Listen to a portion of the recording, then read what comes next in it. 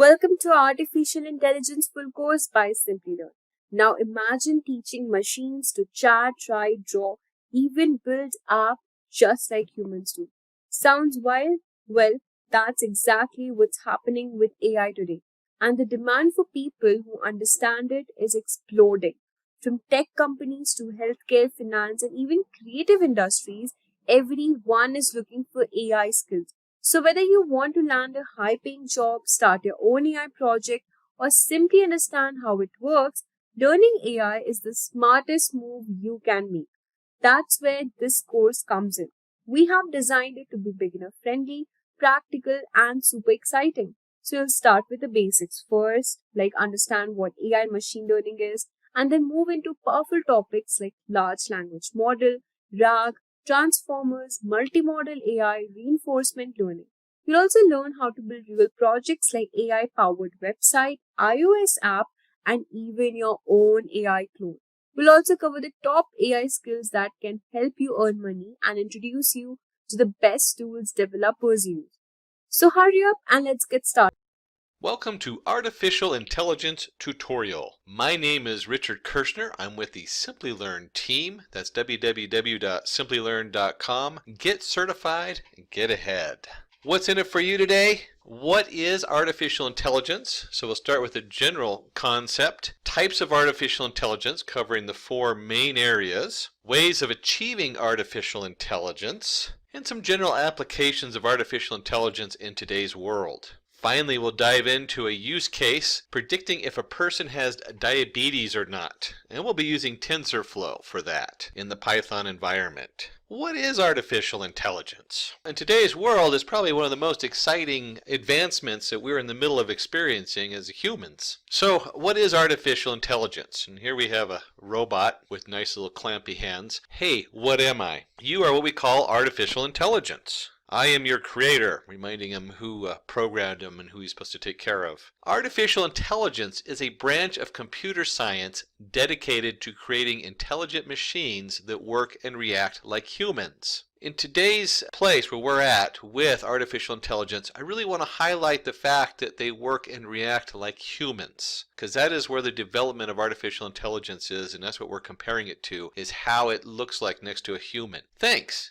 Any tasks you want me to do for you? Get me a cup of coffee? Poof, here you go. And he brings him a cup of coffee. That's my kind of robot. I love my coffee in the morning. You'll see there's kind of a side theme of coffee today's tutorial. So here we have a robot that's able to bring him a cup of coffee. It seems pretty far out there, that we have a walking robot that's doing this, but it's not as far out there as you think. We have automatic coffee pots. We have devices that can move an object from one point to the other. Anything from Amazon delivering packages or whatever you want. All these things are in today's world. We're right on the edge of all this. That's what makes this so exciting, such an exciting topic and a place of study. So let's take a real general look at types of artificial intelligence in the really big picture. When we drill into it, there's like machine learning and all kinds of different aspects, but just a generic level of artificial intelligence. So, hi there, discovered 4 different types. Come have a look. So we have our kind of Einstein-looking guy or professor at some college. So the very first part that this is reactive machines. They've been around a long time. This kind of AI are purely reactive and do not hold the ability to form memories or use past experiences to make decisions. These machines are designed to do specific jobs. Remember I talked about the programmable coffee maker that makes coffee in the morning? It doesn't remember yesterday from tomorrow. It runs its program. Even going back to our washing machines, they have automatic load balancers that have been around for decades. So reactive machines, we program to do certain tasks, and they have no memory, but they're very functional. Then we have limited memory. And this is kind of right where we're at right now. This kind of AI uses past experience and the present data to make a decision. Self-driving cars are kind of limited memory AI. We bring up self-driving cars because that's a big thing, especially in today's market. They have all these images that they brought in and videos of what's gone on before, and they use that to teach the automatic car what to do. So it's based on a limited memory. Limited memory means it's not evolving new ideas. They have to actually, when they need to make a change, they have the program built on the memory, but then they have to make those changes outside of that and then put the new setup in there. So it's continually reprogramming itself. Theory of mind. These AI machines can socialize and understand human emotions. Machines with such abilities are yet to be developed. Of course, that's under debate because there's a lot of places that are working on the theory of mind and having it be able to cognitively understand somebody based on the environment, their facial features, all kinds of things, and evolve with them. So they have some kind of reflective ability to evolve with that. And finally, self-awareness. This is the future of AI. These machines will be super intelligent, sentient, and conscious. So they'll be able to react very much like a human being, although they'll have their own flavor, I'm sure. Achieving artificial intelligence.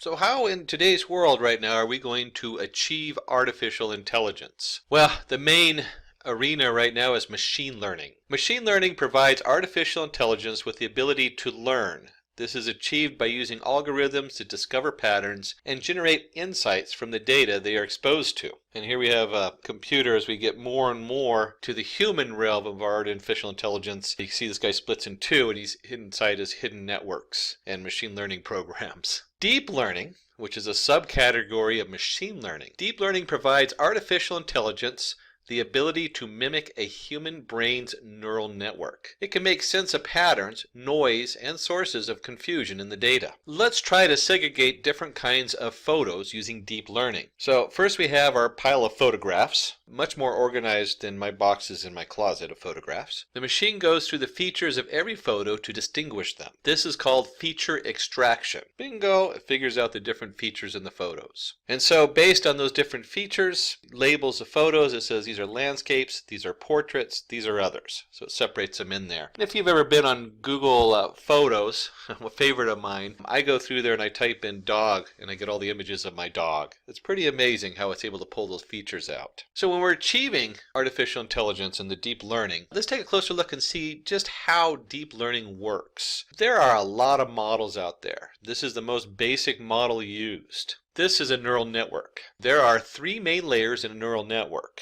The photos that we want to segregate go into the input layer. And so we have a picture of Mona Lisa, it looks like, and a couple of people. When it goes into the first input layer, the arrows are drawn to like individual dots. Each one of those white dots in the yellow layer or in the input layer would be a pixel in the picture, maybe, a value for that pixel. So the picture of the mountains goes in there and it fills in that whole input layer. And then the next picture of the nightscape goes in there. The hidden layers are responsible for all the mathematical computations or feature extraction on our inputs. So when you see here, we have the two kind of orangish red layers here, and there's all these lines in there. Those lines are the weights. Each one of those represents usually a float number or a decimal number, and then it multiplies it by the value in the input layer. And you'll see that as it adds all these up in the hidden layer, each one of those dots in the hidden layer then has a value based on the sum of the weights. And then it takes those and puts it into another hidden layer. And you might ask, well, why do we have multiple hidden layers? Well, the hidden layers function as different alternatives to some degree. So the more hidden layers you have, the more complex the data that goes in and what they can produce coming out. The accuracy of the predicted output generally depends on the number of hidden layers we have. So there we go. The accuracy is based on how many hidden layers we have. And again, it has to do with how complex the data is going in. The output layer gives us the segregated photos. So once it adds up all these weights, and you'll see there's weights also going into the output layer, based on those weights, it'll say, yes, it's a portrait, no, it's a portrait. Yes, it's a landscape, no, it's a landscape. And that's how we get our setup in there. So now we were able to label our photos. Let's take a look and see what that looks like in another domain. We have photograph domain. Now let's look at it in the airline ticket. So let's predict the airline ticket prices using machine learning. These are the factors based on which we're going to make the predictions. And choosing your factors is so important. But for right here, we'll just go ahead and take a look at what we got. We have airlines, we have the origin airport, the destination airport, the departure date. Here are some historical data of ticket prices to train the machine. So we pull in the old data. This is what's happened over the years. Now that our machine is trained, let's give it new data for which it will predict the prices. And if you remember from our 4 different kinds of machines, we have machines with memory. Well, this is the memory part. It remembers all the old data and then it compares what you put in to produce the new data, to predict the new prices. The price is 1,000.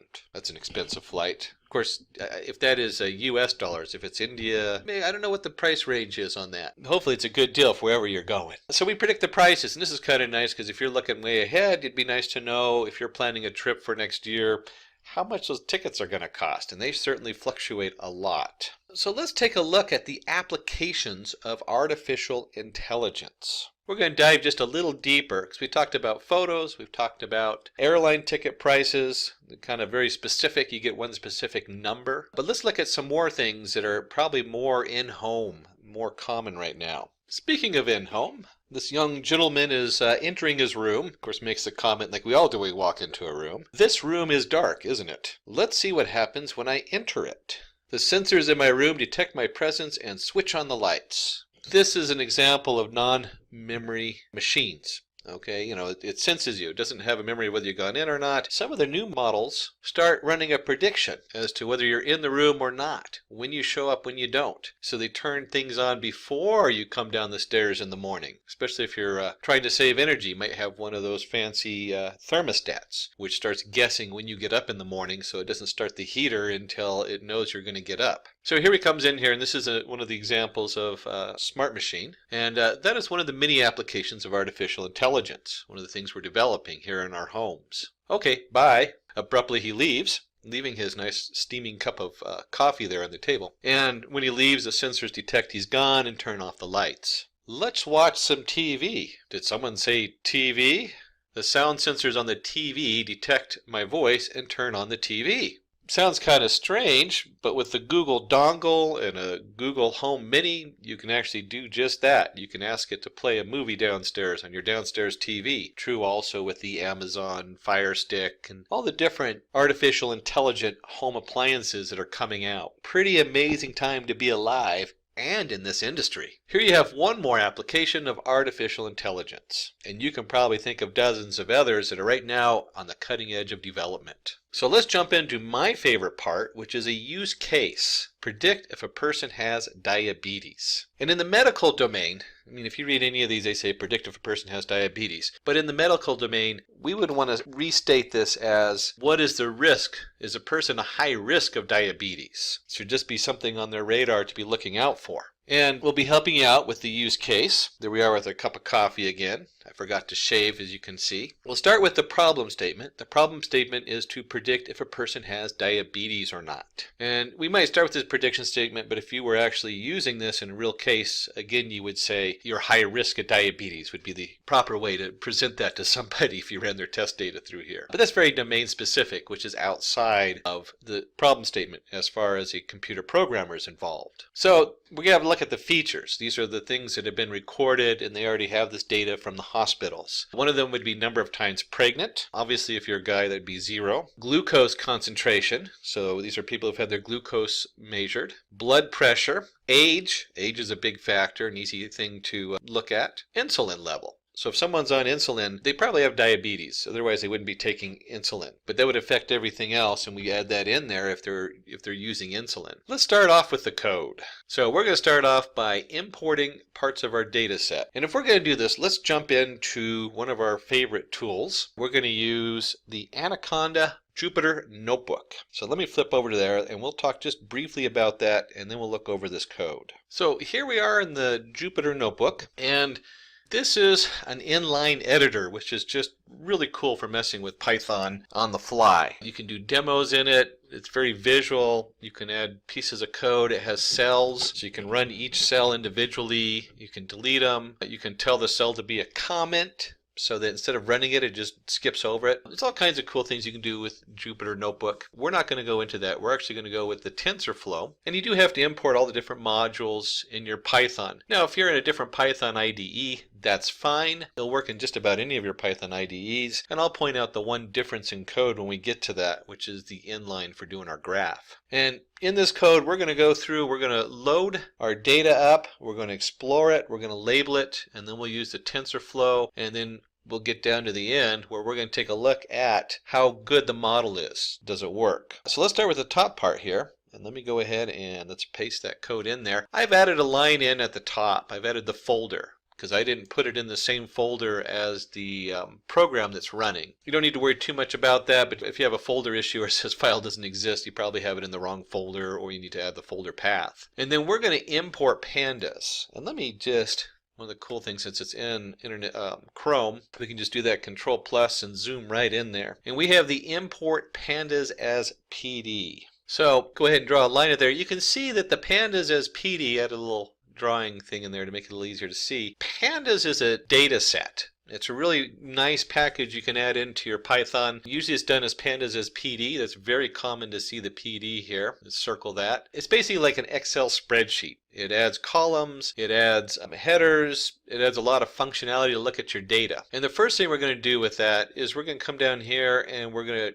read. And this is a CSV. It's a CSV file. You can open up the file on your computer if you want. If you need access to the file, you can either search it and download it from the main thing, or type a note in down below on the YouTube video. And Simplilearn will help you get that file also. And that's true of any questions you have on this. You can add comments down there, and somebody at Simplilearn actually keeps an eye on that, and we'll try to answer those questions for you. I put in the full path. You don't have to if you have your data file saved in the same folder you're running your program in. And this is just a CSV file, comma-separated variables. And with the pandas, we can read it in there, and we're going to put it right in a variable called diabetes. And then finally, we take diabetes, and you'll see diabetes.head. This is a pandas command, and it's really nice because it just displays the data for us. Let me go ahead and erase that. And so we go up to the run button up here in our Jupyter notebook, which runs the script in this. That's the cell we're in. And as you can see with the diabetes.head, since it's a pandas data frame, it prints everything out nice and neat for us. And this is really great. And if I go ahead and do a control minus, I can get it all to fit on the same screen. And this is the first 5 lines. When you do the head of the data, it just prints out the first 5 lines. In programming, of course, we start with 0. So we have 0, 1, 2, 3, and 4. Here we go. Here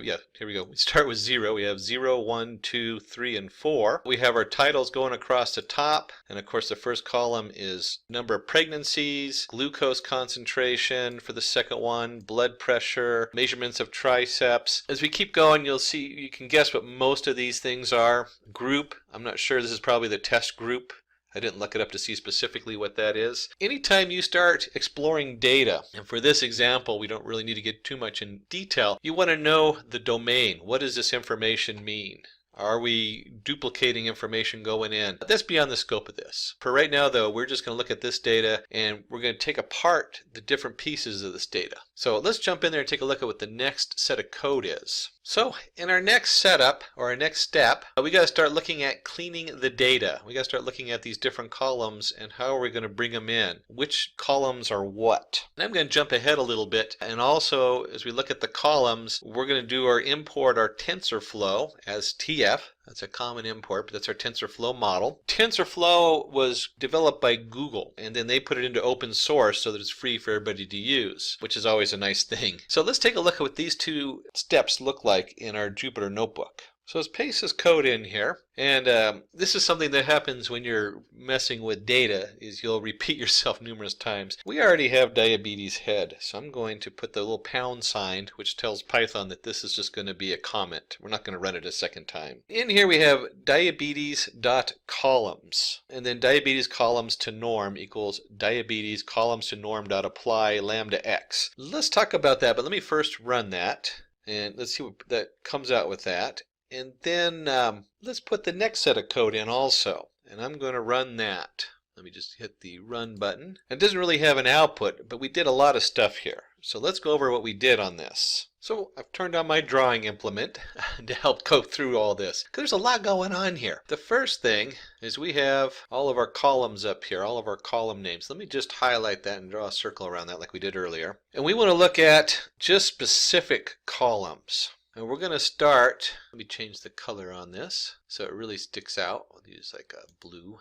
I'm going to look at these columns. And we're not going to do age, class, or group. We're going to look at those in a different way. And I'll explain in a little bit what that's about. So we're looking at number of pregnancies, basically anything that can be read as a float number. And you might say age could be read as a float number. We're going to address that differently because when you're doing statistics, we usually take the ages and we group them into buckets. And we'll talk about that. And so we're going to take these columns and we're going to do what they call normalize them. Column to normalize. What is normalize? If you're using the sklearn module, one of their neural networks, they call it scaling or scalar. This is in all of these neural networks. What happens is if I have two pieces of data, and let's say one of them is, in this case, 0 to 6, and one of them is in insulin level is 0 to maybe 0.2 would be a very high level. I don't know what they actually go to. A neural network will look at this 6,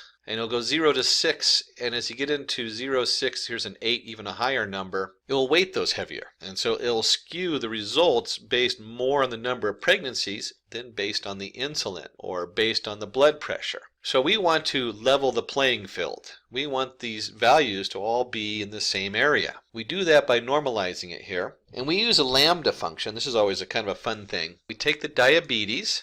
It's a panda setup, and let me just erase all that so we can go down here, put it back to red. And we take our diabetes, which is a panda data set, and we only want to look at the columns to normalize, because that's what we built. We built a list of those columns, and we're going to apply a lambda function. And you'll see lambda in all kinds of Python programming. It just means it's a function. We put x in, and whatever is outside of the x over here, it then takes that and returns that value. So the new value is going to be whatever x is minus x min. Again, it's a pandas data set, so we can get by with that, which is really cool. It makes it easy to read. So we take x, we look for the minimum value of x, and then we divide that by the maximum value of x minus the x min, or the width. And what this essentially does is if you're going from 0 to 15, it's going to divide by 15, and then we subtract it. Let's make this 2 instead of 0. Or 20 to 115. There we go. First off, we set this to 0. So we subtract x min. So right off the bat, the minimal value is going to be 0. And then we divide it by the difference here, x min minus x max, or x max minus x min. This basically sets all the values between 0 to 1. And that's very important if we want to make sure that it's not going to be a skew in the results, if it's not going to weight the values one direction or the other. 0 to 1. That's what this is doing. And again, there's like so many different ways to scale our data. This is the most basic scale, standard scaling, and it's the most common. And we spelled it out in the lambda. There's actual modules that do that, but lambda is it's such an easy thing to do, and you can really see what we're doing here. So now we've taken these columns, we've scaled them all, and changed them to a 0 to 1 value. We now need to let the program know, the TensorFlow model that we're going to create, we need to let it know what these things are. So to do that, I create a variable called number pregnancy, keep it simple, and we've imported the TensorFlow as TF. One line of code brings our TensorFlow in for us. Awesome. Love Python. So you get number of pregnancies and tf.featureColumn.numeric column. We're going to tell it's a numeric column, so it knows that this is a float value, 0 to 1. And then number underscore pregnant. So we're taking that column and we've reshaped that column from 0 to 1. And no, that doesn't mean you have a 0.1 pregnancy. It just means 0. 0.1 equals 1 or something. Number pregnant. So we're just mapping this data. So TensorFlow knows what to do with it. And we go through all of these. We go through all the way up to, again, we're not doing age. Let me just separate age down here. These have all been adjusted. Age, we're going to handle differently. We still put it as a numerical column because it is. So let me just circle age. And group, we didn't even touch group yet. We're going to look at group and age, and we're going to do some special stuff with that. Class, we're going to look at last. Why? Because this is whether they have diabetes or not. That's what we're testing for. So this is our history. We know these people have diabetes or not, and we want to find out, we want to create a model, and then we want to test that model predicting whether somebody new has diabetes or not. So here I am still with my cup of coffee working away, refill number 3. Let's explore both the categorical group, which is going to be the A, B, C, and D on the end, and also the age. We're going to talk about those a little bit more. And then we're going to combine all those features, and we'll jump into splitting the data, although that's kind of the next step. But we'll put that all together. What are we doing with the age, and what are we doing with the group down there? So let's flip on over and take a look at our Jupyter Notebook. So the first thing is let's put this new set of code in here and run it. And let's talk about what we're doing on this set of code. And I actually want to go one more step forward on the next set of code, or part of it. There we go. And I can go ahead and just run that while we have it. That's fine. Let's just scroll up a little bit here, and let's go through what we just did with this set of code. If we go back up here to the top part, we have group B, C, B, B, C. We learned from the header. So when I come down here, we're going to create assigned group. And let me get my drawing pad out. So we're looking at this first one up here, assigned group, TF feature column, categorical column with vocabulary list. Whew, that is a mouthful. This is saying that this is a categorical list. In this case, we have A, B, C, D. You see this a lot in TensorFlow. A lot of times TensorFlow is used to analyze text or logs, error logs, and they're just full of all this information, and they take these, in this case A, B, C, D, but in other cases it'd be words, and they create numbers out of them. So it has 0, this is one column, this is another column, this is another column, this is another column. And it's just this way of being able to look at this in a different light and assigning them different values. You really don't want to assign this a float value. First thought might be, let's assign this 0 to 3, 0, 1, 2, 3 for A, B, C, D. But if you did that, it would try to add 1 plus 2 to get 3 as part of its math and functions. And that just isn't true. C does not equal A plus B. C is just a categorical name. It could have been the Frank group and Laura's group and Abid's group, but it's not. You know, they're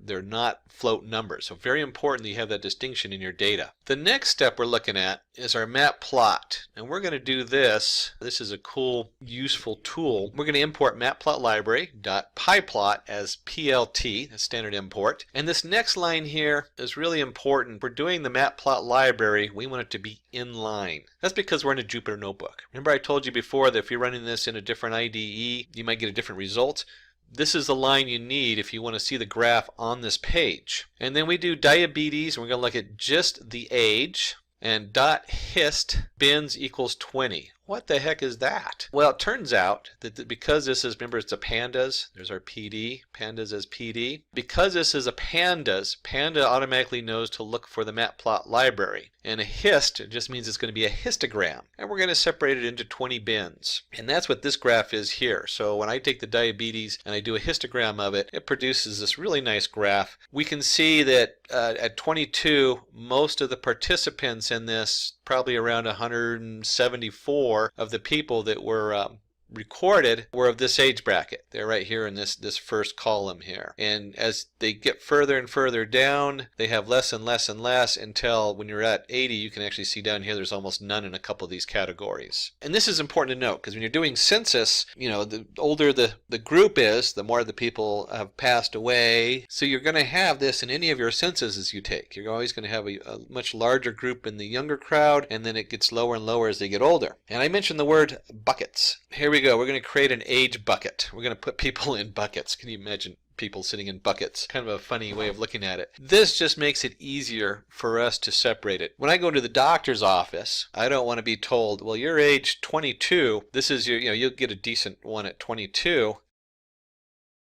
Here we are back to my cup of coffee. I told you coffee was an underlying theme. These next couple steps are very specific to TensorFlow. Up until now, we had some TensorFlow as we set the categories up, but you'd have to set that up with any model you use to make sure they're set correctly. They'd be set up a little differently. But we run input functions. And in TensorFlow, this allows for some really cool things to happen. And this is why TensorFlow is so predominant in a lot of areas. So let's take a look at these next couple lines of code here. We're going to create the input function, and we're going to go ahead and create the model. And let me go ahead and put these codes in here. I went ahead and split it up so it has different lines, so we can talk a little bit about that. And then the actual model. And let me go ahead and run this so we can see what that looks like. And in my particular environment, it just prints out a little bit of information about the model. Not too worried about looking at that, but we do want to take a closer look at what we did here. So we've created an input function. And again, this is very specific to TensorFlow. With the input function, we have our train. We have our x equals x train and our y equals y train, because we want to train it with a particular information. But we have these other settings in here, these two settings. And the number of epochs is how many times it's going to go over our training model. Epoch means large, so it means all the data. So we're going to go over it 1,000 times. That's actually a huge overkill for this amount of data. Usually it only needs probably about 200, but you know, when we're putting it together and you're trying things out, you just kind of throw the numbers in there and then you go back and fine tune it sometimes. The batch size is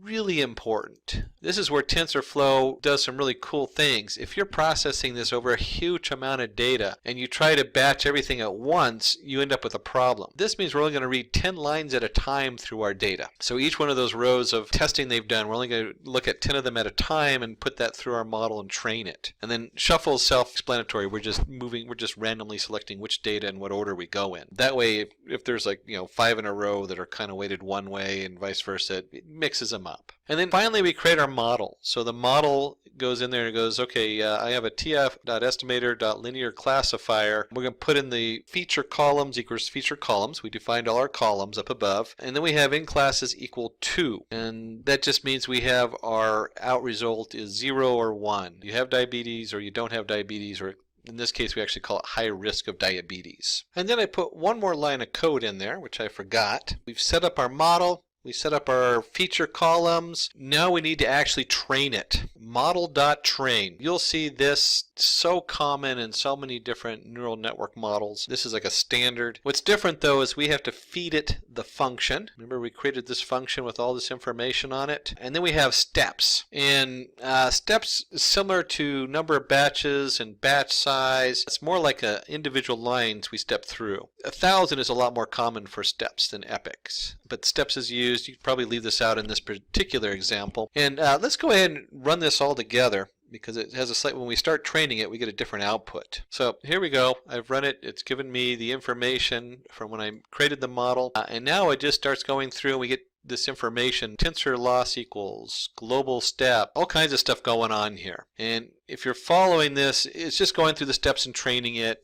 It gives you information. You could dig deep into here, but for this particular setup, we're not going to go too deep on what's going on. Just know that we've trained our model. This model now has the information we need in it to start running predictions. So as we sip our next, take our next sip of coffee, or maybe it's tea, or if you're one of those strange late night workers, maybe it's a sip of wine. We go into the next step and we actually want to run some predictions on here, but we don't want to run the training. We want to run the test on there. We want to take our test data and see what it did. And so that's what we're going to do next, is we're going to run the test through and actually get some answers. So if you were actually deploying it, you would pull the answers out of the data it's bringing back. Let's take a look at that in our Jupyter notebook. So here we go. Let's paste it in there. I'm going to go ahead and run it. And you'll see that as it goes, it's actually putting the answers out. If you remember correctly, well, we'll walk through this here in just a second, but it goes through and it runs each line and it gives you a prediction for each line one at a time and prints them out. So let's take a look and see what that actually looks like. Let's start with this first part. We've created another function.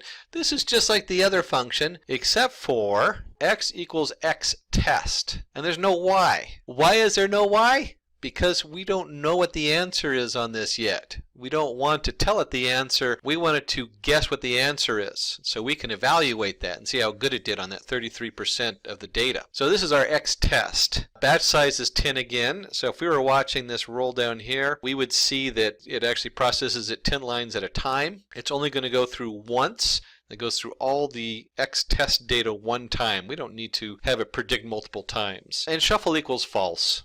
Very important we set the shuffle to false, because if we were tracking this and actually giving people answers, we'd want to make sure it connects to the right person so they get the right results. Of course, we're just doing this to evaluate it. So let's take a look down here what it put out. And as I scroll down in my Jupyter notebook, we have some information as far as the TensorFlow running and then the actual output. And if we look at the output, we know by this first bracket in Python it's an array. We know by this squiggly bracket that this is a dictionary, so that this is a label. The dictionary has logistic, probabilities, class IDs, classes, and so this whole first part, let me redo that. This whole first part is one output. And we know that because there is the bracket there, and there is this bracket here for the dictionary. And it's a dictionary of terms. So if I pulled this out and I looked at object 0 in here, I would go down to, and let me just find it, here it is, classes. Remember how we defined classes? we define classes as our answer. And so it's guessing, our TensorFlow says, based on all the information you gave me, I'm guessing this first entry of our first test data is high-risk diabetes. Uh-oh, go get tested. Change your diet. Watch what you're eating. High risk, 1. And if we go down far enough, we can see down here is another one where classes equals 0. I skipped a couple because they're all 1s up here. The B, this particular output, B,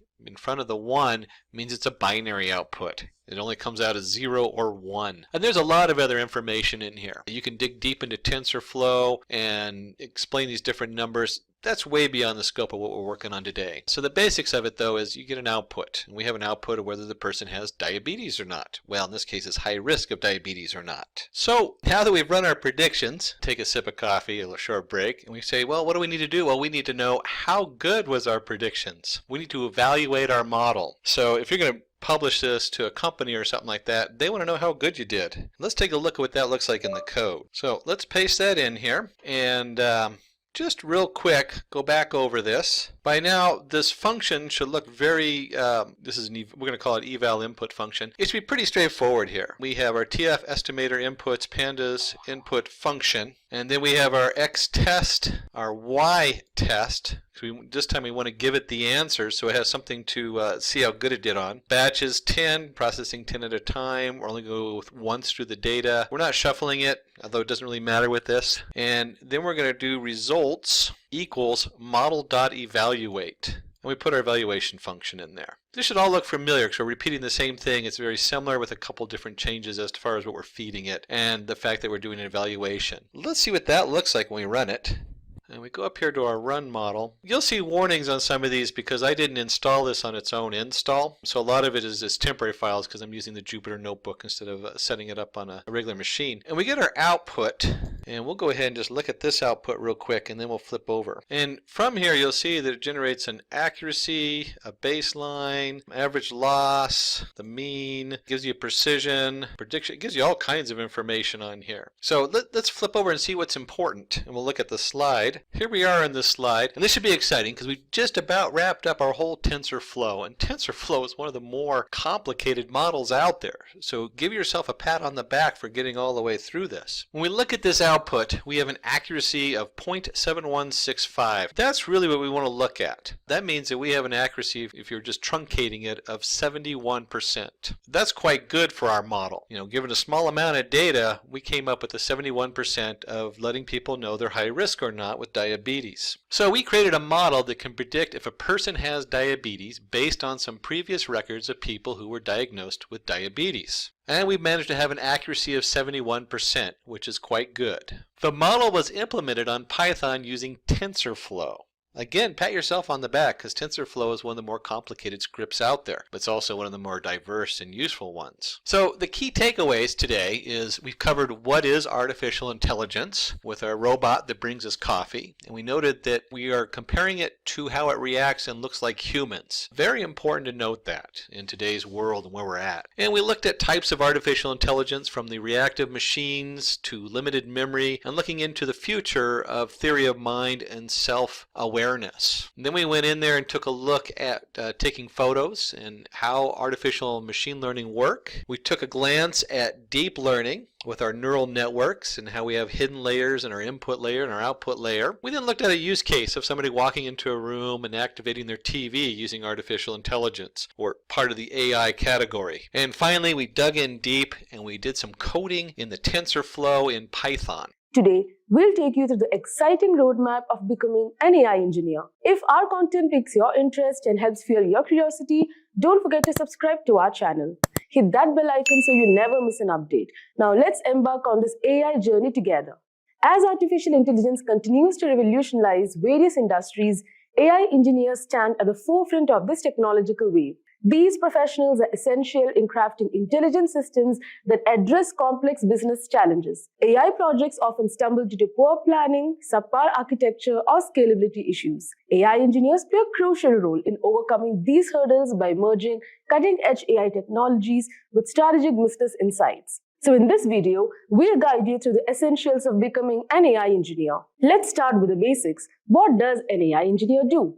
An AI engineer builds AI models using machine learning algorithms and deep learning neural networks. These models are pivotal in generating business insights that influence organizational decision making. From developing applications that leverage sentiment analysis for contextual advertising to creating systems for visual recognition and language translation, the scope of an AI engineer's work is vast and impactful. So to succeed as an AI engineer, you need a blend of technical prowess and soft skills. So now let's break down this 8-month plan. Month 1, Computer Science Fundamentals and Beginner's Python. So before we delve into AI, it's crucial to establish a strong foundation in computer science. This month, you should focus on the following topics.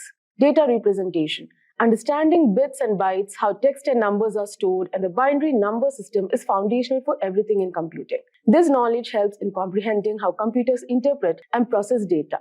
Now next comes computer networks. Learn the basics of computer networks, including IP addresses and internet routing protocols. It's essential to understand how data travels across networks using UDP, TCP, and HTTP, which form the backbone of the internet and the World Wide Web. Next comes programming basics.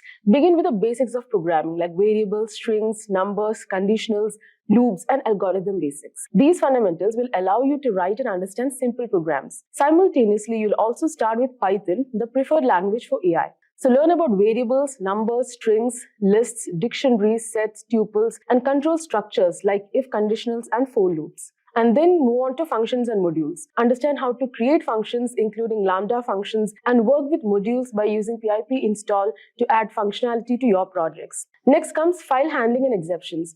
You should also practice reading from and writing to files, as well as handling exceptions to make your programs more robust. Finally, grasp the basics of classes and objects, which are crucial for writing organized and efficient code.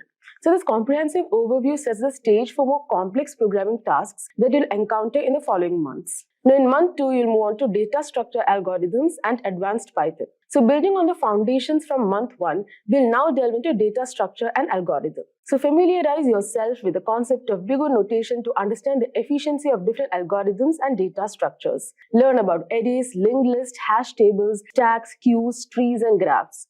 Mastering these structures will allow you to store and manipulate data effectively. Now next comes algorithms. You should explore algorithms such as binary search, bubble sort, quick sort, merge sort, and recursion. These are essential for optimizing your code. And parallelly, you'll advance your Python skills. So you can dive into inheritance, generators, iterations, list comprehensions, decorators, multi-threading, and multiprocessing. These topics will enable you to write more efficient and scalable code. So this month's learning prepares you to handle complex data operations and enhance your coding efficiency. Now in month 3, you'll move on to version control, SQL, and data manipulation. So in the 3rd month, the focus shifts to collaboration and data management. Number 1, version control. So understand the importance of version control systems, especially Git and GitHub. So learn basic commands such as add, commit, and push. You should also learn how to handle branches, reword changes, and understand concepts like head, diff, and merge. So these skills are invaluable for tracking changes and collaborating with other developers. Next, pull requests. Master the art of creating and managing pull requests to contribute to collaborative projects. Next, we'll dive into SQL for managing databases. So first, we'll start with SQL basics. So learn about relational databases and how to perform basic queries. And then you'll move on to advanced queries. Understand complex query techniques such as CTEs, subqueries, and window functions. And then comes joins and database management. So study different types of joins like left, right, inner, and full join. You should also learn how to create databases, manage indexes, and write stored procedures. Additionally, you will use NumPy and Pandas for data manipulation and learn basic data visualization techniques. This comprehensive skill set will be crucial as you move into more advanced data science topics. So now in month 4, you'll deal with maths and statistics for AI. So mathematics and statistics are the backbone of AI, and this month is dedicated to these critical subjects. So first, learn about descriptive versus inferential statistics, continuous versus discrete data, nominal versus ordinal data, measures of central tendency like mean, median, mode, and measures of dispersion like variance and standard deviation. After that, understand the basis of probability and delve into normal distribution, correlation, and covariance. After which, you should move on to advanced concepts. So you can study the central limit theorem, hypothesis testing, p-values, confidence intervals, and so on. In parallel, you should also study linear algebra and calculus.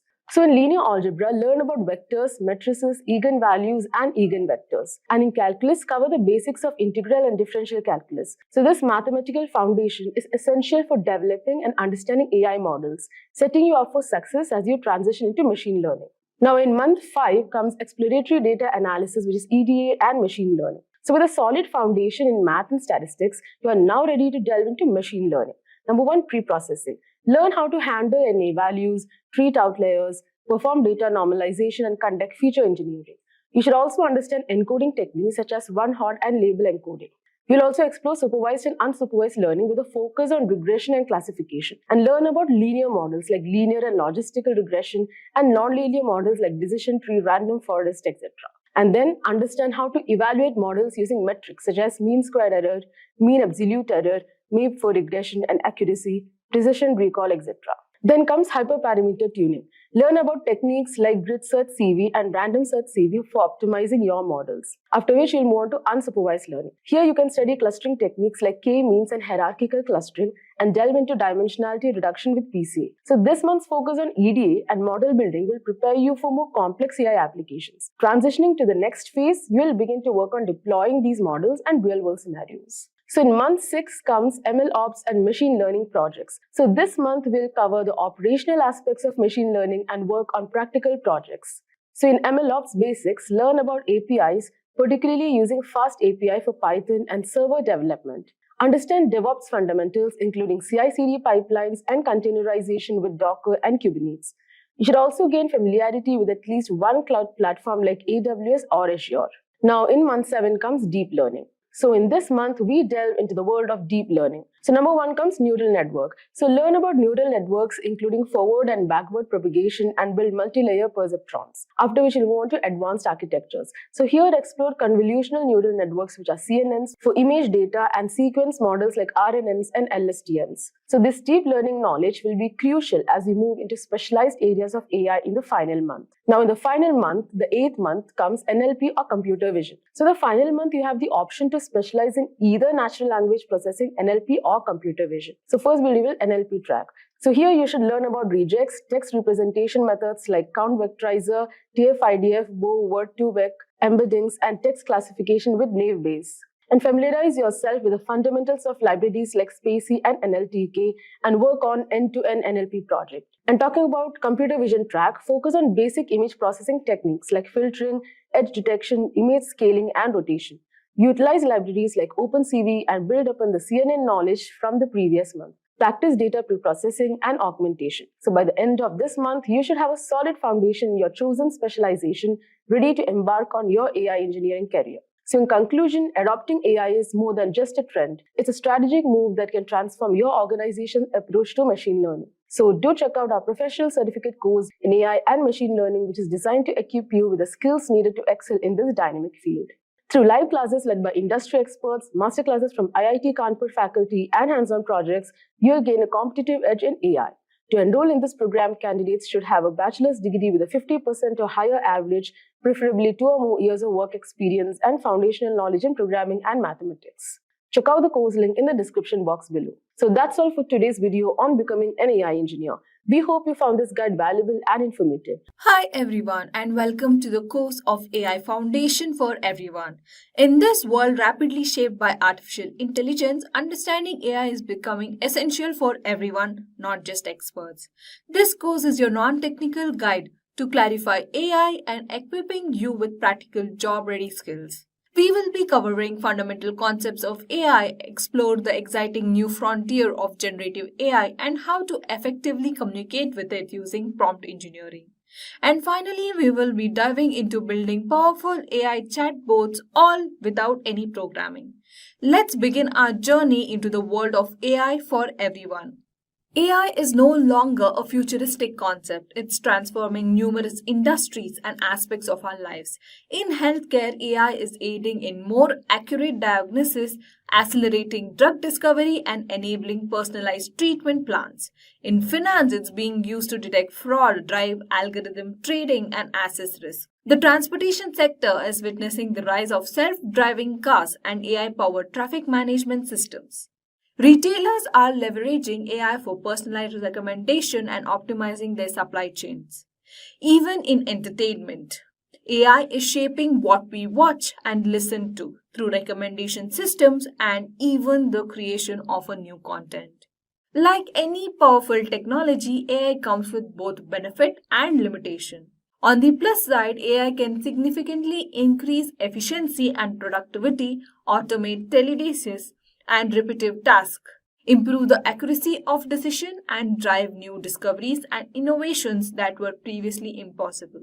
However, there are also challenges to consider. Developing AI systems can be expensive and they often require vast amounts of data to function effectively. Current AI systems can sometimes lack the common sense that humans possess, and there are valid concerns about the potential for job displacement as automatic increases. AI is already deeply woven into fabric of our daily lives and the operational of business. We interact with AI every time we use virtual assistants like Siri or Google Assistants, rely on navigation apps to get around, scroll through social media feeds curated by algorithms, or use email services that filter out spam. In the business world, AI is being used to enhance customer services through chatbots, predict equipment failures to enable productive maintenance, automate marketing campaigns, and analyze vast amount of data to gain valuable insights, generate and manipulate human language. They are trained on large datasets of text to learn the statistical patterns of how words, phrases, and sentences are structured. As AI become more powerful and pervasive, it's essential to address the ethical concerns it raises. One major issue is biases in AI systems, which can perpetuate and even amplify existing societal predictions. Privacy and data security are also paramount as AI systems often rely on large amount of personal data. The potential for job displacements due to automation is significant society challenge. And there are other concerns such as development of autonomous weapons and need for explainability and transparency in how AI systems arrive at their decision. A critical ethical challenge is the issue of biases in AI systems. AI systems learn from the data they are trained on, and if that data reflects existing societal biases, the AI will likely perpetuate and even amplify those biases. We have seen examples of this in facial recognition systems that perform less accurately on individuals with darker skin tones, and in hiring algorithms that inadvertently favor candidates from certain backgrounds. Addressing this requires careful attention to the data used to train AI, ensuring it is diverse and representative, and a commitment to fairness and accountability throughout the AI development process. Many AI systems, especially those involve personalized services, rely on vast amount of data, often including sensitive personal information. This raises significant concerns about privacy and data security.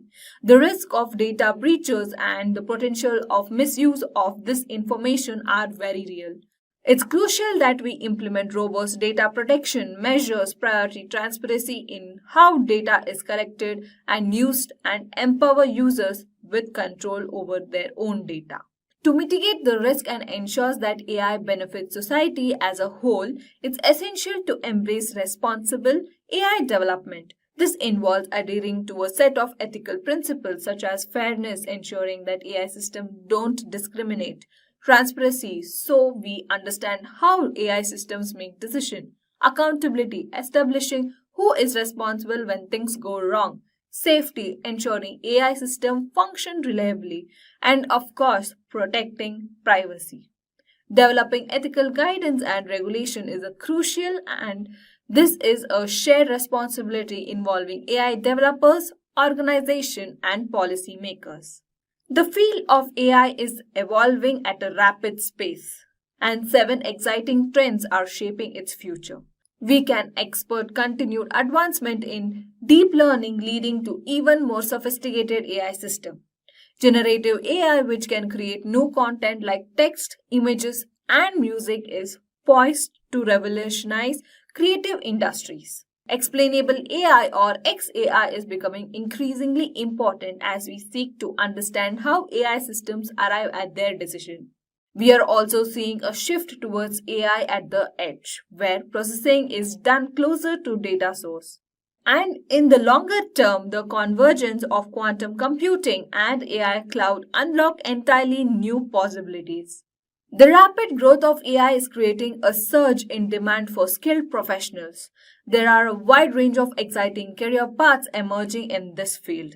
Some of the key roles include machine learning engineers who design and build AI systems, data scientists who analyze data to extract insights, AI researchers who push the boundaries of AI knowledge, AI ethicists who help ensure responsible AI development, NLP specialists who work on language based AI, and computer vision engineers who develop systems that can see. These roles typically require a strong foundation in computer science, mathematics, and statistics, as well as specialized knowledge in AI related areas. Let's move on to the next topic, which is Gen AI or generative AI. Generative AI or Gen AI is a type of artificial intelligence that creates new original content like text, images, audio, and video. It learns patterns from vast amount of existing data to generate novel outputs that resembles the data it was trained on. The next question is, how do these models achieve such a feat? It happens in two main phases. First, the learning, the distribution phase. The model is fed vast amount of existing data, perhaps millions of images, articles, or audio clips.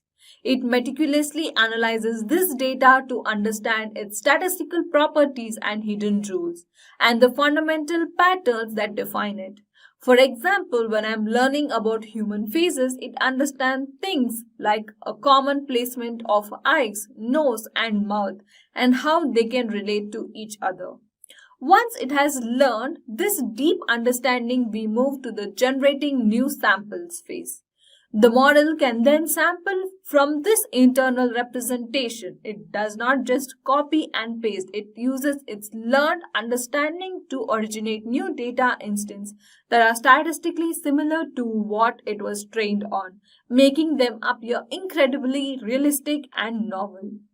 To truly grasp generative AIs, it's essential to understand how it stands apart from discriminative AI.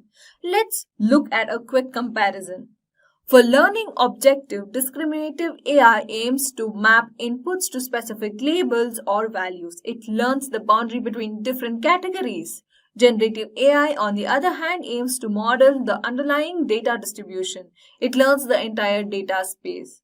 Regarding the output type, discriminative AI output is typically a prediction, a classification, or a score. Think of yes or no, cat or a dog, or even any numerical value. Generative AI's output is a new data itself. This could be a new image, a new piece of text, a new sound, or a new code. The question it asks is also differs. You can imagine discriminative AI asking, what is this? Or is this X or Y? Generative AI is asking, what could this be? Or more directly, create something like this. Finally, their prime tasks diverge. Discriminative AI's primary task as prediction, classification, and regression, while generative AI's primary tasks are generation, synthesis, and data augmentation. This fundamental distinction highlights their different purposes and approaches. Let's solidify this with some concrete examples. For discriminative AI, an image recognition system that tells you this is a cat in a photo, it identifies what's already there. A spam filter classifies an incoming email as either spam or not. It distinguishes between two categories. A fraud detection system predicts if the credit card transaction is fraudulent based or historical patterns.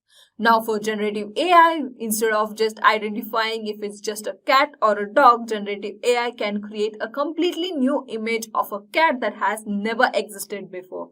Perhaps a cat wearing a tiny hat. Instead of just filtering spam, it can write an entirely new email draft for you from a few keywords. For a fraud detection, generative AI can synthesize new realistic but fake transaction data to train a discriminative fraud detection model more effectively, especially if the real fraud data is scarce. These examples clearly show the shift from analysis to creation. The capabilities of generative AI are truly vast and continue to expand. It's moving far beyond just predicting outcomes to actively shaping and creating the digital world around us. Here's a glimpse at the spectrum of what generative AI can accomplish. It can generate human-like text, astonishingly realistic images, functional code, natural sounding speech and audio, and even dynamic video. Beyond direct content creation, it's also incredibly powerful for data augmentation, which is crucial for training other AI models. Let's dive into each other capabilities. First up, we have text generation or natural language generation, which is NLG. This is one of the most recognized capabilities today, powering much of the public's interaction with AI. Generative AI models can produce human-like text on various topics in various styles. Some of the use cases are wide-ranging, from content creation like generating articles, blog posts, marketing copy, or social media updates, to summarization, condensing long documents. It's behind smarter chatbots and virtual assistants enabling more natural and coherent conversations.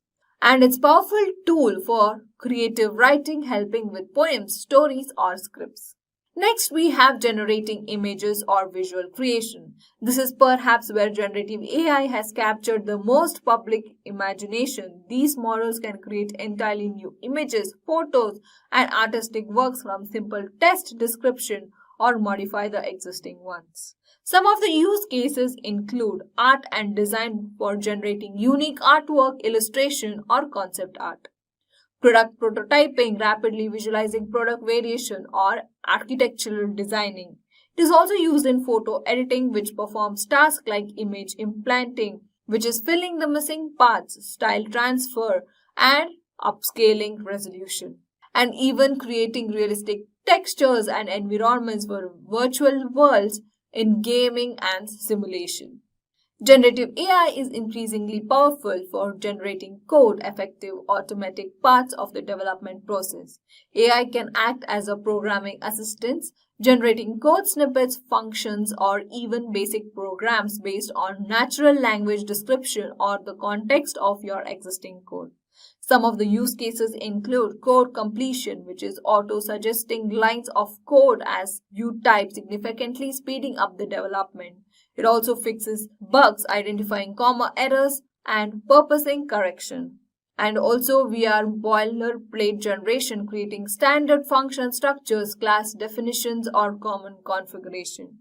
And transforming natural language to code, allowing developers to describe what they want in plain English, and the AI converts into functional code. Now let's talk about generating speech and audio, or voice and sound synthesis. This capability allows AI to produce realistic human speech, compose original music, and generate diverse sound effects. Some of the use cases include text to speech, converting any written text into natural sounding speech, perfect for virtual assistants, audiobooks, or narrations. It is also used for voice cloning, which replicates specific voice. It also includes music generation, composing original melodies, harmonies, or even full instrumental tracks, and creating custom sound effects for games, films, or user interacts. Imagine having a AI narrator your presentation slides or compose a unique background score for your video. This is a new power of audio generation. The most complex but rapidly advancing capability is generating video, which enables dynamic content creation. This involves producing new video content, animating still images, or manipulating existing video footage to create dynamic and compelling scenes. Some of the use cases include video synthesis, which is creating short video clips from text, description, or images. And it also plays a vital role in animations, assisting animators by generating character movement, lip syncing. This capability also is in virtual avatars generating realistic talking head videos from text, and advanced special effects enhancing or altering video content in ways previously thought impossible. While still a frontier, the process in AI video generation is astonishing, allowing for unexpected creative control. Finally, let's discuss data augmentation, a critical behind the scene capability that enhances the performance of other AI models. Data augmentation is the process of increasing the amount and the diversity of the training data.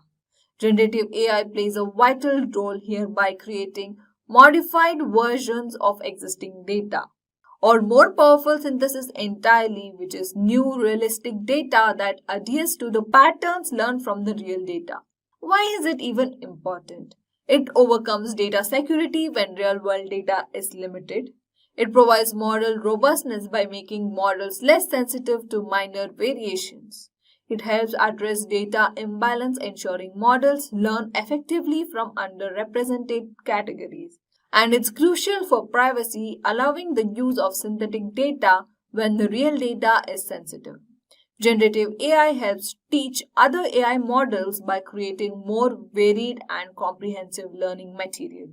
Let's see some examples where I'm going to create images and videos from a prompt. NLP in the next 10 minutes. So what can you expect from this video? What's in it for you? First, we'll give you a basic understanding of NLP. We'll tell you why we need NLP and we'll talk about what NLP exactly is. Next, we'll look at NLP pipelines. NLP pipelines cover the basic processes involved in text parsing in NLP, which means converting text to a form suitable for machines to understand as humans would understand it. And finally, we'll talk about some real-world applications of NLP which are all around us and a lot more common than you might have realized. So, let's get started. So what exactly is NLP? Before we talk about NLP, let's talk about how humans talk and interact with each other. Humans communicate with each other mostly via speech or text. To convey your intent to someone, you may directly talk to them or send them a message. The human way of communicating is known as natural language. Around the globe, many languages are spoken and messages are shared virtually every single day. All these conversations, feedbacks, and messages are data in themselves. This data is extremely valuable as it can give us customer information and insight into human sentiment. However, this data is not useful to computers as it is not in a form that can be understood by machines. Machines communicate using ones and zeros and not via words. They cannot understand English, French, or Spanish, only binary. And this is where NLP comes into the picture. NLP stands for Natural Language Processing. Natural language processing is a branch of artificial intelligence that deals with the interactions between humans and computers using the natural language. The ultimate objective of NLP is to read, decipher, understand, and make sense of human languages in a manner that is valuable, and to build systems that can make sense of text and perform tasks like translation, grammar checking, or topic classification. NLP basically is the task of processing written forms of languages and making a computer understand them. Companies are increasingly using NLP-equipped tools to gain insights from data and to automate routine tasks. A sentiment analyzer, for instance, can help brands detect emotions in text, such as negative comments on social media. NLP at the end of the day is nothing more than a accumulation of artificial intelligence, computer science, and the human language. The next topic that we'll be looking at are NLP pipelines. So what exactly are pipelines? A pipeline is a set of data processing elements which are connected in series, where the output of one element is the input of the next one. It basically represents the various steps which have to be taken in a computation and the order in which they occur. In this pipeline, we are going to be parsing our data. Parsing means converting our data from one form to another. In this case, we are parsing our input text data to a file which can be understood by a computer. The text is first broken into segments, and the segments are then converted into even smaller tokens. The word stems of all of these tokens are found, followed by finding the root words of these stems in a process known as lemmatization. We will then recognize which part of speech the word belongs to, which means if the word is a verb, a noun, or a pronoun. And finally, we will separate the instances of everyday popular entities from our words to better understand what the sentence is trying to convey. The final file that we'll get will be a file which will be understood by a computer. Segmentation. The first process of a pipeline is segmentation. Now, what exactly is segmentation?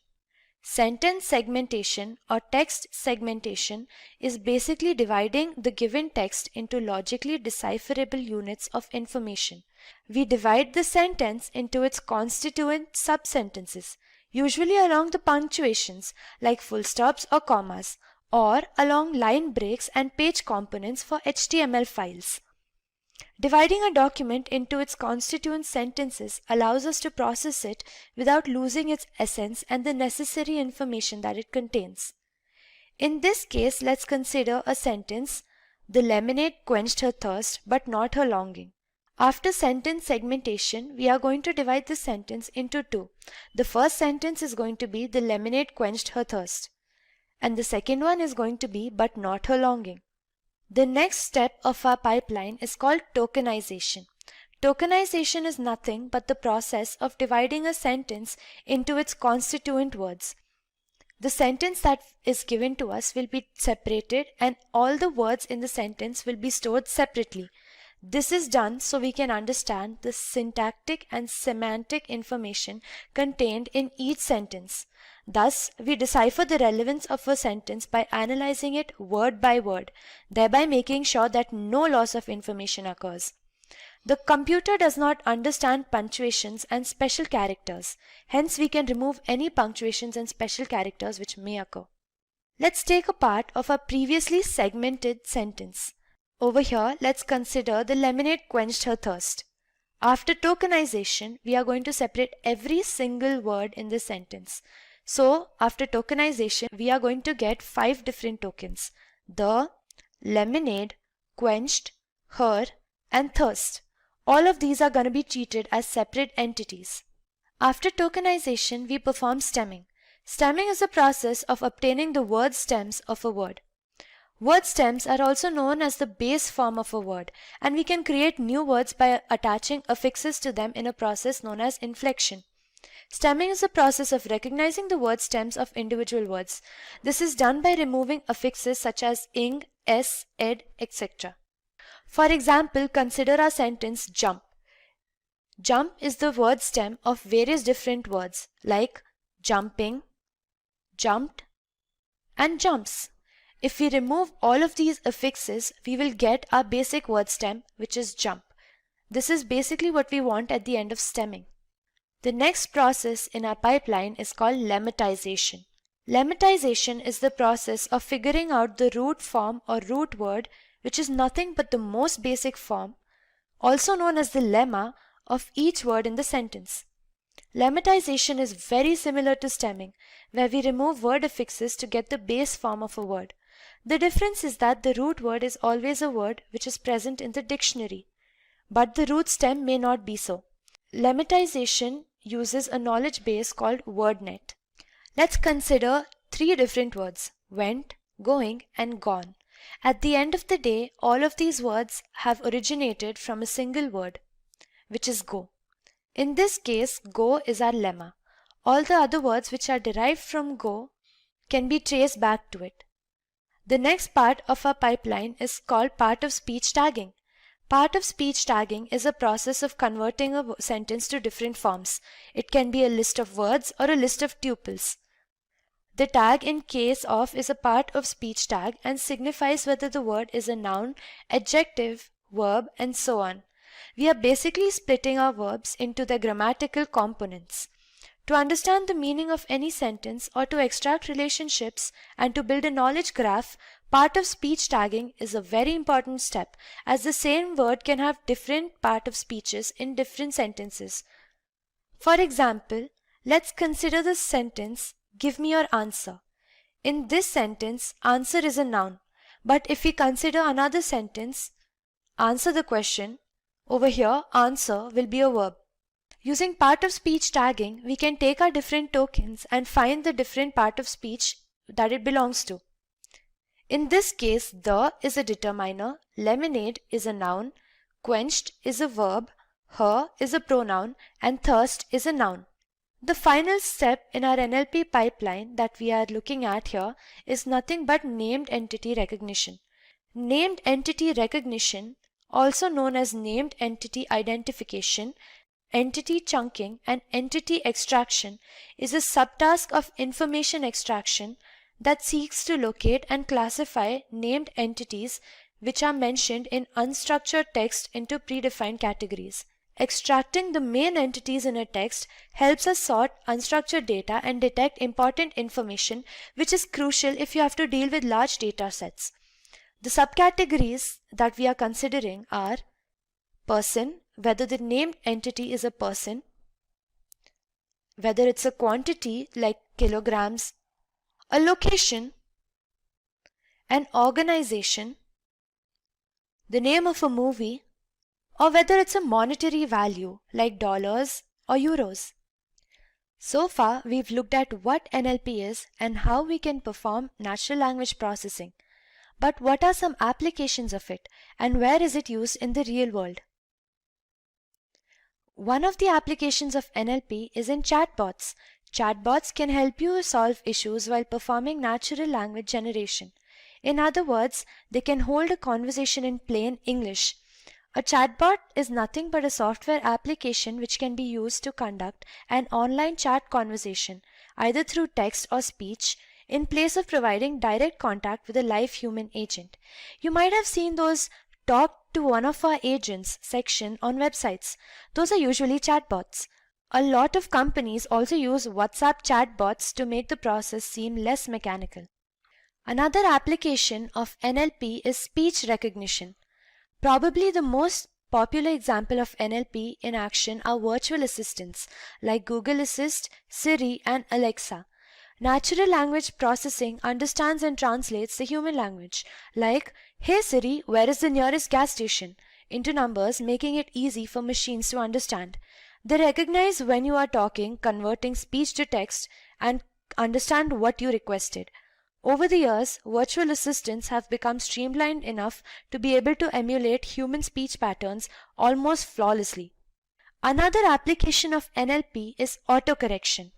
Autocorrection, also known as text replacement, replace as you type, or simply autocorrect, is an automatic data validation function commonly found in word processors and text editing interfaces for smartphones and tablet computers.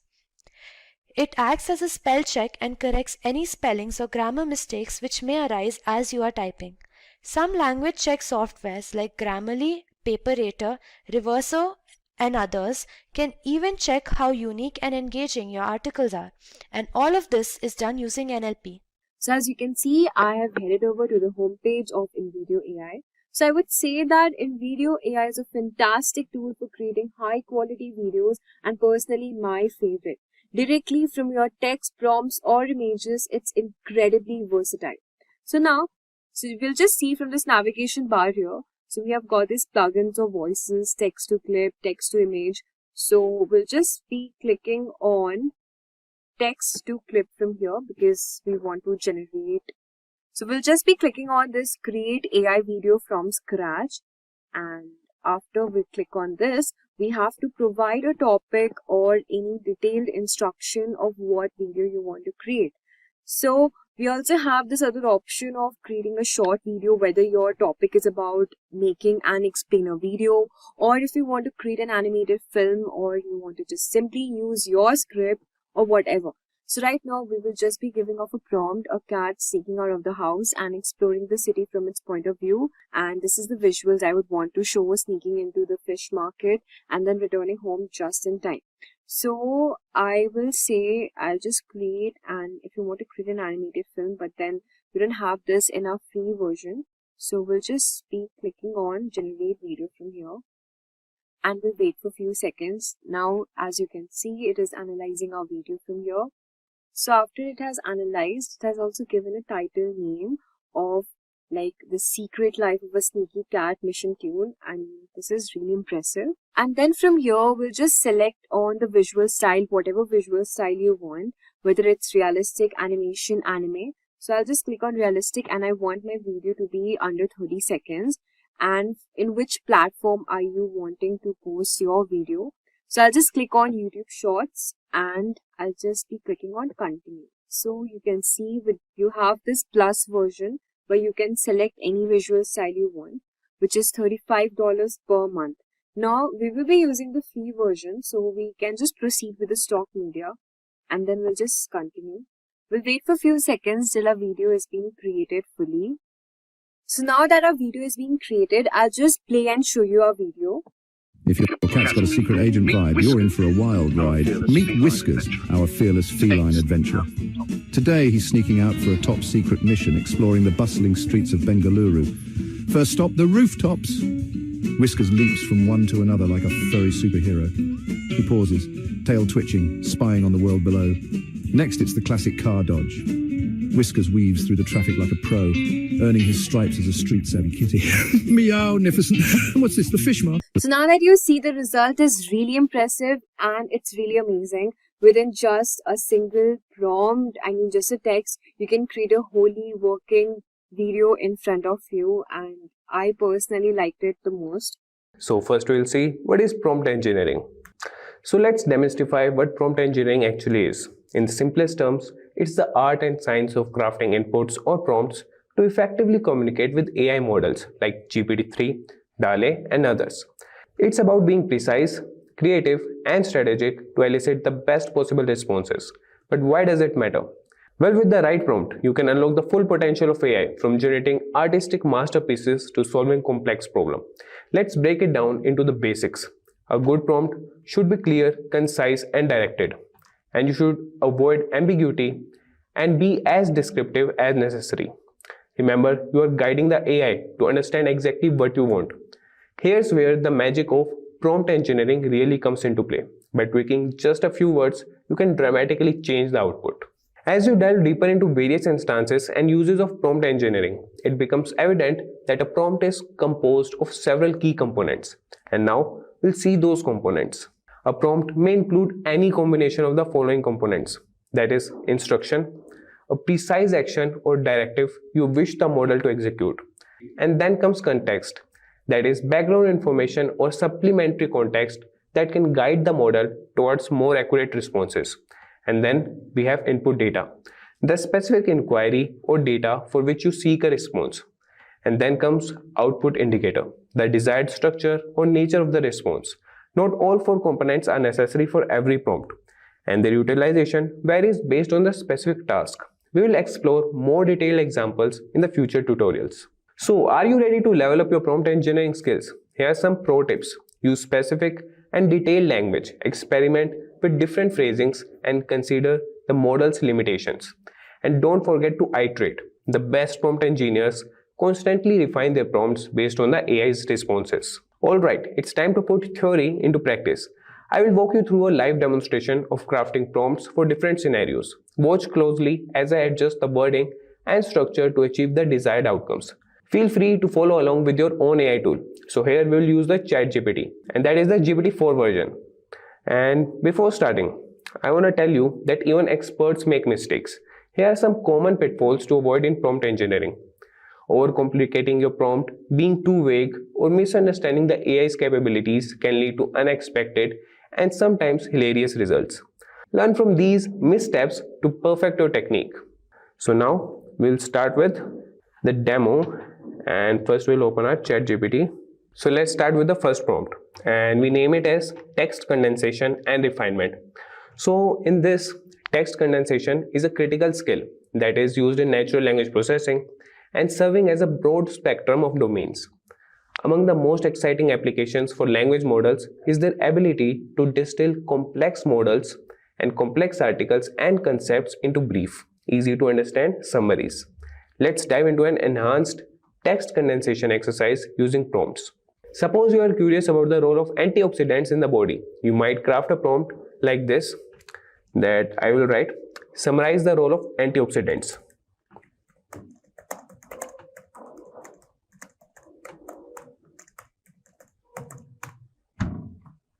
So now let's see what our ChatGPT gives us the output.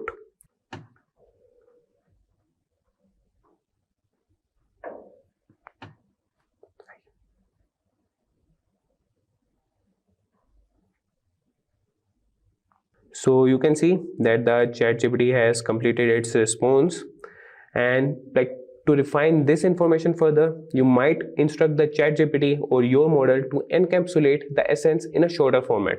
So for that, you can write a prompt that use the above context and summarize this into some 100 words or some 200 words, or just condense this into a brief explanation. So we will do that.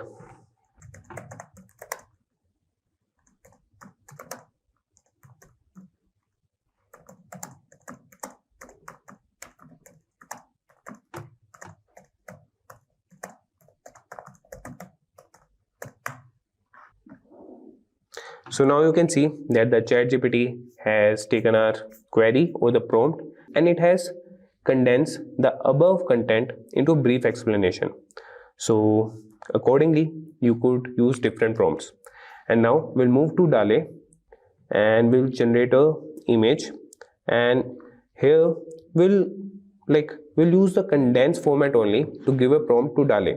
So we'll write generate a highly detailed image of a futuristic city, and we can specify what time of day we want that at dusk, and featuring towering skyscrapers with glowing windows or flying cars and a sky filled with neon colored clouds. So we can give the prompt or generate prompt like that only. So we will write the prompt for that, that is detailed image of a futuristic city, and here we'll specify the time for the day, that would be at dusk, and featuring towering skyscrapers with glowing windows, flying cars, and what you need to specify, you could do that.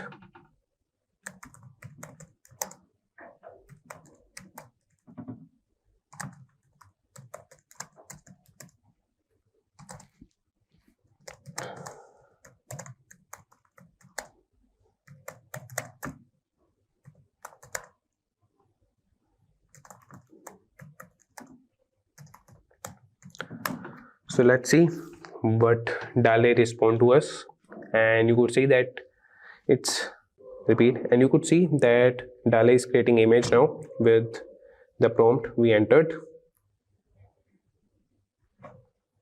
and this is the response. So it has given us that here are the images of the futuristic city at dusk, featuring towering skyscrapers with glowing windows, flying cars, and a sky filled with neon colored clouds. You could see the picture here. So similarly, you can give prompts to DALL-E or any other AI tool, and you can get the output as expected, and you can iterate your prompts according to the AI's capabilities. And now moving back to ChatGPT. So here we will come to another type of prompt, that is information synthesis and retrieval. So these language models excel not only in language generation but also in extracting and synthesizing information from text. So we will consider this prompt that is designed to pull specific details from a given narrative. So we will ask it that researchers often use various AI tools including LLMs like OpenAI's GPT in their studies. So I have a prompt written, we will use that, and let's see what ChatGPT gives the response for this prompt. So you could see here that researchers often use various AI tools including LLMs like OpenAI's GPT in their studies. A transparent disclosure of these tools helps maintain integrity in specific publication. So it's important for authors to disclose the context and extent of AI assistance in their research, and journals should be upfront about their AI usage in the review process. So identify the specific LLM, that is large language model, mentioned in the text. So let's see if he can guess. So you could see that ChatGPT has given the response that the specific language model LLM mentioned in the text is OpenAI's GPT. So So this was about the prompt, information synthesis and retrieval. Now moving to the next prompt. So our next prompt here is enhanced query response. So optimizing how models respond to queries involves crafting more intricate prompts that guide the AI to deliver precise and useful answers. So for this we'll write a prompt that would be provide an answer based on the context given. So be succinct and clear. If uncertain, respond with cannot confirm. So we'll write the prompt for this, and I have written the prompt earlier. So I'll show you guys. This is the prompt, and we'll ask ChatGPT about the enhanced query response. So we have pasted the prompt here, and our prompt is provide an answer based on the context given, that is be succinct and clear. If uncertain, provide with cannot confirm. So our prompt is here: the innovative drug Alzheimer's was developed as a result of collaborative efforts between several biotech firms. So this drug aimed at treating autoimmune disorders represents a significant breakthrough in biomedicine. So we'll ask the ChatGPT the question, what is the purpose of Alzheimer's? So let's see what it responds to us. So you could see that the ChatGPT has responded, the purpose of Alzheimer's is to treat autoimmune disorders. So this is the type of prompt that is named as enhanced query response. So it optimizes how models respond to queries, involve crafting more intricate prompts that guide the AI to deliver precise and useful answers. So now we'll move to the next type of prompt, that is advanced text categorization. So to handle more complex tasks, combining detailed instructions with context and examples can significantly enhance the model's performance. So here we will write the prompt to assess the sentiment of the following statements. So we'll write some statements and ask our ChatGPT or AI model to assess them and classify them as negative, positive or neutral. So let's see, we'll write a prompt here.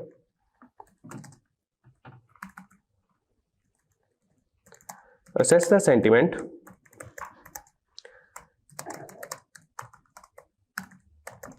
of the following statement as positive, negative or neutral. And after this we will provide a statement to ChatGPT. So our statement would be the movie's stunning visuals overshadow its weak storyline.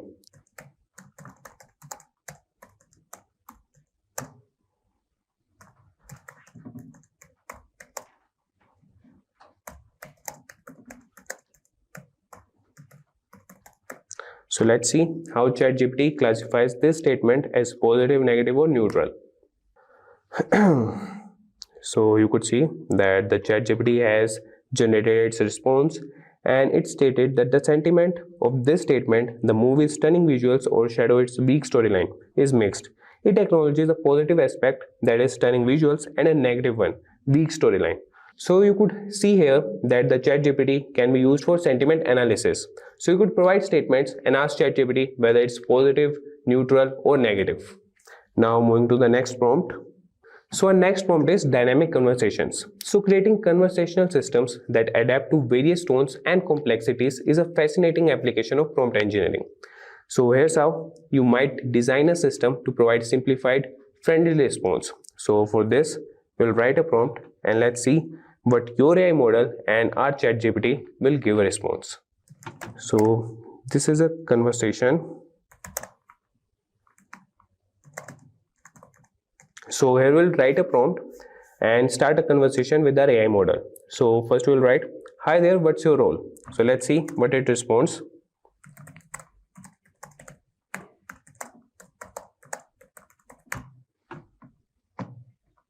So as our AI model ChatGPT, it states that hello, my role is to assist you by providing information, answering questions and helping with a wide range of tasks. How can I assist you today? So you can continue the conversation here, and we'll continue and ask him whether you know about photosynthesis. If yes, kindly explain it to me.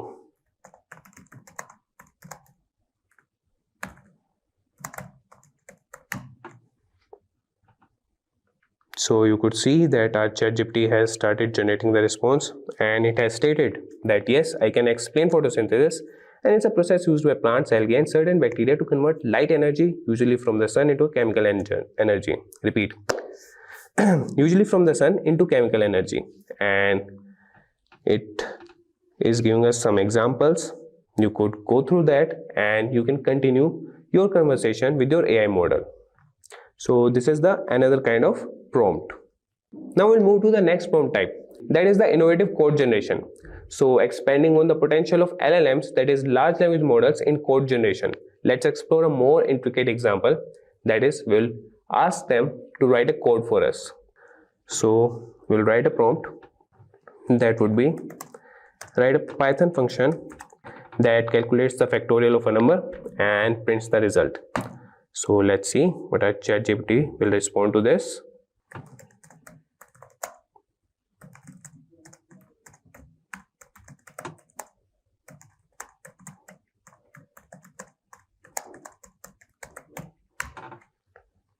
So you could see that ChatGPT is showing analyzing. So it's analyzing a statement, and after that it will start generating the code for us.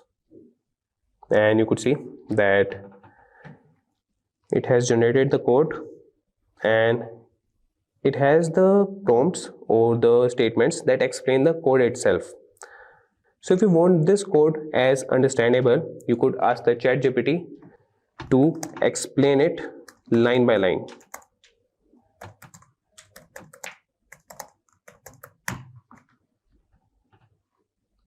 And you could see that the ChatGPT has done the task for you.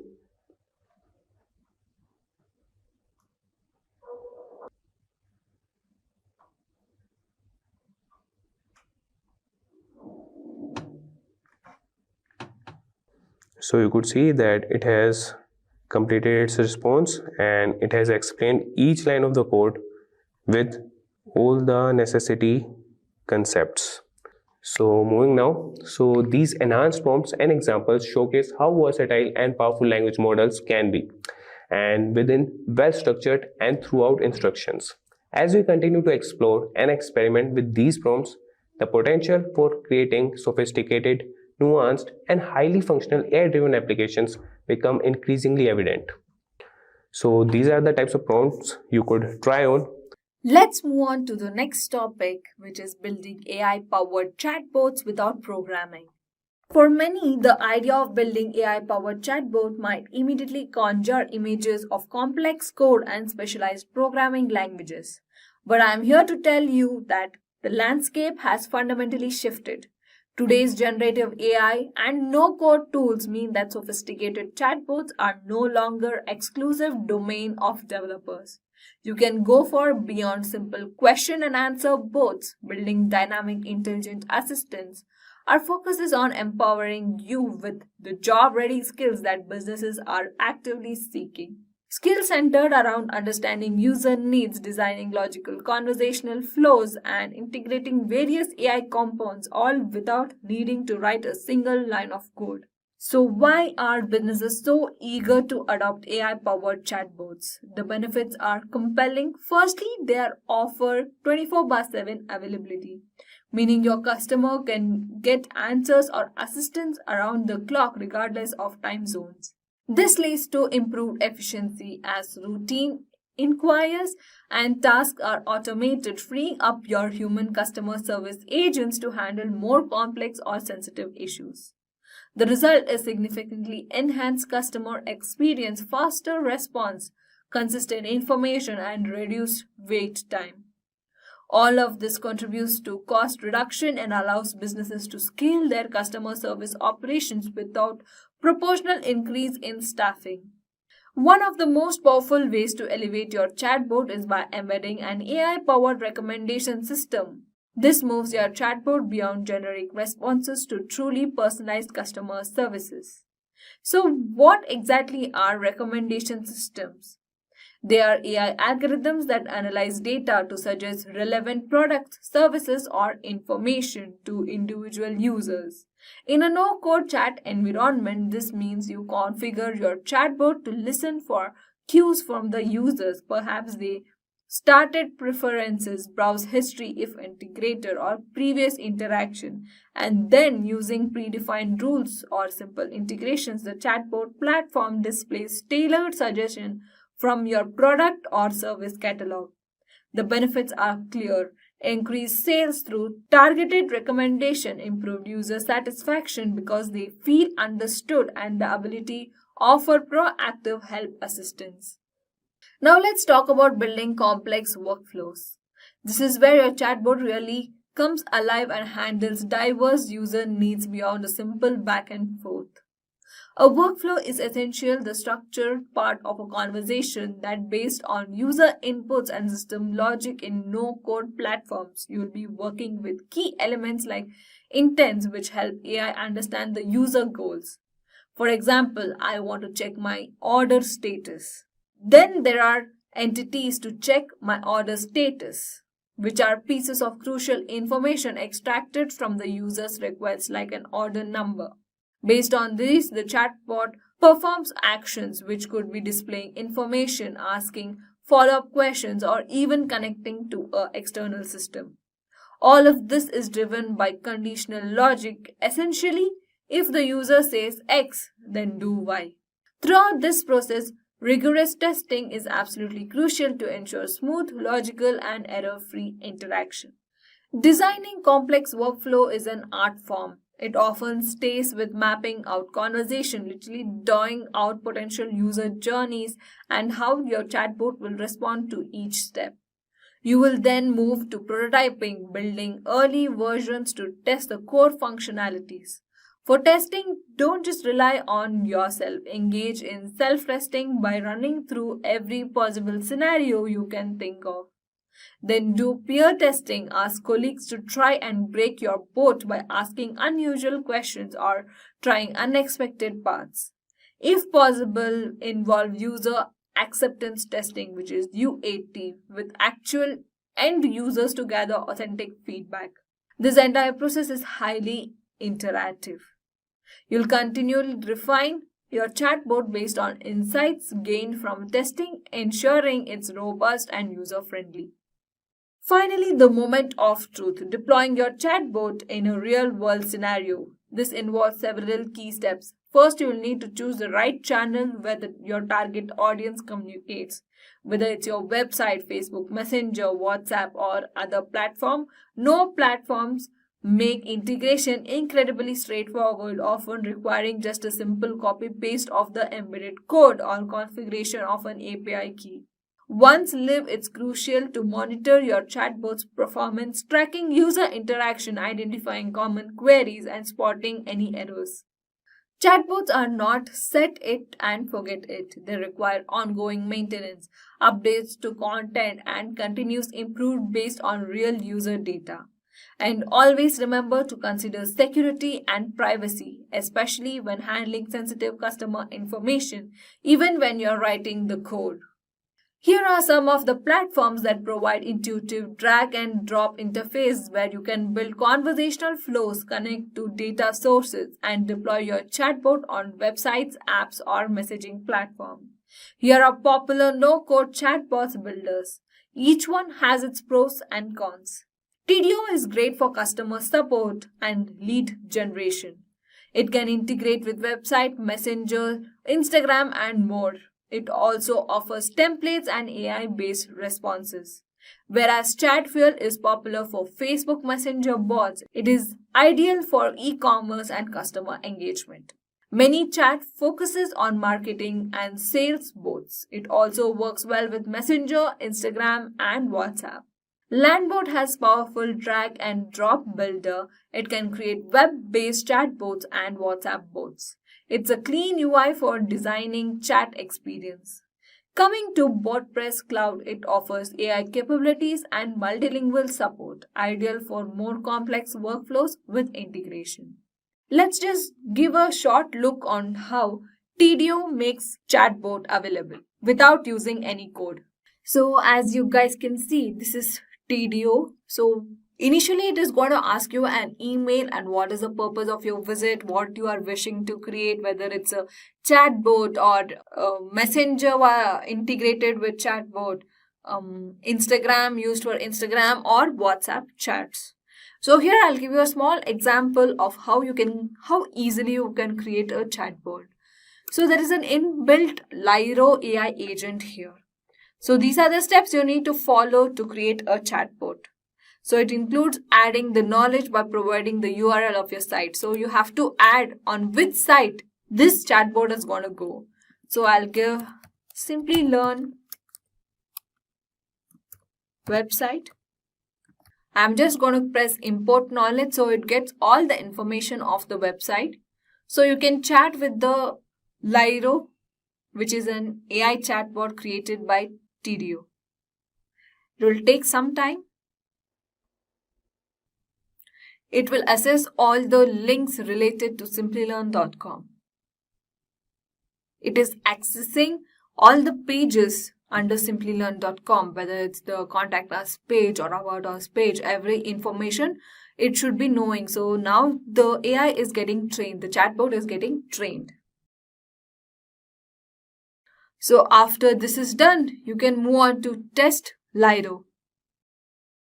If you do not want any particular link to be accessed in this data, you can just click here and delete it.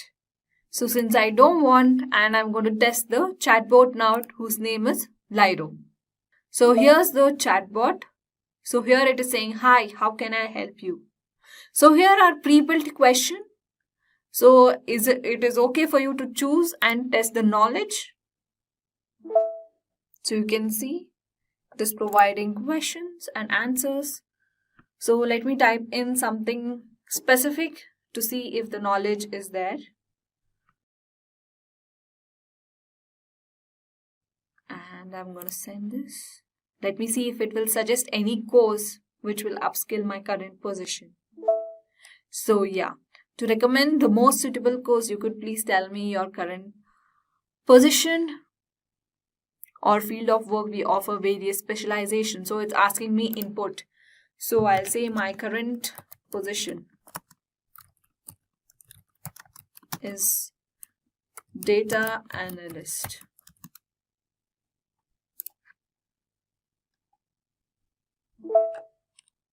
So it has suggested me few of the courses. For your data analyst role, I recommend for our business analyst course featuring Excel and Power BI training and Tableau certification. These courses will enhance your data visualization and analysis skills. It is regarding alumni also, and the salaries and the certification, every information is being provided. So this you can integrate to your original website and you will have a chatbot without even coding one single sentence. As we conclude AI Foundation for everyone, I hope you feel not just informed but empowered. You have gained a fundamental understanding of what AI is, explored incredible creative power of generative AI, learn how to communicate effectively with these models through prompt engineering, and discover how to build practical AI-powered chatbots, all without writing a single line of code. The world of AI is constantly evolving, but you have a solid foundation to navigate it confidently. Remember, AI is a tool, and with the knowledge you have gained, you are better equipped to leverage its potential, responsible, and creativity. Thank you for being a part of this journey. We encourage you to continue exploring, experimenting, and applying what you have learned. The future is exciting, and you are now a part of it, shaping it. We look forward to seeing amazing things you'll achieve. We've looked at a lot of examples of machine learning, so let's see if we can give a little bit more of a concrete definition. What is machine learning? Machine learning is the science of making computers learn and act like humans by feeding data and information without being explicitly programmed. And we see here we have a nice little diagram where we have our ordinary system. Your computer, nowadays you can even run a lot of this stuff on a cell phone because cell phones have advanced so much. And then with artificial intelligence and machine learning, it now takes the data and it learns from what happened before. And then it predicts what's going to come next. And then really the biggest part right now in machine learning that's going on is it improves on that. How do we find a new solution? So we go from descriptive, where it's learning about stuff and understanding how it fits together, to predicting what it's going to do, to post-scripting, coming up with a new solution. And when we're working on machine learning, there's a number of different diagrams that people have posted for what steps to go through. A lot of it might be very domain specific. So if you're working on photo identification versus language versus medical or physics, some of these are switched around a little bit or new things are put in. They're very specific to the domain. This is kind of a very general diagram. First, you want to define your objective. Very important to know what it is you're wanting to predict. Then you're going to be collecting the data. So once you've defined an objective, you need to collect the data that matches. You spend a lot of time in data science collecting data, and the next step, preparing the data. You got to make sure that your data is clean going in. There's the old saying, bad data in, bad answer out, or bad data out. And then once you've gone through and we've cleaned all this stuff coming in, then you're going to select the algorithm. Which algorithm are you going to use? You're going to train that algorithm. In this case, I think we're going to be working with SVM, the support vector machine. Then you have to test the model. Does this model work? Is this a valid model for what we're doing? And then once you've tested it, you want to run your prediction. You want to run your prediction or your choice or whatever output it's going to come up with. And then once everything is set and you've done lots of testing, then you want to go ahead and deploy the model. And remember I said domain specific. This is very general as far as the scope of doing something. A lot of models, you get halfway through and you realize that your data is missing something and you have to go collect new data because you've run a test in here someplace along the line. You're saying, hey, I'm not really getting the answers I need. So there's a lot of things that are domain specific that become part of this model. This is a very general model, but it's a very good model to start with. And we do have some basic divisions of what machine learning does that's important to know. For instance, do you want to predict a category? Well, if you're categorizing things, that's classification. For instance, whether the stock price will increase or decrease. So in other words, I'm looking for a yes-no answer. Is it going up or is it going down? And in that case, we'd actually say, is it going up? True. If it's not going up, it's false, meaning it's going down. This way, it's a yes-no, 0, 1. Do you want to predict a quantity? That's regression. So remember, we just did classification. Now we're looking at regression. These are the two major divisions in what data is doing. For instance, predicting the age of a person based on the height, weight, health, and other factors. So based on these different factors, you might guess how old a person is. And then there are a lot of domain-specific things, like do you want to detect an anomaly? That's anomaly detection.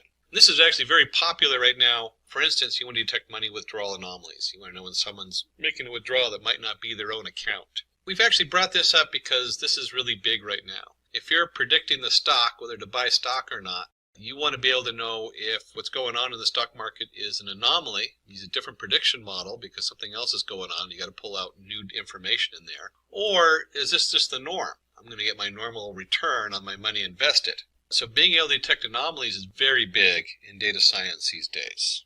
Another question that comes up, which is on what we call untrained data, is do you want to discover structure in unexplored data?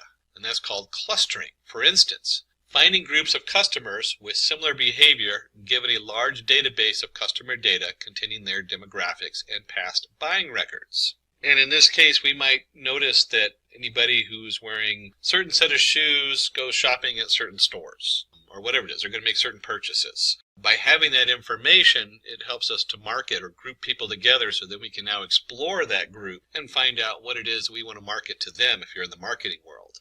And that might also work in just about any arena. You might want to group people together, whether they're based on their different areas and investments and financial background, whether you're going to give them a loan or not. Before you even start looking at whether they're a valid customer for the bank, you might want to look at all these different areas and group them together based on unknown data. So you don't know what the data is going to tell you, but you want to cluster people together that come together. Let's take a quick detour for quiz time. Oh, my favorite. So we're going to have a couple questions here under quiz time, and we'll be posting the answers in the part 2 of this tutorial. So let's go ahead and take a look at these quiz times questions, and hopefully you'll get them all right, and it'll get you thinking about how to process data and what's going on. Can you tell what's happening in the following cases? Of course, you're sitting there with your cup of coffee and you have your checkbox and your pen trying to figure out what's your next step in your data science analysis. So the first one is grouping documents into different categories based on the topic and content of each document. Very big these days. You have legal documents, you have maybe it's a sports group documents, maybe you're analyzing newspaper postings. But certainly having that automated is a huge thing in today's world. B, identifying handwritten digits in images correctly. So we want to know whether they're writing an A or capital A, B, C. What are they writing out in their handwriting? C, behavior of a website indicating that the site is not working as designed. D, predicting salary of an individual based on his or her years of experience. Boy, HR hiring set up there. So stay tuned for part 2. We'll go ahead and answer these questions when we get to the part 2 of this tutorial. Or you can just simply write at the bottom and send a note to Simplilearn, and they'll follow up with you on it. Back to our regular content. And these last few bring us into the next topic, which is another way of dividing our types of machine learning, and that is with supervised, unsupervised, and reinforcement learning. Supervised learning is a method used to enable machines to classify, predict objects, problems, or situations based on labeled data fed to the machine. And in here you see we have a jumble of data with circles, triangles, and squares, and we label them. We have what's a circle, what's a triangle, what's a square, and we have our model training, and it trains it so we know the answer. Very important, when you're doing supervised learning, you already know the answer to a lot of your information coming in. So you have a huge group of data coming in, and then you have new data coming in. So we've trained our model. The model now knows the difference between a circle, a square, a triangle. And now that we've trained it, we can send in this case, a square and a circle goes in, and it predicts that the top one's a square and the next one's a circle. And you can see that this is being able to predict whether someone's going to default on a loan, because I was talking about banks earlier. Supervised learning on stock market, whether you're going to make money or not. That's always important. And if you are looking to make a fortune in the stock market, keep in mind it is very difficult to get all the data correct on the stock market. It is it fluctuates in ways really hard to predict. So it's quite a roller coaster ride. If you're running machine learning on the stock market, you start realizing you really have to dig for new data. So we have supervised learning, and if you have supervised, we should need unsupervised learning. In unsupervised learning, machine learning model finds the hidden pattern in an unlabeled data. So in this case, instead of telling it what the circle is, and what a triangle is, and what a square is, it goes in there, looks at them, and says, for whatever reason, it groups them together. Maybe it'll group it by the number of corners. And it notices that a number of them all have 3 corners, a number of them all have 4 corners, and a number of them all have no corners. And it's able to filter those through and group them together. We talked about that earlier with looking at a group of people who are out shopping. We want to group them together to find out what they have in common. And of course, once you understand what people have in common, maybe you have one of them who's a customer at your store, or you have 5 of them are customer at your store, and they have a lot in common with 5 others who are not customers at your store. How do you market to those 5 who aren't customers at your store yet? They fit the demographics of who's going to shop there, and you'd like them to shop at your store, not the one next door. Of course, this is a simplified version. You can see very easily the difference between a triangle and a circle, which might not be so easy in marketing. Reinforcement learning. Reinforcement learning is an important type of machine learning where an agent learns how to behave in an environment by performing actions and seeing the result. And we have here where in this case, a baby. It's actually great that they used an infant for this slide, because the reinforcement learning is very much in its infant stages. But it's also probably the biggest machine learning demand out there right now, or in the future. It's going to be coming up over the next few years, is reinforcement learning and how to make that work for us. And you can see here where we have our action. In the action in this one, it goes into the fire. Hopefully the baby it was just a little candle, not a giant fire pit like it looks like here. When the baby comes out, and the new state is the baby is sad and crying because they got burned on the fire. And then maybe they take another action. The baby's called the agent because it's the one taking the actions. And in this case, they didn't go into the fire. They went a different direction, and now the baby's happy and laughing and playing. Reinforcement learning is very easy to understand because that's how, as humans, that's one of the ways we learn. We learn whether it is, you burn yourself on the stove, don't do that anymore. Don't touch the stove. In the big picture, being able to have a machine learning program or an AI be able to do this is huge because now it's starting to learn how to learn. That's a big jump in the world of computer and machine learning. And we're going to go back and just kind of go back over supervised versus unsupervised learning. Understanding this is huge because this is going to come up in any project you're working on.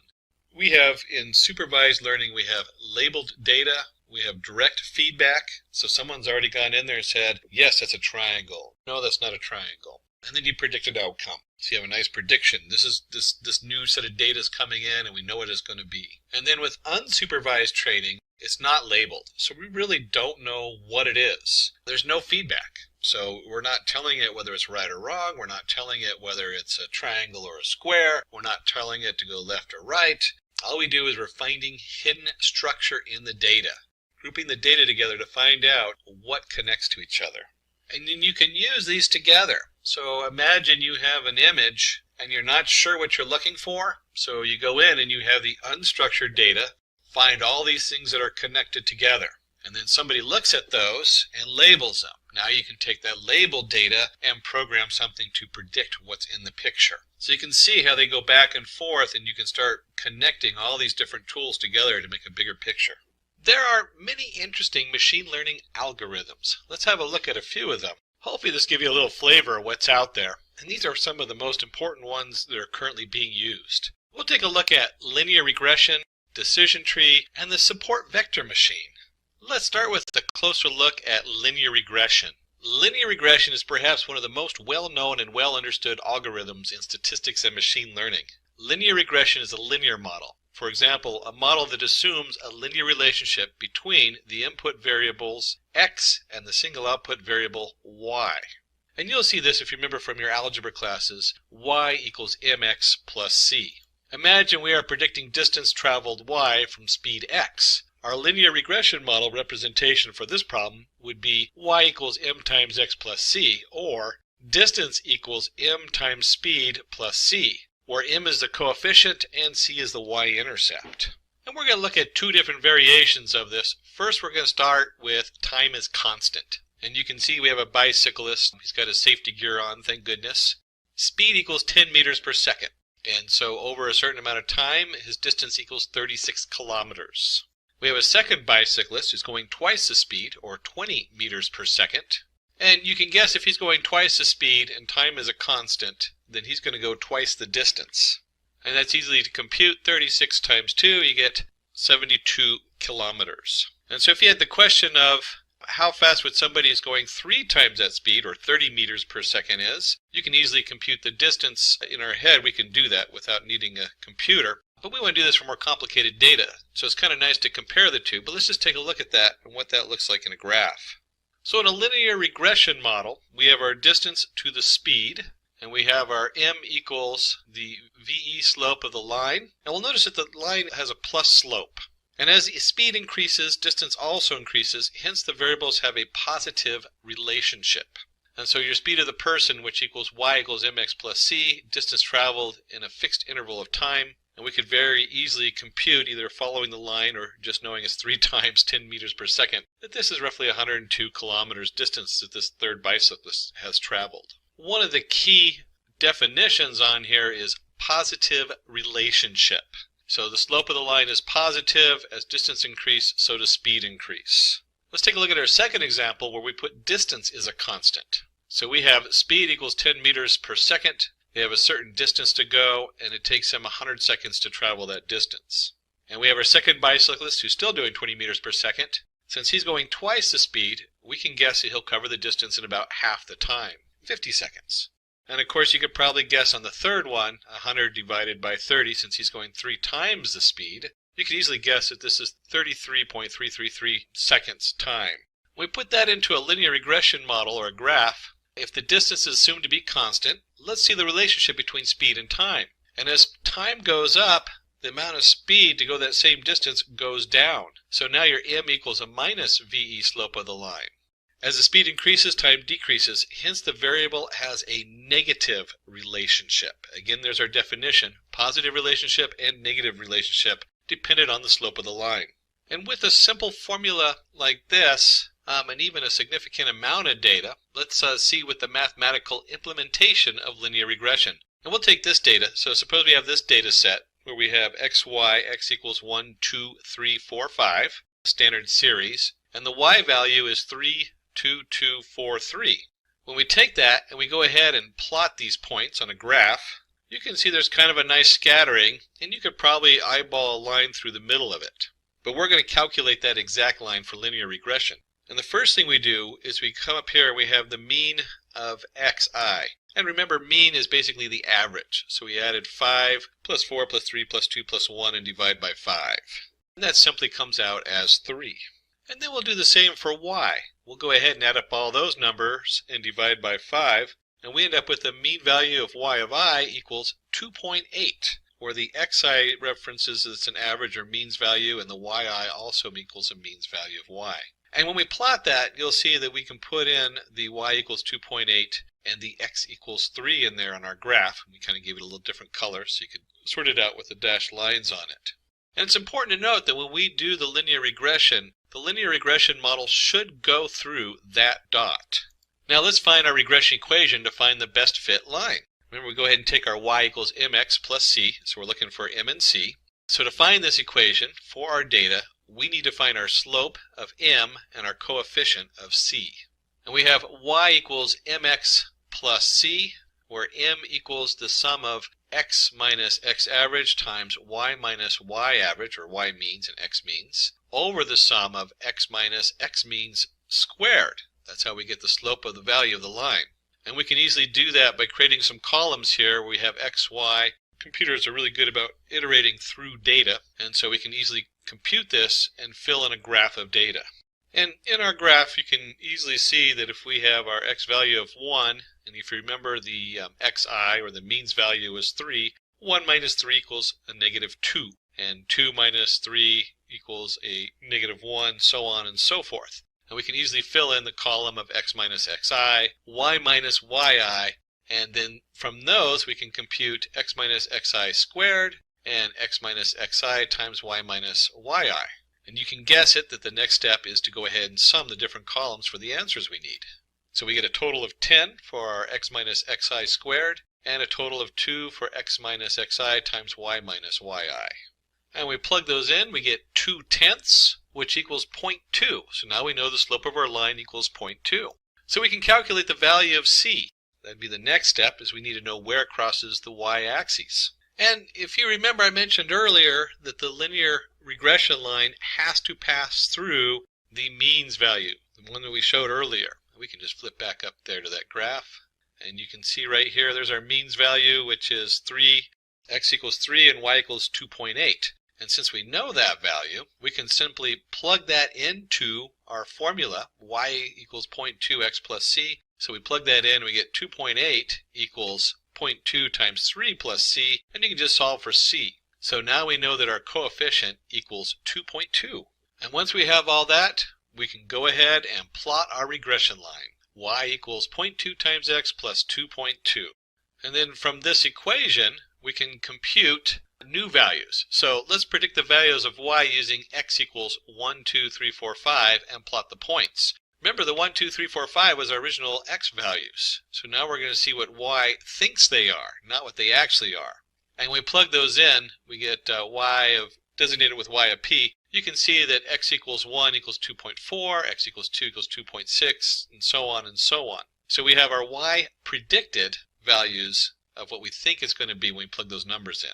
And when we plot the predicted values along with the actual values, we can see the difference. And this is one of the things that's very important with linear regression in any of these models, is to understand the error. And so we can calculate the error on all of our different values. And you can see over here we plotted x and y predict. And we draw in a little line so you can sort of see what the error looks like there between the different points.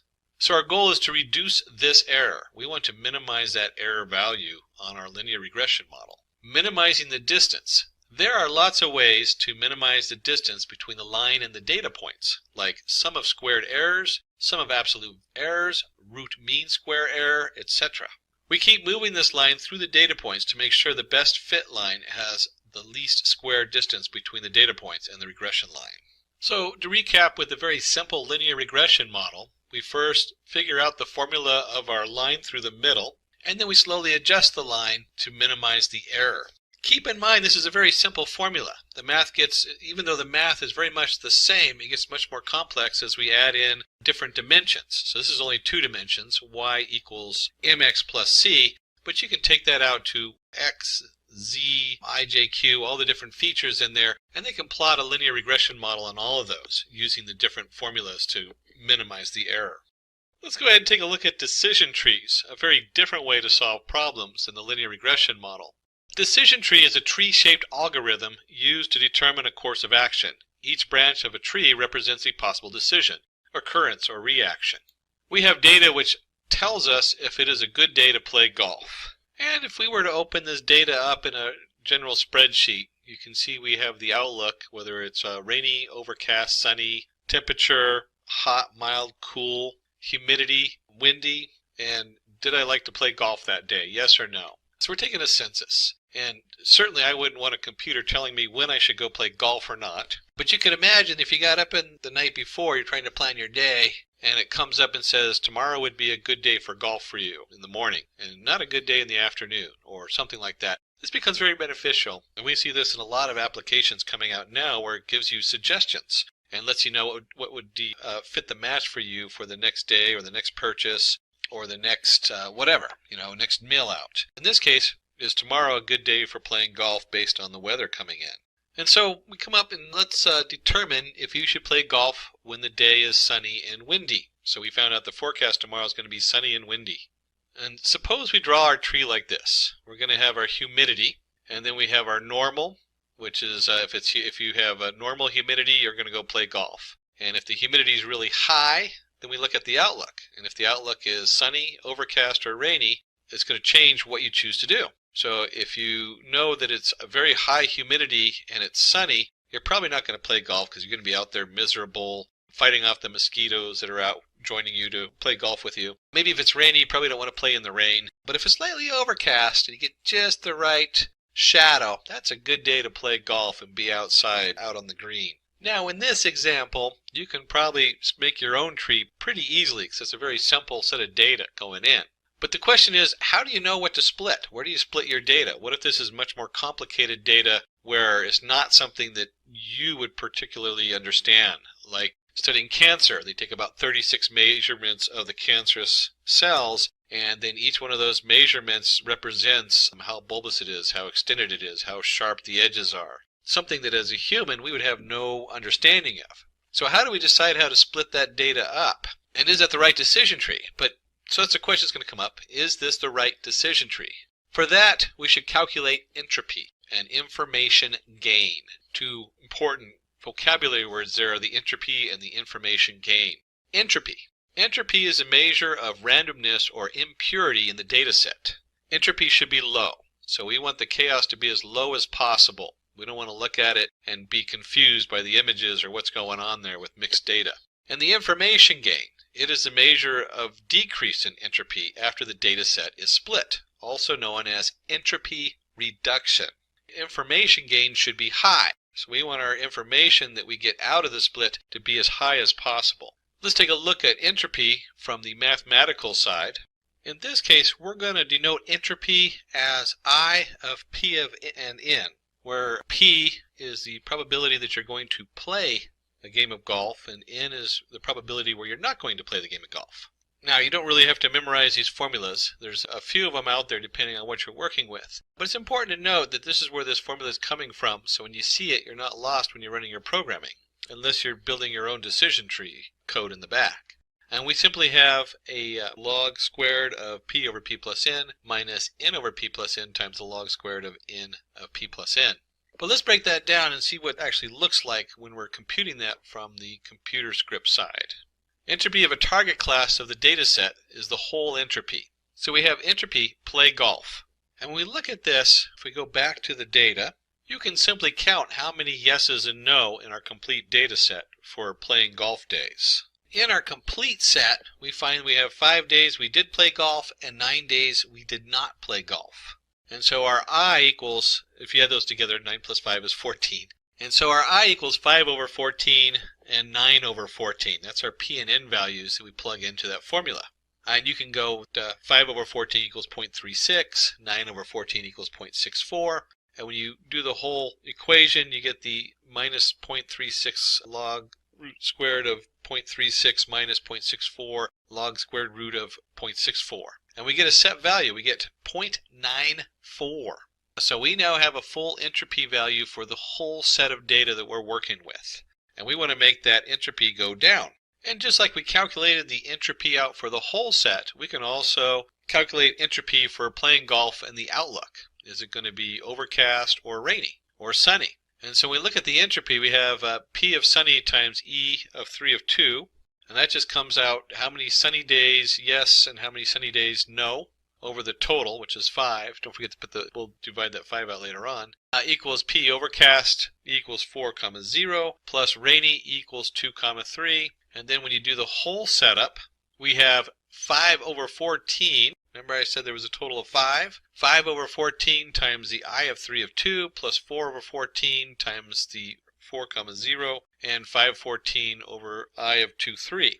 And so we can now compute the entropy of just the part that has to do with the forecast, and we get 0.693. Similarly, we can calculate the entropy of other predictors like temperature, humidity, and wind. And so we look at the gain outlook. How much are we going to gain from this? Entropy play golf minus entropy play golf outlook.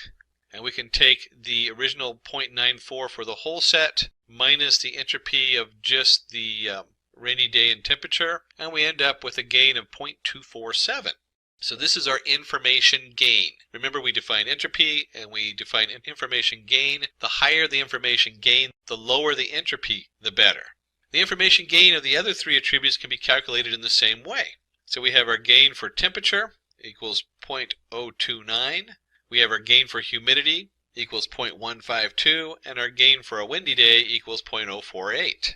And if you do a quick comparison, you'll see the 0.247 is the greatest gain of information, so that's the split we want. Now let's build the decision tree. So we have the outlook. Is it going to be sunny, overcast, or rainy? That's our first split because that gives us the most information gain. And we can continue to go down the tree using the different information gains with the largest information. We can continue down the nodes of the tree where we choose the attribute with the largest information gain as the root node, and then continue to split each subnode with the largest information gain that we can compute. And although it's a little bit of a tongue twister to say all that, you can see that it's a very easy to view visual model. We have our outlook, we split it 3 different directions. If the outlook is overcast, we're going to play. And then we can split those further down if we want. So if the outlook is sunny, but then it's also windy, if it's windy, we're not going to play. If it's not windy, we'll play. So we can easily build a nice decision tree to guess what we would like to do tomorrow and give us a nice recommendation for the day. So we want to know if it's a good day to play golf when it's sunny and windy. Remember the original question that came out? Tomorrow's weather report is sunny and windy. You can see by going down the tree, we go outlook sunny, outlook windy. We're not going to play golf tomorrow. So our little smartwatch pops up and says, I'm sorry, tomorrow's not a good day for golf. It's going to be sunny and windy. And if you're a huge golf fan, you might go, uh-oh, it's not a good day to play golf. We can go in and watch a golf game at home. So we'll sit in front of the TV instead of being out playing golf in the wind. Now that we looked at our decision tree, let's look at the third one of our algorithms we're investigating. Support vector machine. Support vector machine is a widely used classification algorithm. The idea of support vector machine is simple. The algorithm creates a separation line which divides the classes in the best possible manner. For example, dog or cat, disease or no disease. Suppose we have a labeled sample data which tells height and weight of males and females.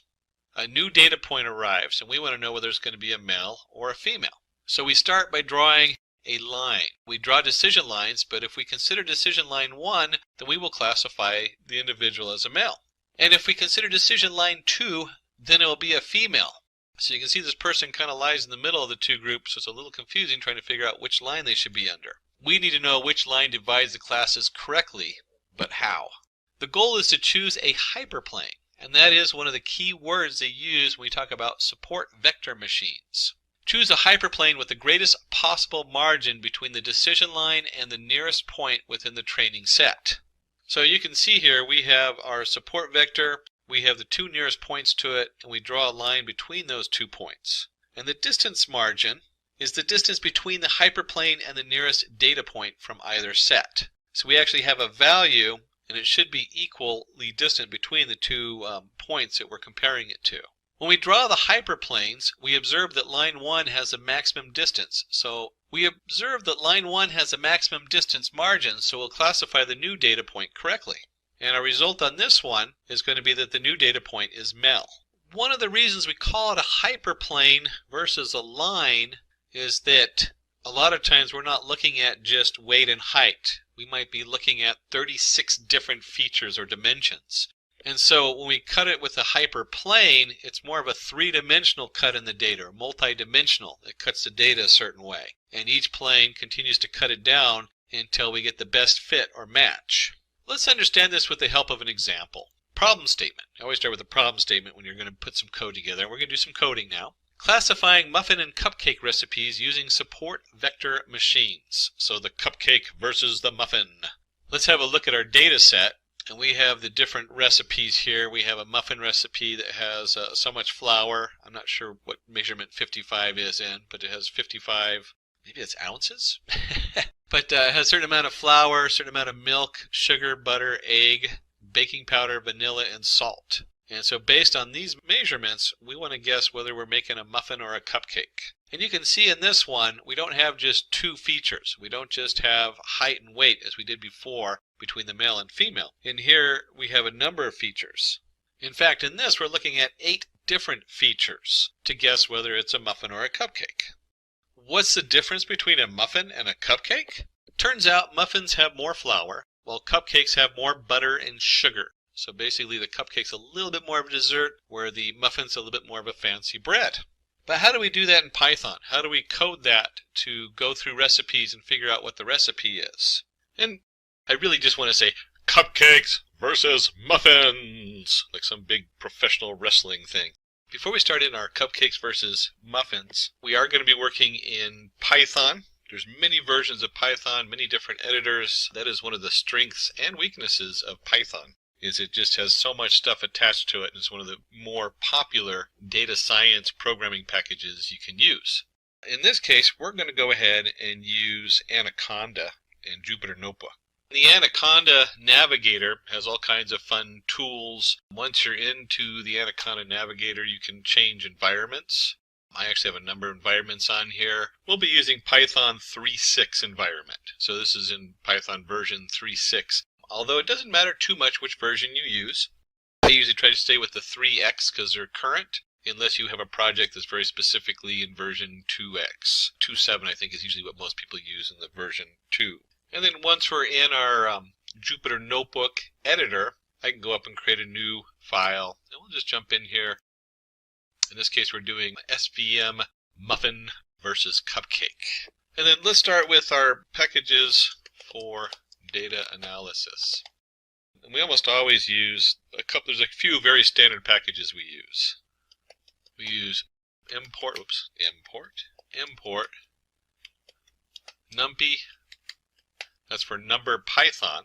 And they usually denote it as NP. That's very common. And then we're going to import pandas as PD. And numpy deals with number arrays. There's a lot of cool things you can do with the numpy setup as far as multiplying all the values in an array, in a numpy array, data array. Pandas, I can't remember if we're using it actually in this data set. I think we do as an import. It makes a nice data frame. And the difference between a data frame and a numpy array is that a data frame is more like your Excel spreadsheet. You have columns, you have indexes, so you have different ways of referencing it, easily viewing it, and there's additional features you can run on a data frame. And Pandas kind of sits on numpy, so you need them both in there. And then finally, we're working with the support vector machine. So from sklearn, we're going to use the sklearn model, import SVM, support vector machine. And then as a data scientist, you should always try to visualize your data. Some data obviously is too complicated or doesn't make any sense to the human. But if it's possible, it's good to take a second look at it so that you can actually see what you're doing. Now for that, we're going to use two packages. We're going to import matplotlibary.pyplot as PLT. Again, very common. And we're going to import Seaborn as SNS. And we'll go ahead and set the font scale in the SNS right in our import line. That's what this semicolon followed by a line of data. We're going to set the SNS. And these are great because the Seaborn sits on top of matplotlibary, just like Pandas sits on numpy. So it adds a lot more features and uses and control, We're obviously not going to get into Matplotlib and Seaborn. That'd be its own tutorial. We're really just focusing on the SVM, the support vector machine from sklearn. And since we're in Jupyter Notebook, we have to add a special line in here for our Matplotlib. And that's your %sign or ampersand Matplotlib in line. Now, if you're doing this in just a straight code project, a lot of times I use like Notepad++, and I'll run it from there. You don't have to have that line in there because it'll just pop up as its own window on your computer, depending on how your computer's set up. Because we're running this in the Jupyter Notebook as a browser setup, this tells it to display all of our graphics right below on the page. So that's what that line is for. I remember the first time I ran this, I didn't know that, and I had to go look that up years ago. It was quite a headache. So Matplotlib inline is just because we're running this on the web setup. And we can go ahead and run this, make sure all our modules are in. They're all imported, which is great. If you don't have them import, you'll need to go ahead and pip, use the PIP or however you do it. There's a lot of other install packages out there, although pip is the most common. And you have to make sure these are all installed on your Python setup. The next step, of course, is we got to look at the data. You can't run a model for predicting data if you don't have actual data. So to do that, let me go ahead and open this up and take a look. And we have our cupcakes versus muffins. And it's a CSV file, or .csv, meaning that it's comma-separated variable. And it's going to open it up in a nice spreadsheet for me. And you can see up here we have the type. We have muffin, muffin, muffin, cupcake, cupcake, cupcake. And then it's broken up into flour, milk, sugar, butter, egg, baking powder, vanilla, and salt. So what we can do is we can go ahead and look at this data also in our Python.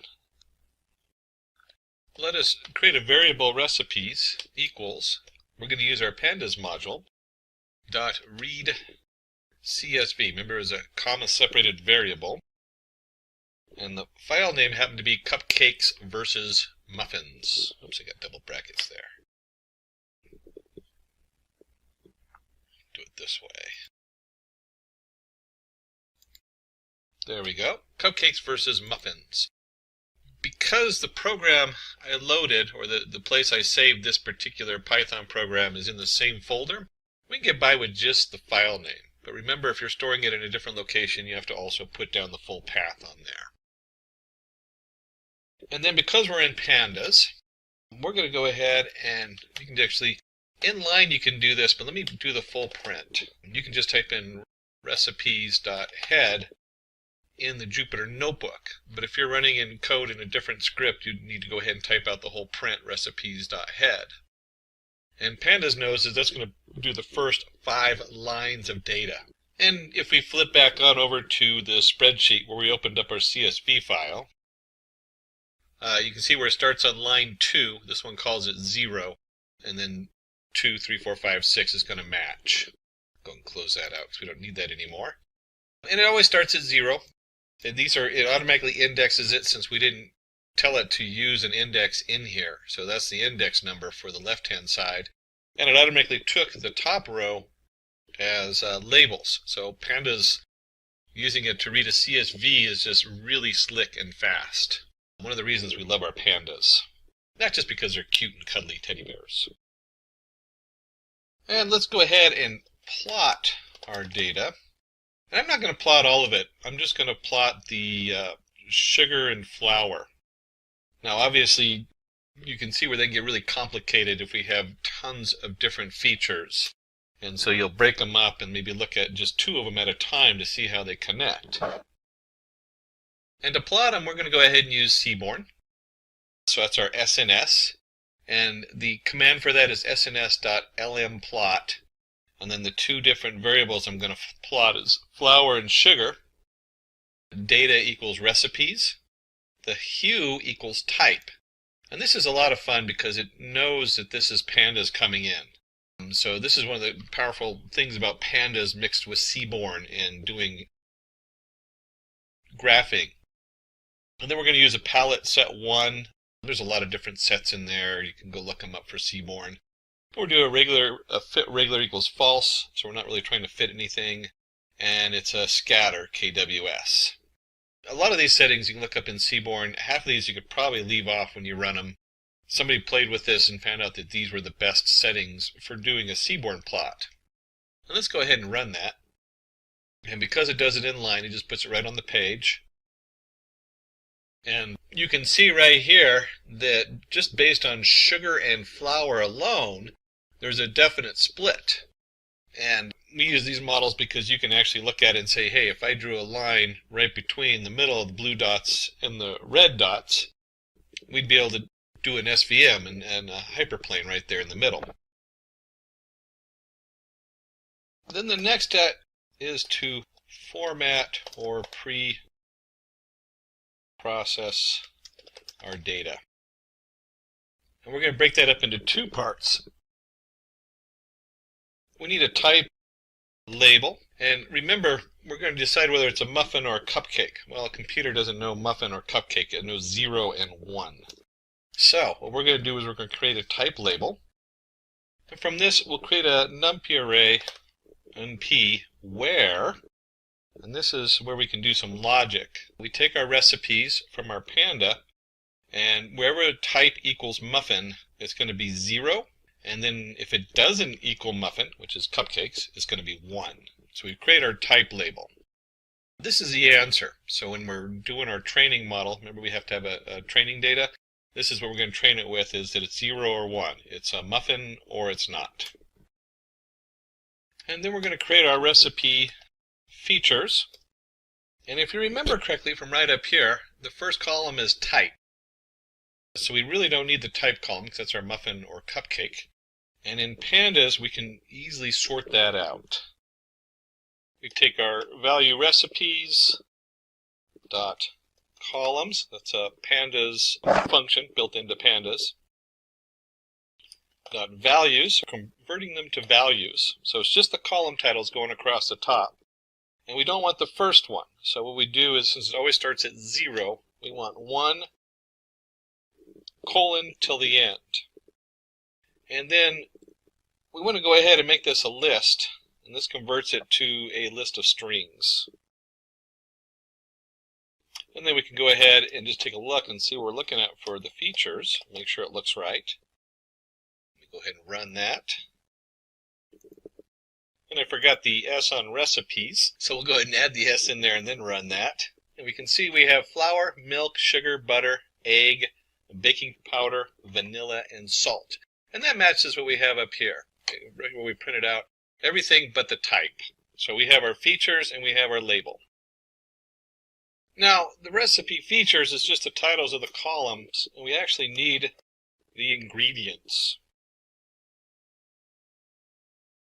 And at this point, we have a couple options. One, we could run it over all the ingredients. And when you're doing this, usually you do, but for our example, we want to limit it so you can easily see what's going on. Because if we did all the ingredients, we have, that's what, 7, 8 different hyperplanes that would be built into it. We only want to look at one so you can see what the SVM is doing. And so we'll take our recipes and we'll do just flour and sugar. Again, you can replace that with your recipe features and do all of them, but we're going to do just flour and sugar. And we're going to convert that to values. We don't need to make a list out of it because it's not string values. These are actual values on there. And we can go ahead and just print ingredients. And you can see what that looks like. And so we have just the amount of flour and sugar, just the 2 sets of plots. And just for fun, let's go ahead and take this over here and take our recipe features. And so if we decided to use all the recipe features, you'll see that it makes a nice column of different data. So it just strips out all the labels and everything. We just have just the values. But because we want to be able to view this easily in a plot later on, we'll go ahead and take that and just do flour and sugar. And we'll run that and you'll see it's just the 2 columns. So the next step is to go ahead and fit our model. We'll go ahead and just call it model. And it's a SVM. We're using a package called SVC. And in this case, we're going to go ahead and set the kernel equals linear. So it's using a specific setup on there. And if we go to the reference on their website for the SVM, you'll see that there's 8 of them here. 3 of them are for regression, 3 are for classification. The SVC, support vector classification, is probably one of the most commonly used. And then there's also one for detecting outliers, and another one that has to do with something a little bit more specific on the model. But SVC and SVR are the 2 most commonly used, standing for support vector classifier and support vector regression. Remember, regression is an actual value, a float value or whatever you're trying to work on, and SVC is a classifier, so it's a yes, no, true, false. But for this, we want to know 0, 1, muffin, cupcake. We go ahead and create our model. And once we have our model created, we're going to do model.fit. And this is very common, especially in the sklearn. All their models are followed with the fit command. And what we put into the fit, what we're training with it, is we're putting in the ingredients, which in this case we limited to just flour and sugar, and the type label. Is it a muffin or a cupcake?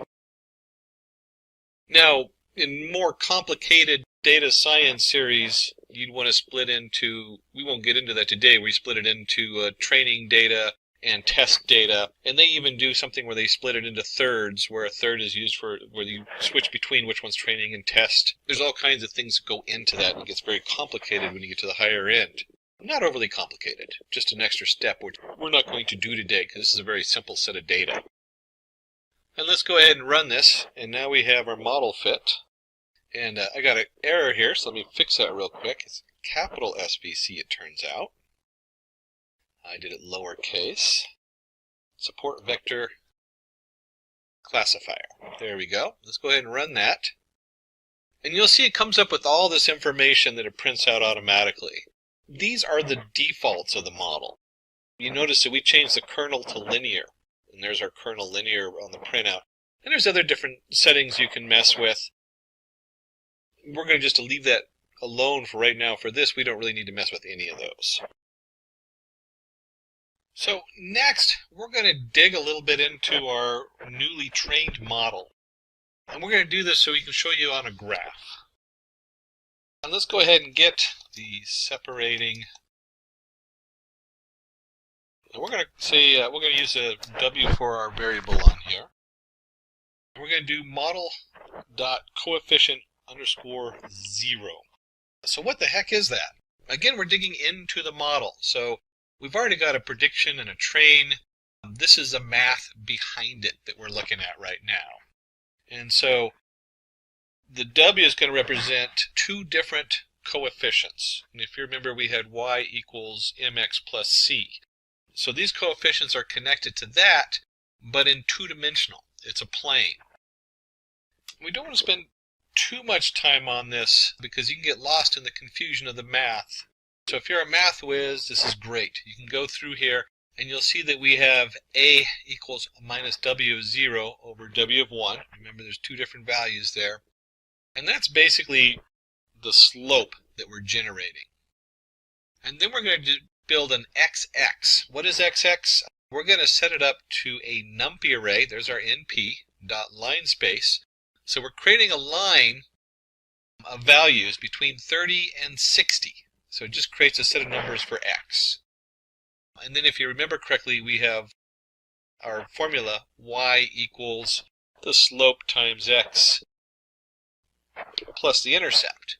Well, to make this work, we can do this as yy equals the slope times each value in that array. That's the neat thing about numpy. So when I do a times xx, which is a whole numpy array of values, it multiplies a across all of them.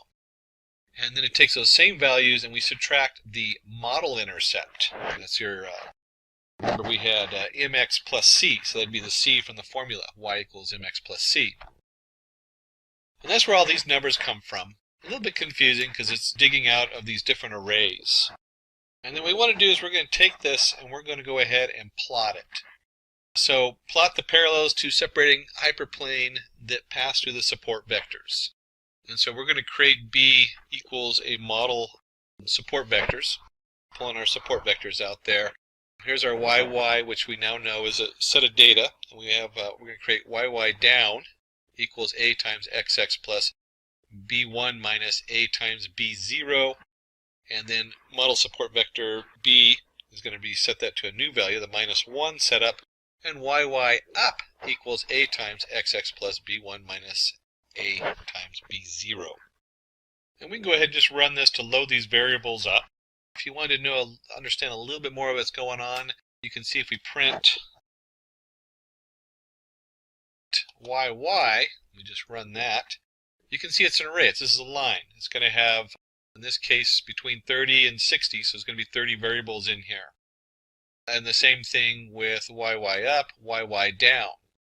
And we'll plot those in just a minute on a graph so you can see what those look like. You just go ahead and delete that out of here and run that so it loads up the variables. Nice clean slate. I'm just going to copy this from before. Remember this, our SNS, our seaborn plot, LM plot, flour, sugar. And I'll just go ahead and run that real quick so you can see remember what that looks like. It's just a straight graph on there. And then one of the neat things is because seaborn sits on top of pyplot, we can do the pyplot for the line going through. And that is simply plt.plot, and that's our XX and YY, our two corresponding values, XY. And then somebody played with this to figure out that the line width equals 2 and the color black would look nice. So let's go ahead and run this whole thing with the pyplot on there. And you can see when we do this, it's just doing flour and sugar on here. Corresponding line between the sugar and the flour and the muffin versus cupcake. And then we generated the support vectors, the YY down and YY up. So let's take a look and see what that looks like. So we'll do our PL plot. And again, this is all against XX, our X value.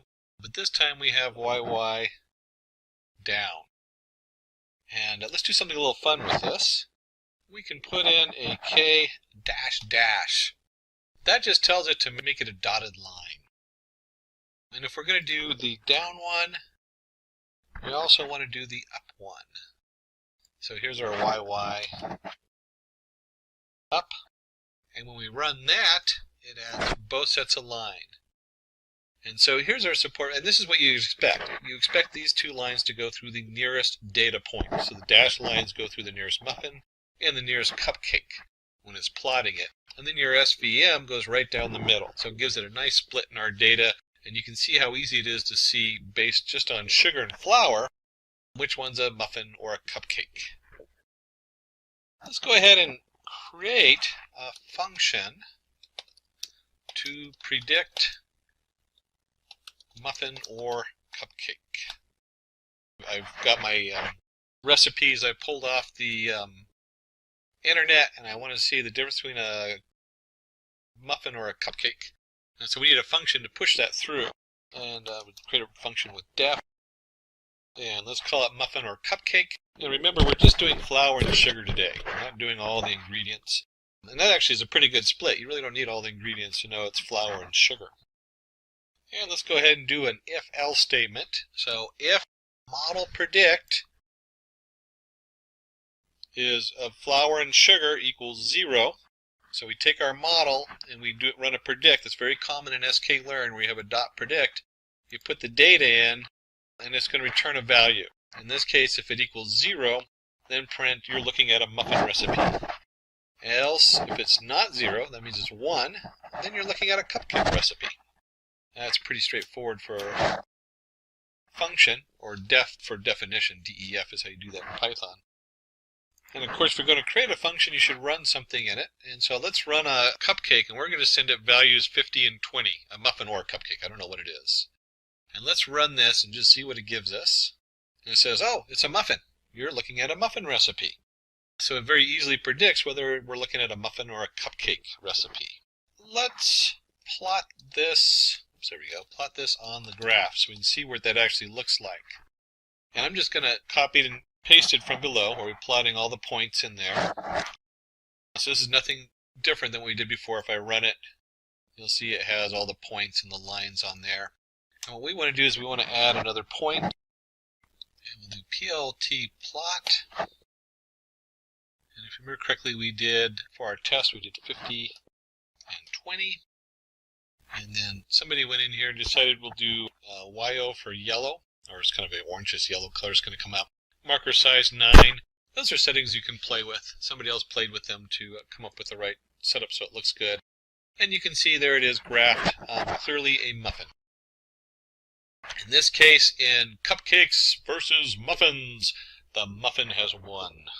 And if you'd like to do your own muffin cupcake contender series, you certainly can send a note down below, and the team at Simplilearn will send you over the data they use for the muffin and cupcake. And that's true of any of the data. We didn't actually run a plot on it earlier. We had men versus women. You can also request that information to run it on your data setup so you can test that out. So to go back over our setup, we went ahead for our support vector machine code. We did a predict 40 parts flour, 20 parts sugar. I think it was different than the one we did, whether it's a muffin or a cupcake. Hence, we have built a classifier using SVM, which is able to classify if a recipe is of a cupcake or a muffin. LLMs.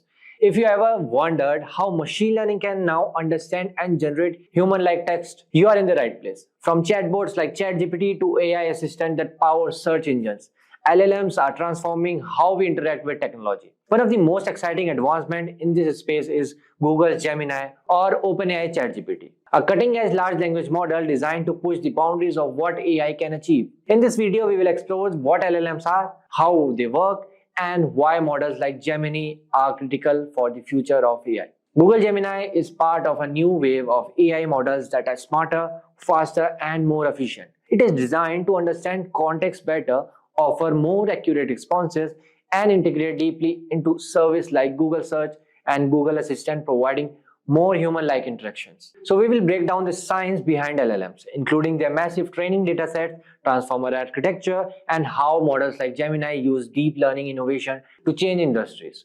Plus, we will compare Google Gemini to other popular LLMs such as OpenAI ChatGPT models, showing how each of these technologies is used to power chatbots, virtual assistants, and other AI-driven applications. By the end of this video, you will have a clear understanding of how large language models like Gemini work, their key features, and what they mean for their future AI. Don't forget to like, subscribe, and hit the bell icon to never miss any update from Simplilearn. So without any further ado, let's get started. So what are the large language models? Large language models like ChatGPT 4, Generative Pre-trained Transformer 4, O, and Google Gemini are sophisticated AI systems designed to comprehend and generate human-like text. These models are built using deep learning techniques and are trained on vast datasets collected from the internet. They leverage self-attention mechanism to analyze relationship between words or tokens, allowing them to capture context and produce coherent, relevant responses. LLMs have significant applications, including powering virtual assistant, chatbots, content creation, language translation, and supporting research and decision making. Their ability to generate fluent and contextually appropriate text has advanced natural language processing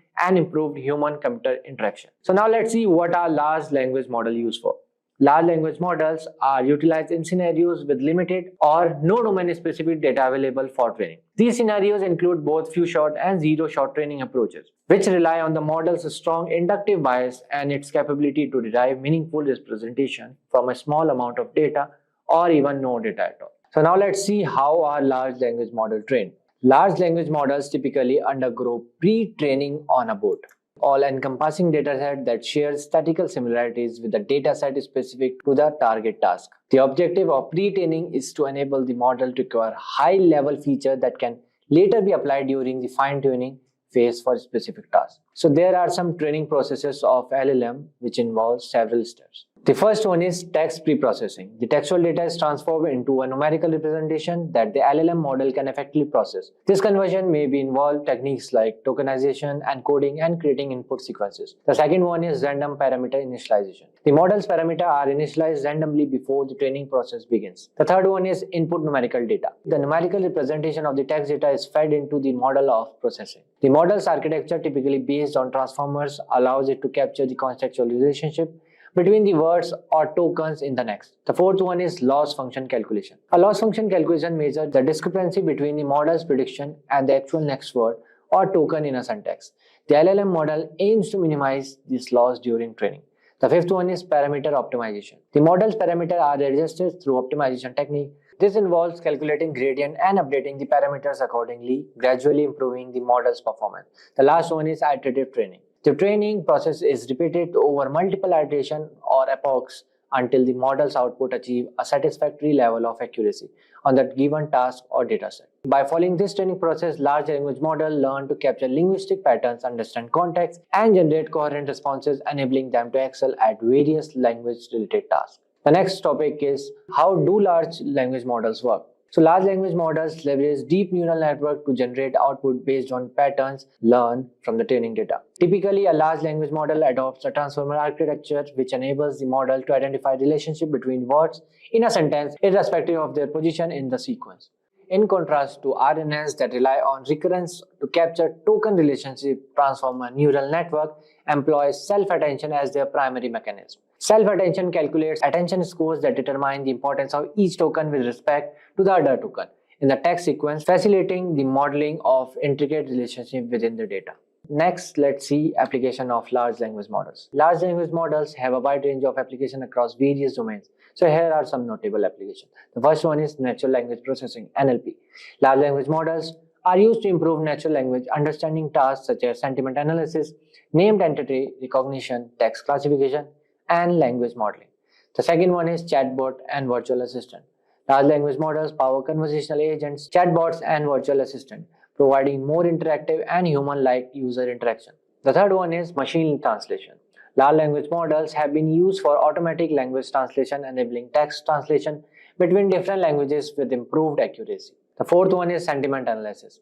LLMs can analyze and classify the sentiment or emotion expressed in a piece of text, which is valuable for market research, brand monitoring, and social media analysis. The fifth one is content recommendation. These models can be employed to provide personalized content recommendations, enhancing user experience and engagement on platforms such as news websites or streaming services. So these applications highlight the potential impact of large language models in various domains for improving language understanding, automation, and interaction between humans and computers. Welcome to the Retrieval Augmented Generation for Beginners course by Simplilearn. So in this course, we will understand initially the introduction to RAG, and then we will get into the components of RAG, and after that, we will dive deep into the data loading as well as text splitting, and then we will see storing the chunks in vector stores and embeddings, and then we will see how to retrieve the data. The most importantly, we will build a multi-document agent, and finally, we will conclude the course. So let us begin with the first chapter, that is Introduction to Retrieval Augmented Generation. So let us begin with the first chapter, that is the Introduction to Retrieval Augmented Generation. So imagine you are chatting with an AI and you ask it a question. Who won the FIFA World Cup in 2022? The AI can't just guess. It needs real information.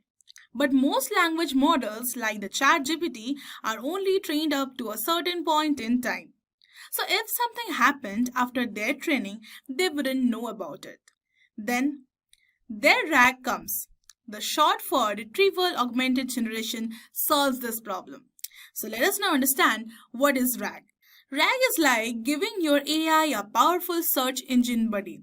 So instead of depending only on what it remembers from its training, it also retrieves the latest and the most relevant information from a connected source, like a document, knowledge base, or even the web, and then uses the information to generate a better response.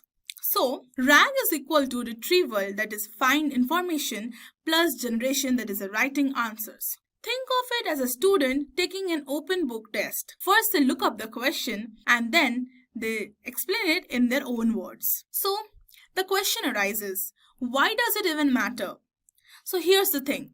Most traditional language models have a knowledge cutoff.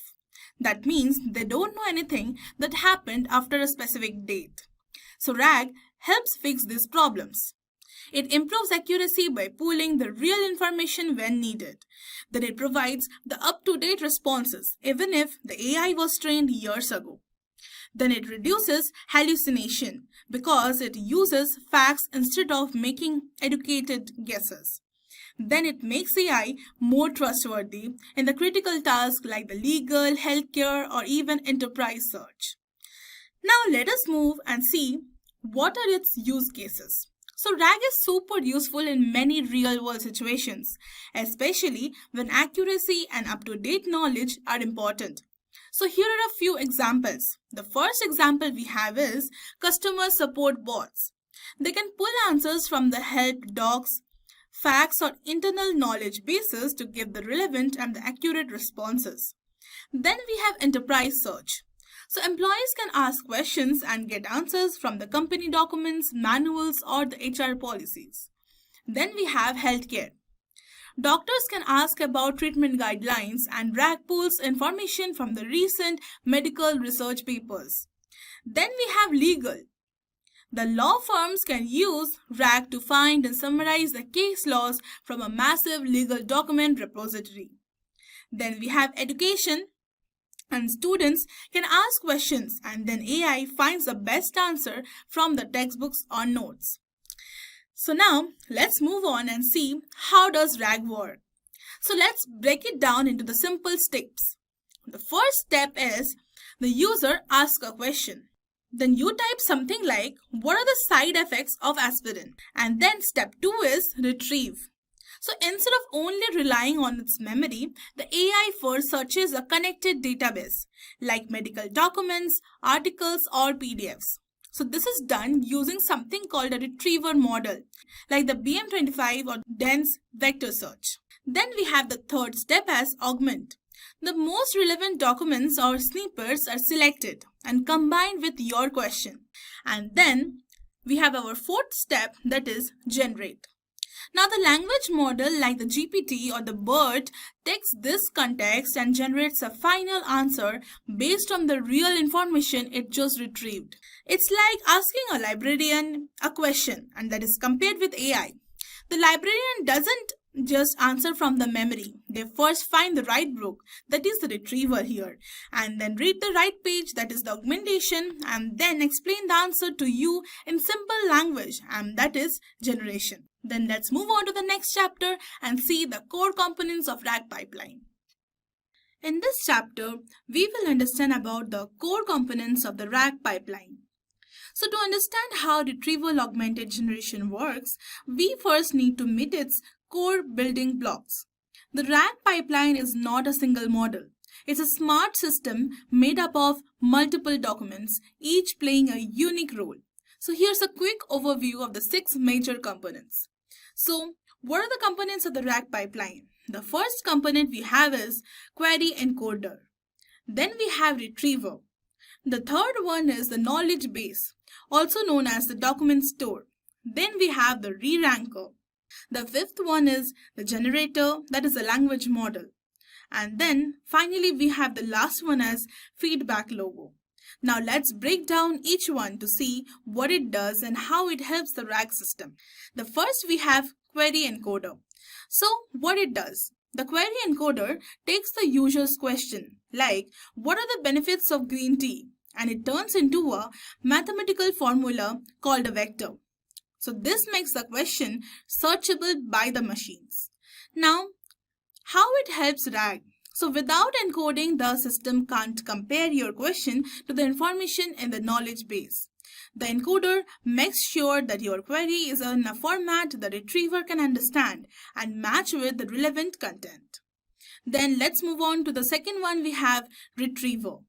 So what it does? The retriever uses the encoded query to search through the knowledge base and fetch the top matching documents or passages. So how it helps the RAG? This is where the RAG starts becoming powerful. So instead of relying on the model's memory, it now brings in fresh, real-world data from the trusted sources.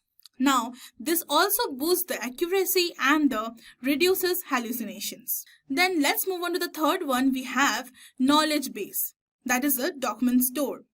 So the knowledge base is the library that holds all your searchable content, like the PDFs, support documents, manuals, research papers, and etc. So how it helps RAG?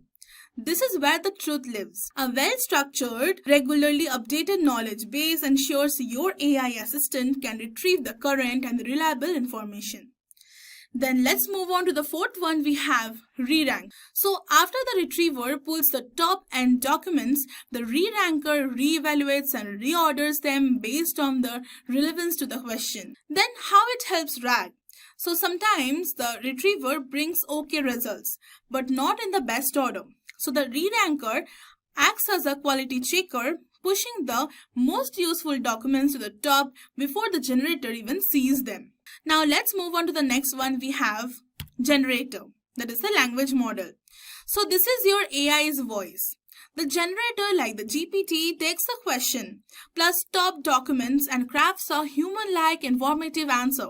So this is where the magic happens. Instead of guessing based on training data, the model now uses retrieved facts to generate the grounded, accurate responses. Now moving on to the sixth one, we have feedback loop. So the feedback loop collects user reactions like the upvotes, downvotes or clicks and feeds that back into the system. So the feedback loop collects user actions like upvotes, downvotes or clicks and feeds that back into the system. So how it helps RAG? So this loop helps the RAG system learn over time. So if users consistently like certain responses or sources, the system adjusts to prioritize them next time. It also helps to retain or fine-tune the retriever and re-ranker. Now let's move on to the next and see the results. In this chapter, we will learn about the document loading and splitting. So in order to create an application where you can have a conversation with your data, you first have to load your data into a format where it can be worked with. That's when Langchain document loaders come into play. We have over 80 different types of document loaders, and in this lesson, we will cover a few to get comfortable with the concept in general. So let's jump in. So let's understand what are loaders. So loaders deal with the specifics of accessing and converting data from a variety of different formats and sources into the standardized format. There can be various places where we can load our data from, like the websites, databases, and YouTube, and many more. And these documents become converted into the data types like PDFs, HTML, JSON, Word, PowerPoint, and more. And so the purpose of different data loaders is to take this variety of data sources and load them into a standard document object, which consists of the content and then associated metadata. So there are various types of document loaders in Langchain. It's not possible to cover them all, but here we have a rough. The first one is public unstructured. So the data that is freely available to everyone, but doesn't have a fixed format. For example, the social media post, blogs, articles, and YouTube videos. Then we have public structured. So here, the freely accessible data that is organized in a clear format. For example, the government census data, stock market data, weather reports, and more. Then we have proprietary unstructured data. That is the private data owned by the companies, but it's unorganized. For example, the customer service mails, internal company reports, recorded phone calls. And then we have this proprietary structured, so the private, well-organized data owned by the companies. A bank's customer transaction records, there is a Netflix user watch history, Amazon sales database, and more. So let's now jump into the fun part where we actually see how actually using document loaders work. So regarding the OpenAI API pricing, you can go directly to this openai.com API pricing wala website, and then when you scroll down, you will see and explore the detailed pricing, and you go there and you will basically find all the latest models with the input, the cached input, and the output as well. So in this course, we are using the GPT 3.5 Turbo, and its input is $3 and the training is $8. And if you contact the pricing, you will see it cost $0.5 and the output is $1.50. You can basically take up any API that suits well in your project. So initially, we are going to import some environment variables that we need, like the OpenAPI key. The first type of documents we're going to use would be PDFs. So let's see this. So we have downloaded the relevant document loader from the Langchain, and we're going to use the PyPDF loader. We have loaded a bunch of PDFs into the documents folder in the workspace. And so let's choose one and put it in the folder. So let's load the document just by calling the load method, and we will run this. Now let's take a look on the length of the pages we have downloaded, and we can see that we have 22 different pages in the PDF. So each one is a unique one. So let's look at the first one. So let's run this. So let's see the first content of the page. You can see the instructor is Andrew. Okay, good morning. Welcome to CS2229, the machine learning class. So this is the first page. So now here you will basically get a piece of information, that is the metadata, and we'll run this. And basically we can see there are two parts, the source. So till that .pdf, basically it is the name of the file we have loaded it from. The other is a page field, and it corresponds to the page of the PDF. So the next type of document we are going to look is at the YouTube content. There's a lot of fun content in YouTube. So a lot of people use document loader to ask questions about the content, lectures, or anything like that. So let's see. So here we have imported certain things. The key parts are YouTube audio loader, which loads an audio file from a YouTube video. The other key part is OpenAI Whisper Parser. This will use the OpenAI's Whisper model, a speech-to-text model that converts the YouTube audio to text format that we can work with. So after the output, we can now specify the URL. So let's see that. So we can now specify the URL, specify a directory in which we save the audio files, and then create a generic loader as a combination of this YouTube audio loader combined with the OpenAI Whisper Parser. And then we can load the documents by calling the loader.load corresponding to YouTube. Take a few minutes to load. So after this, we'll see the next. You can now see that it has generated the first output, and after that, we can actually take a look on the page content. And this is the first part of the transcript from the YouTube video. You can see this. So the next set of documents we are going to go with is how to load the URLs from the internet. So there is a bunch of educational content on the internet, and it will be pretty cool to actually just chat with it. So we are going to enable that by importing the web-based loader from the Langchain.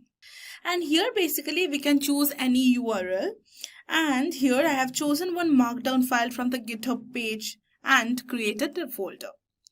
So let's then call the loader class. So we have called the loader class. Then we can even just take a look at the content. And you can see a lot of blank space over here. And when I scroll down, then you can see some content over here. And then again blank, and then again content. And this is pretty interesting. So finally, we will cover how we can load data from the Notion.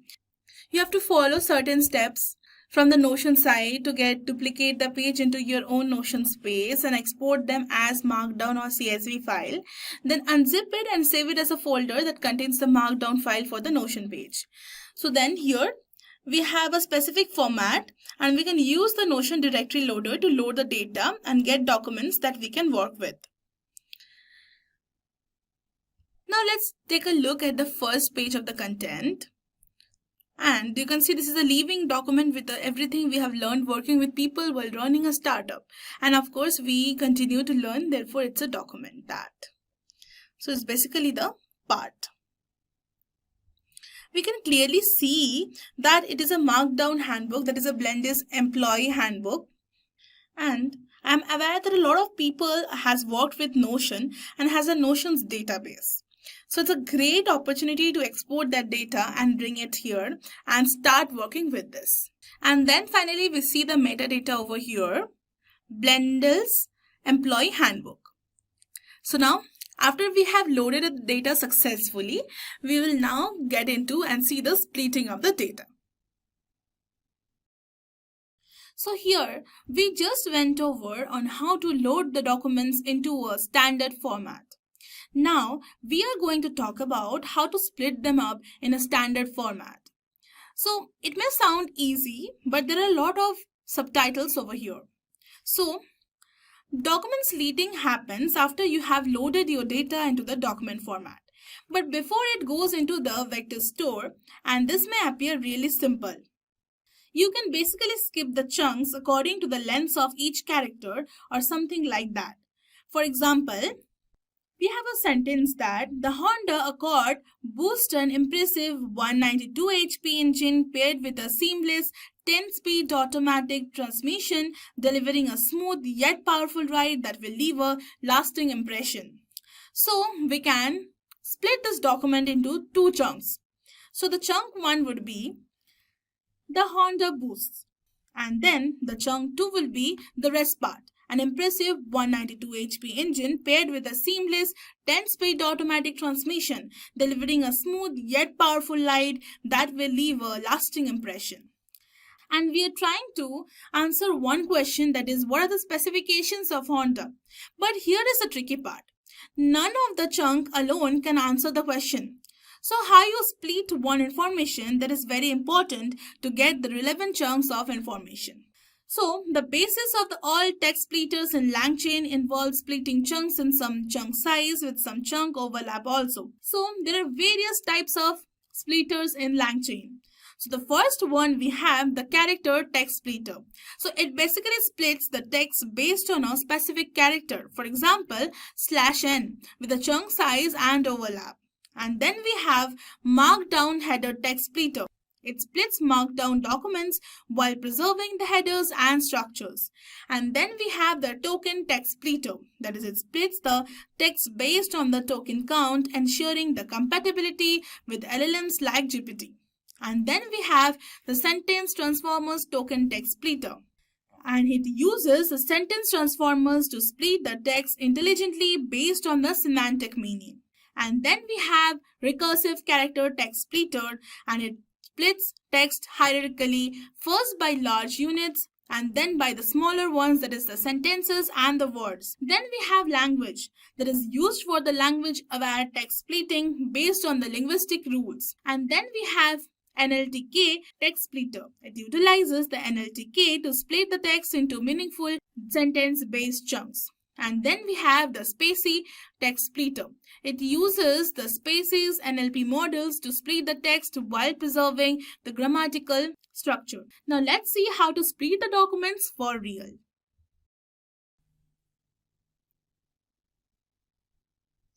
So from here, we have imported OS, OpenAI and systems, and then from the .env, we have imported the load.env and the find.env, and we have set up our OpenAPI key.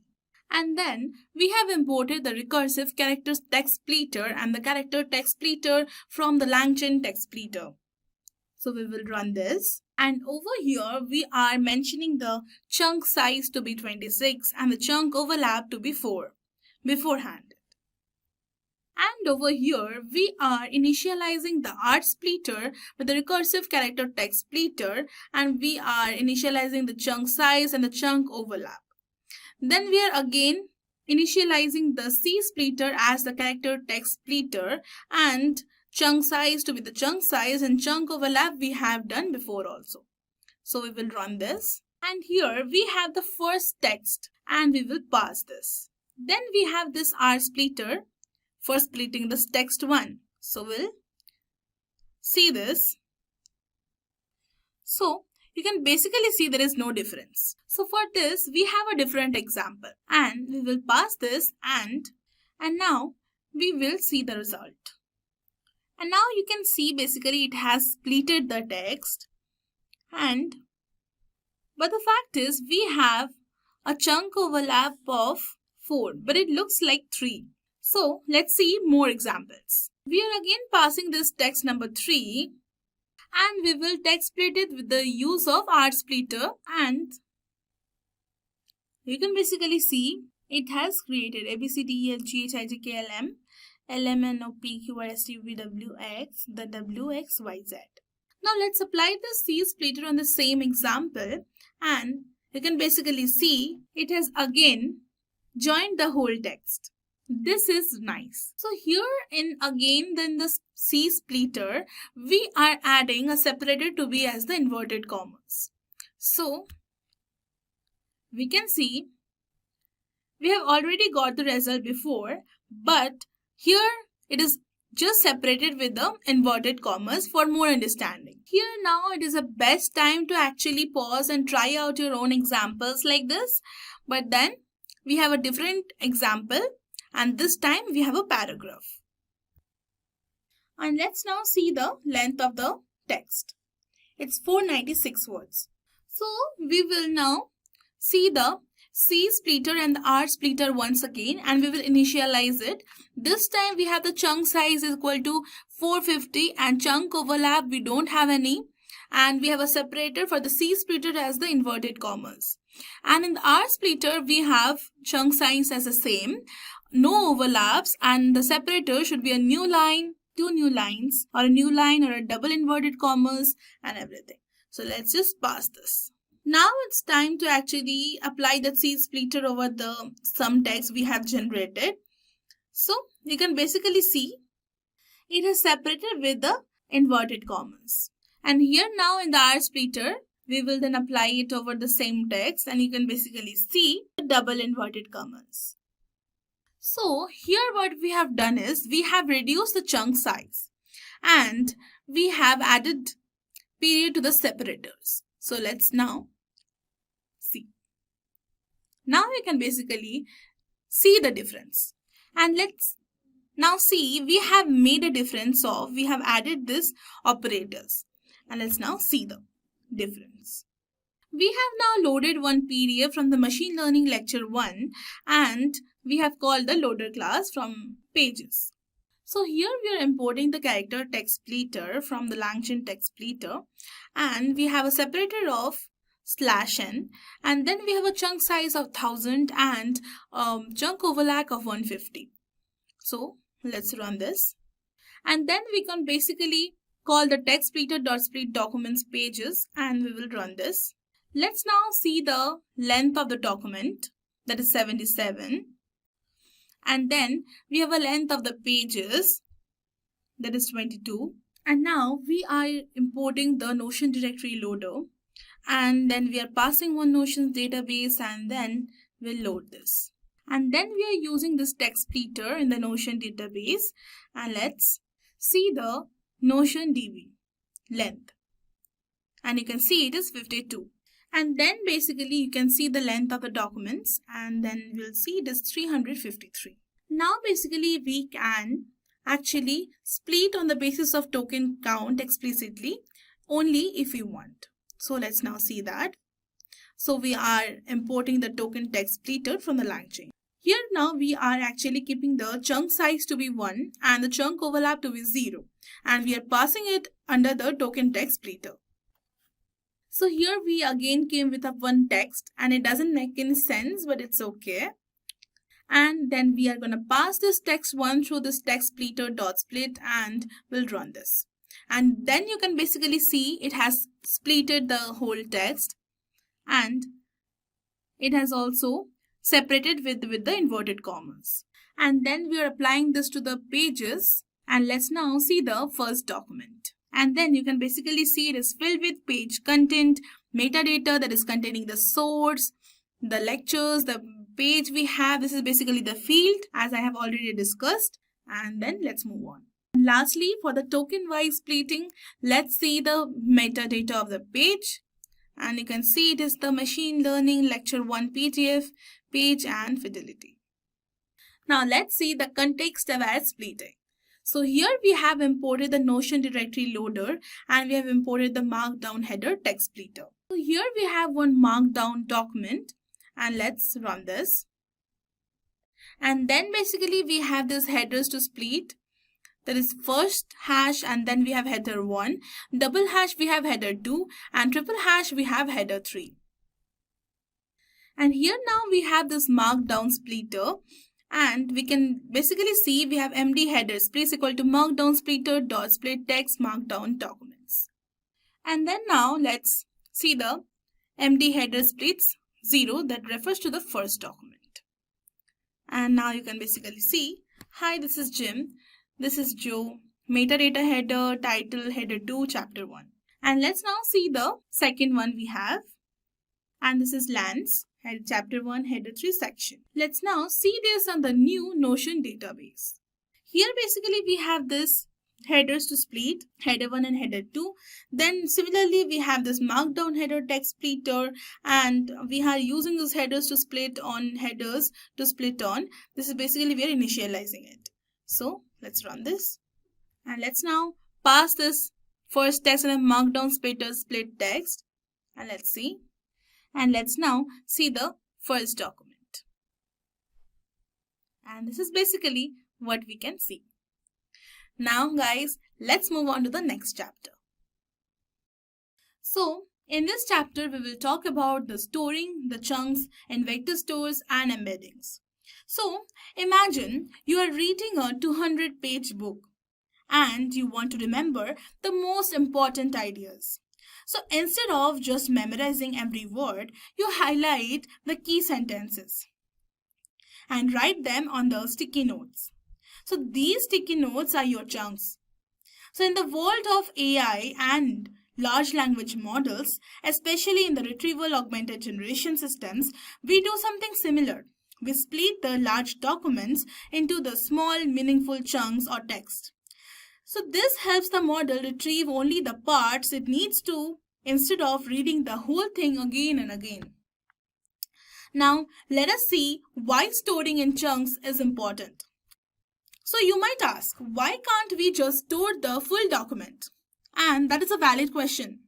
So LLMs can only process a limited amount of text at a time. So giving them a whole book can overwhelm them or cause important parts to be ignored. And so storing information in the smaller chunks makes it easier for the model to find the relevant content quickly. And then the smaller chunks improve accuracy by helping the model focus on the specific details instead of giving vague answers. So let us now see what are embeddings. So now here's the cool part. How do we find the right chunk later? That's where embeddings come in. So embeddings are like the turning words into numbers that capture meaning. Think of them as GPS coordinates for ideas. For example, the words dog and puppy might be close together in the embedding space because they have similar meanings. So let's say we have a chunk. Python is a programming language used for the data science. So we convert this into a list of numbers or embedding like 0.12, 0.98, minus 0.34 and more. So this vector represents the meaning of that sentence, but not in words. So now let's move on and see what are vector stores. So we have turned our chunks into embeddings, but where do we keep all these meaning vectors? In a vector store. So think of a vector store as a smart library. So instead of organizing books by titles, it organizes chunks by meaning. So when you ask a question, it compares your query's embedding with all the stored embeddings and pulls out the most relevant chunks. For example, you ask, what is Python used for? The system converts your question into an embedding and searches the vector store for the closest match, which might be the chunk we saved earlier. So the answer is Python is a programming language used for data science, and boom, that's your answer. Let's now see how are they helping together or why storing in chunks is so important. So putting it all together, you split the document into chunks. Then you generate embeddings for those chunks as well. And then you store the embeddings in a vector store. So when a question comes in, you generate its embedding. The vector store finds the most relevant chunks. And finally, the LLM uses those chunks to generate an accurate response. So this is how the RAG system works. They're not just smart, they're efficient. They don't try to memorize everything. Instead, they store what matters in the right format and retrieve it when needed. So let's now see everything in action. So to start, we will once again set the appropriate environment variables. So here we have already discussed how to load a document and how to split them just now. So now here we will be working on with the same set of documents. So let's run this. So here now, after loading the PDF and all the documents, we are now planning to split them. So here basically we are importing the recursive character text splitter. So text splitter is equal to recursive character text splitter. We are initializing the text splitter. Then we have mentioned the chunk size as 1500 and chunk overlap equal to 150. So let's run this. So once again, if I have missed a point in the loading PDF, so there are a set of CS 229 lectures, and if you look closely, you will see we have duplicated the lecture 1 2 times because of simulating dirty data. So that we can now see that we will initialize this text splitter. Now we can say this, we have created more than 200 chunks, 209. Now time to move on to the embeddings. Let's take our splits and embed them. We will use the OpenAI to create these embeddings. So we'll run this. Now, before trying with the real world examples, let's try out some other examples too. So we are planning to pass these 3 sentences over here. Sentence 1 is, I like dogs. Sentence 2 is, I like canines. Sentence 3 is, the weather is ugly outside. So we'll pass this. And now here, we can actually see that we have created 3 embeddings for 3 respective classes for the 3 sentences we have. So we'll run this. So we can now create an embedding class for each sentence.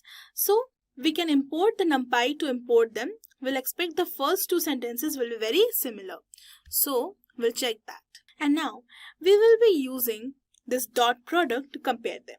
So the dot product in here multiplies the corresponding elements of the 2 vectors and then adds them up, giving a single number. It helps measure similarity between embeddings. Higher value means more similarity and lower value means less similarity. So we will run this. Now basically you can see that the dot product of the first and the second was quite higher respect to the first sentence and the third. So we can get a significant lower value. So now let's read the dot product between 2 and 3. And if you run this, we can see that it's almost the same.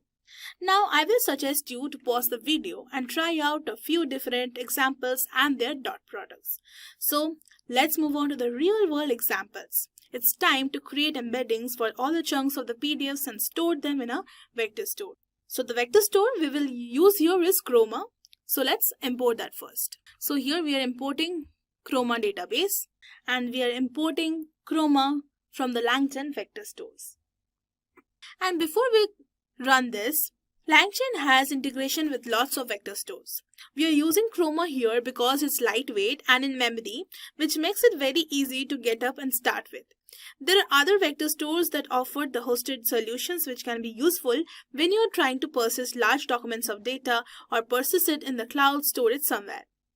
So then we are going to save this in the vector store so that we can use it for the future lessons. So let's create a variable called persist directory which we will use later on at docs/chroma.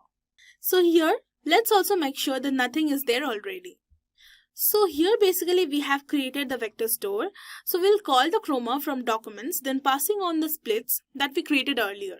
So passing through embeddings, now this is the OpenAI embedding, and finally passing through a directory. And the directory is persist directory that we have created to store for the future use. So we will run this. Now we will take a look at the collection count. We can see that this is the same as that of the split that we did previously. So let's now start using it. Think of a question that we can ask. We know that this is a class lecture, so we can ask. So if there's any email address we can ask for regarding the class or anything. So the question we're gonna pass over here is there any email I can ask for help? So we are going to use the similarity search method over here, passing the question, and even k is equal to 3, which specifies the number of the documents that we want to return. So we will run this. And let's then check the length of the docs. Now that we will see the length and it's 3 as we have specified. Now let's take a look at the content of the first document. It's in fact about an email address and is obviously an email we can send queries to. So now you can see that there is an email. This goes to the accounts that's read by all the TAs and me. So this is nice. So after doing this, let's be sure to persist the database for future use. So we'll persist it. So basically similarity search will give you 80% of the great results. But there are some edge cases, and now we are gonna discuss that only. Now let's ask a question. What did they say about the MATLAB? And we'll pass this. And we are trying that similarity search over here, and we'll passing the k is equal to 5. Now let's see the first document. And then we'll look at the second one.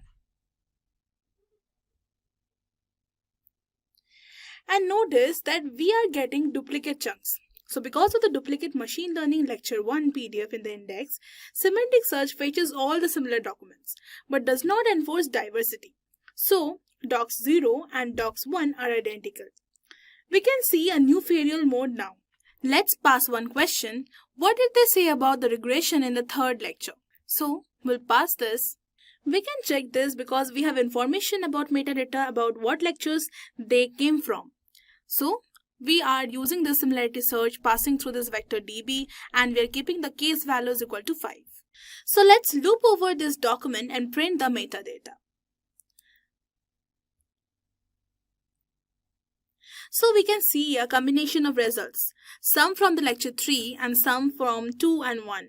The reason it is failing is that the third lecture and the fact that we want documents from the third lecture is a piece of structured information, but we are doing a semantic lookup based on the embeddings, where it creates an embedding for the whole sentence and is probably a bit more focused on the regression.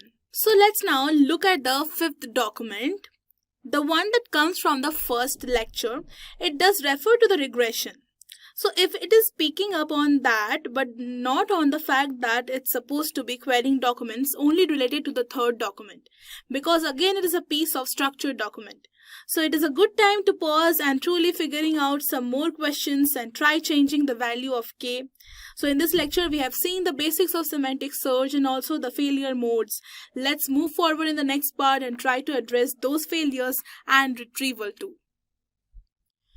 In this lesson, we will dive deep into the retrieval and few more advanced methods for overcoming the edge cases. So let us understand what is retrieval in RAG. So in RAG, retrieval refers to fetching the relevant documents or data from a knowledge base like a vector database, or the local files to answer the user queries. It helps in searching, filtering, and retrieving information efficiently. Now, let us move and see where retrieval is used. So, it is used in the chatbots with memory. For example, retrieving the past conversations. Then we have question answering system. That is, for example, retrieving the FAQ answers. Then it can be used in the AI-powered search engines. That is, for the semantic search. So, the techniques we will be talking about today are new to the market. The first one we will be talking about is maximum marginal relevance. That is, the MMR is a smart way to select the diverse and the relevant information from a large set of documents. So instead of just picking the most similar results, it balances the relevance and diversity, ensuring that the retrieved results are not too repetitive. So MMR is used in the retrieval augmented generation, that is the RAG, to improve the search results by selecting both the relevant and the diverse documents. So imagine searching for the best AI tools. So without MMR, you get the 5 results about ChatGPT, too similar. But with MMR, you get the results about ChatGPT, Gemini, Claude, Midjourney, and Copilot. So let's now move on to the second one we will be talking about is LLM-aided retrieval. LLM-aided retrieval is a smart way to improve the search results by using a large language model to refine or guide the retrieval process. So instead of just fetching documents based on the keyword similarity, the LLM helps in the better query understanding, ranking, and selecting the relevant information. For example, without LLM-aided retrieval, a search for the AI in marketing may retrieve random AI articles. So with LLM aided retrieval, the LLM understands the intent and retrieves the specific articles on AI tools for marketing. So let's now move on and see the demo. So let's see all the techniques in action. So we will start with loading the environment variables as we always do, and then we'll run this. So let's then import Chroma from Langchain vectors. We will also import OpenAI embeddings, and we will also create this persist directory we have created before, the docs Chroma, and we will run this. We will now create embeddings. Embeddings equal to OpenAI embedding vector Chroma, and then pass this persist directory and embedding function. So we will run this. So now we'll try to print vector db dot collection dot count, and we'll run this. So after looking at the collection counts, we can see this is 209 documents that we loaded before. So let's now begin with maximum marginal relevance MMR. So we have all this text that got loaded and all are about mushrooms. So we'll create a small database equal to Chroma dot from text, and we'll pass text comma embeddings equal to embedding. So this is type of a toy example, and we will run this. So I have a different question. Tell me about all the white mushrooms with the large fruiting bodies. So I'll run this, and we'll create plugin called this smalldb dot max marginal relevance search.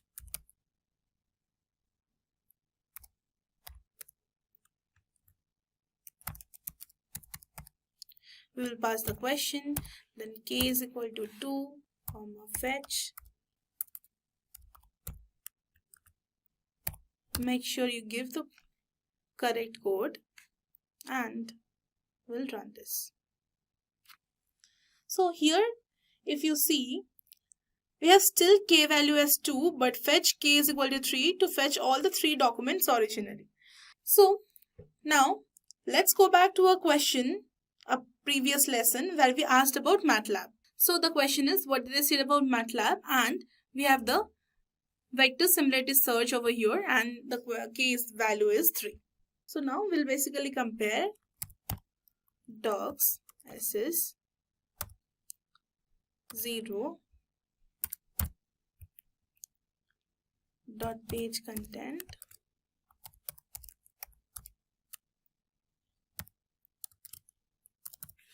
and we will run this, and we will again basically I'll copy this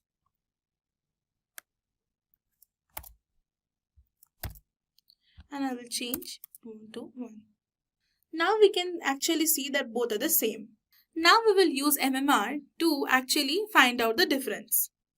So let's write docs MMR first document dot page content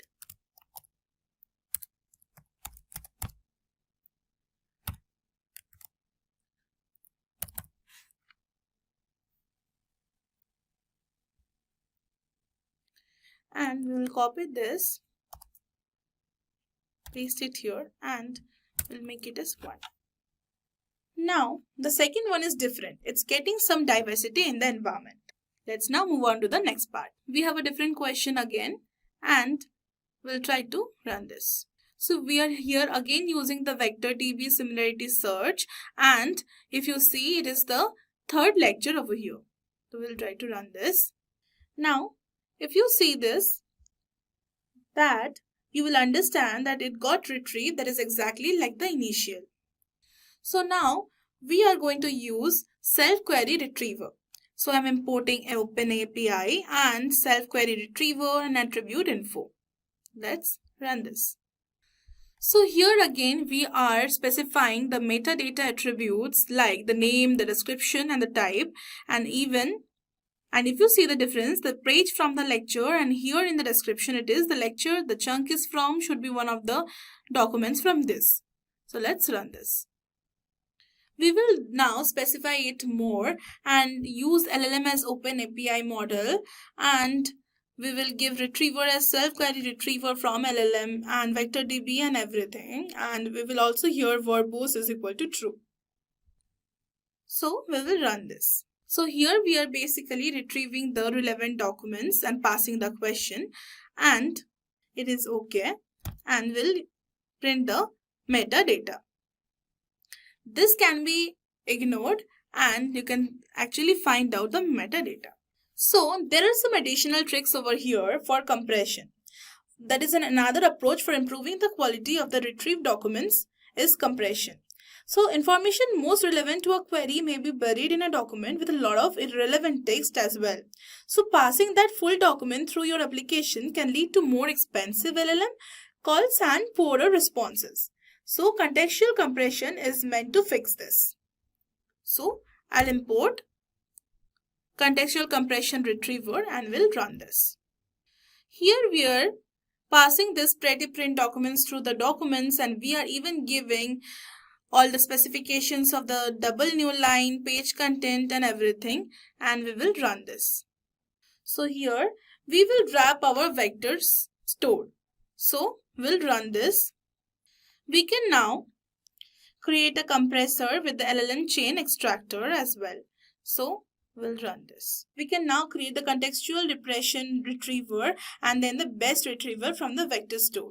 And now we are passing the question and we'll run this. Now we are passing the question, seeing the output, you can find out that the documents are shorter than the normal one. And they have some repeated stuffs as well. So it's not worth nothing that vector DB is not the only kind of tool to retrieve documents. The Langchain retriever abstraction includes other ways to retrieve documents such as TF, IDF or SVM. So let's see. We will begin with loading the environment variables like we always do, and we will run this, and then we will see loading the PDF, and then we are using the recursive character text splitter to split the text, and we are specifying the chunk size, the chunk overlap, and finally splitting it. So after splitting is done, we will be using the retrievers SVM retriever and TF IDF retriever, and we will run this. And then finally we will ask this question, what are the major topics for this class? And we will basically run this. Now you can see the page content. Let me just check about what questions you have right now. So if there are no questions, I will just, it has given it. So now we are using the TF-IDF retriever and let's run this. So this is the right time to pause and try your own examples. And now down the line in the next lecture, we will see how we can ask questions and get the relevant answers. So in this lesson, we will learn how to extend the normal agent to handle multiple documents and increasing the degrees of complexity. So now, initially we'll begin with setting up the OpenAPI key. And secondly, we will import the nest Ascensio. And then the first task is to set up our function calling agent over 3 papers. So we do this by combining the vector summary tools by each document into a list and passing it to the agent so that the agent actually has 6 tools in total. So here we have downloaded 3 papers from the Clear. So this includes the MetaGPT for the last time, and this also includes the long LoRa as well as the self-RAG. So next we will convert each paper into a tool. So this is basically a helper function. That is the gap doc tools, which automatically builds both a vector and index tool as well as a summary index tool over a given paper. And the vector tool performs the vector search and the summary tool performs the summarization of the entire document. So for each paper, we are getting back both vector tools and the summary tools. So here we'll run this. So then we will define the 3.5 turbo from the OpenAI as the large language model of our choice. And now If we run this, it is basically the GPT 3.5 Turbo. So if we really take a quick look at the number of tools that are going to be passed to the agent, we will get 6. Because we have 3 papers and 2 tools for each paper, a factory and a summary tool. And the next step is to construct our overall agent worker, and it includes all the 6 tools as well as the large language model that we pass out. And we are able to ask questions across these 3 documents or within a single document. For now, let's ask a question. Tell me about the evaluation dataset used in the long LoRa, and then tell me about the evaluation results. And we have got the answer that one of the eval datasets uses the feature of 19 test split. We are able to look at the eval results for our long-haul models. The next question is, give me a summary of both the self-RAG and the long LoRa. So this will basically allow us to do the summarization of the 2 papers. So first, we call the summary tool for the self-RAG with the inputs of its name. So we will run this.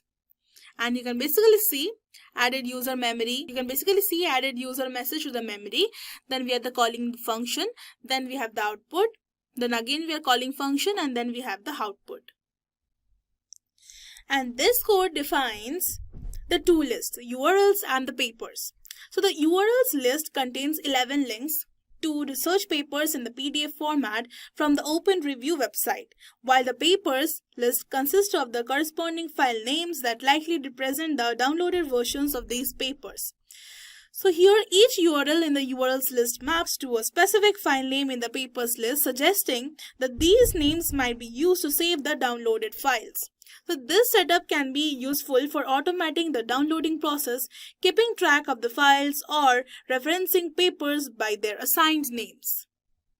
So this code basically processes a list of the research papers by extracting the specific tools for each document using the getDocTools function. So it begins by importing the getDocTools from the utils module and path from the pathlib for handling the file names.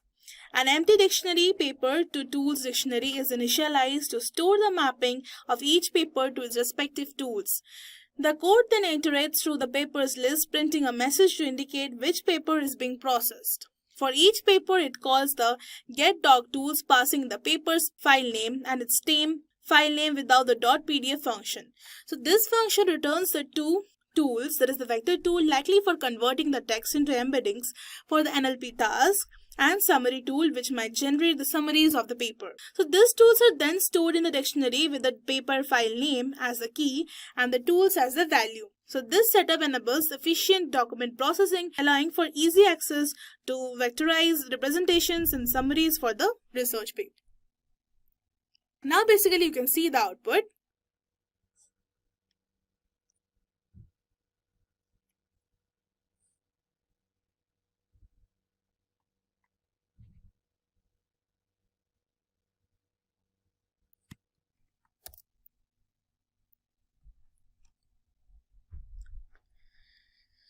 So this code creates a list called the all tools that collects of the tools from the paper to tools dictionary for every paper in the papers list.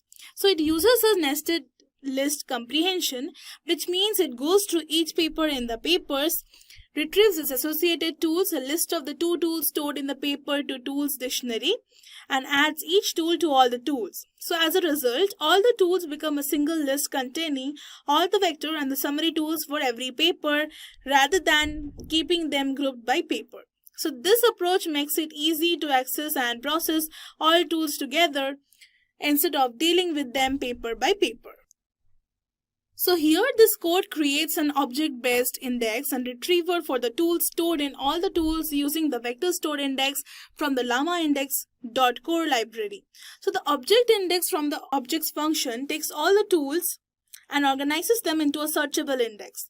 So the index CLS is equal to vector stored index argument specifies that the indexing method should use a vector-based retrieval, meaning each tool will be converted into a vector representation for the efficient searching. So this setup allows the quick retrieval of the relevant tools based on the similarity searches, making it useful for the tasks like finding related tools based on the user queries.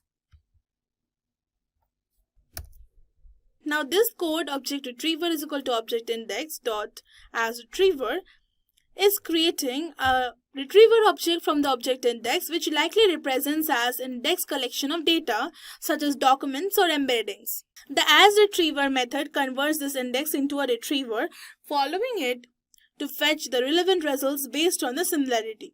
The parameter similarity top k equal to 3 ensures that when a query is made, the retrieval will return the top 3 most similar results based on their relevance.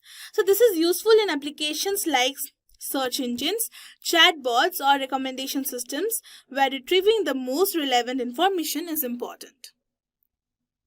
So here the core tools equal to object retriever is asking the retriever to find the relevant information related to the given query. The retriever searches through the index data and retrieves the most relevant results based on the similarity. Since object retriever was configured to return the top 3 similar matches, it will return up to the 3 pieces of relevant information. The retrieved results are then stored in the tools variable, which can be used for further processing, such as displaying the information to the user or using it in an AI model. So this process is commonly used in the AI-driven search systems, chatbots, and question answering application to fetch the relevant data efficiently. So here the core tools to .metadata is accessing the metadata of the third retrieved result from the tools list.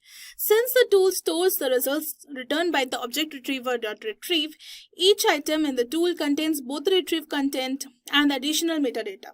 So metadata typically includes the extra information, such as the source, timestamp, author, document ID, or other attributes, and that describe the retrieved data. So by using tools .metadata, you are specifically extracting the metadata of the third result, which can be useful for understanding whether the retrieved data came from the adding context to the results or not.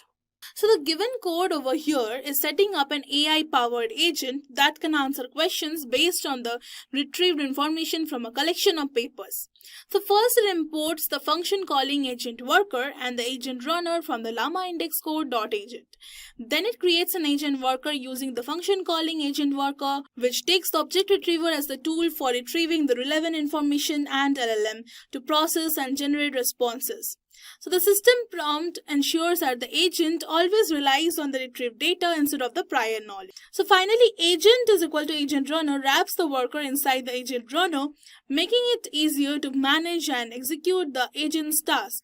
So this setup allows the agent to intelligently retrieve and generate answers based on the predefined knowledge base, making it useful for the research, document analysis, and question answering applications. So this code is making the AI agent answer a query about the evaluation dataset used in the MetaGPT and how it compares to the SWB bench. The query function sends this question to the agent, which then retrieves the relevant information using the object retriever and processes the response using the language model. The retrieved and the generated response is stored in the response variable. So finally, the print str response converts the response into a string and displays it. So this allows the AI agent to provide a well-structured answer based on the available documents, ensuring an informed comparison between the two datasets. So this last but not the least code AI agent analyze and compare the two research papers, Long Laura and the Loft Q. The query function sends a detailed question asking the agent to first analyze the approach used in each paper and then compare and contrast them. The agent retrieves relevant information using the object retriever and processes the response using the language model. So the generated response is stored in the response variable. Finally, the retrieved and the analyzed answer is stored in the response variable. This setup helps in extracting the insights from the research papers efficiently, making it useful for the academic research, technical analysis, and AI-driven summarization. Now you can see that it has generated the output. In the next lesson, let's conclude this whole course. So lastly and finally, we have a conclusion over here. And the conclusion basically focuses on the future of RAG. So as powerful as RAG is today, its future looks even more promising. So in the upcoming years, we can expect the smarter retrieval, that is the more accurate retrievers that consider the semantic nuances, user preferences, and intent, not just keywords. Then we have multimodal RAG, that is integration of not just text but also images, audio and video into the retrieval and generation process. Then we can even expect the personalized agents, that is the systems that learn from the user feedback loops in real time, delivering more relevant and personalized answers. Then we can even expect the memory augmented RAG, that is incorporating the long-term memory into agents so they can retain the context across sessions. Then we can expect the low latency, that is scalable RAG, that is optimizations in storage and retrieval that allow the RAG to work seamlessly even at the massive scale and speed. So RAG is evolving fast, from powering search engines to enhancing the customer support, healthcare, finance, and education. So as these systems become more fine-tuned and grounded in the accurate and the real-world knowledge, they will bridge the gap between the static data and dynamic, intelligent responses, paving the way for the next generation of AI. So guys, congratulations on completing the RAG for the Beginners course. You have now built a strong foundation in the retrieval augmented generation by learning what RAG is, why it matters, and how it powers the real-world applications. From understanding the core components like the query encoder, retriever, re-ranker, knowledge base, and generator to hands-on demos in the document loading, chunking, storing with embeddings and vector stores, and building a multi-document agent, you have gained the practical skills to apply RAG effectively. So as you move forward, continue experimenting with your datasets and refining your pipeline to unlock the full potential of RAG in creating the smarter, context-aware AI systems. Welcome to our video about transformers in AI. And no, we don't mean the robot toys from the movies. We are diving into something even cooler in the world of computers and AI.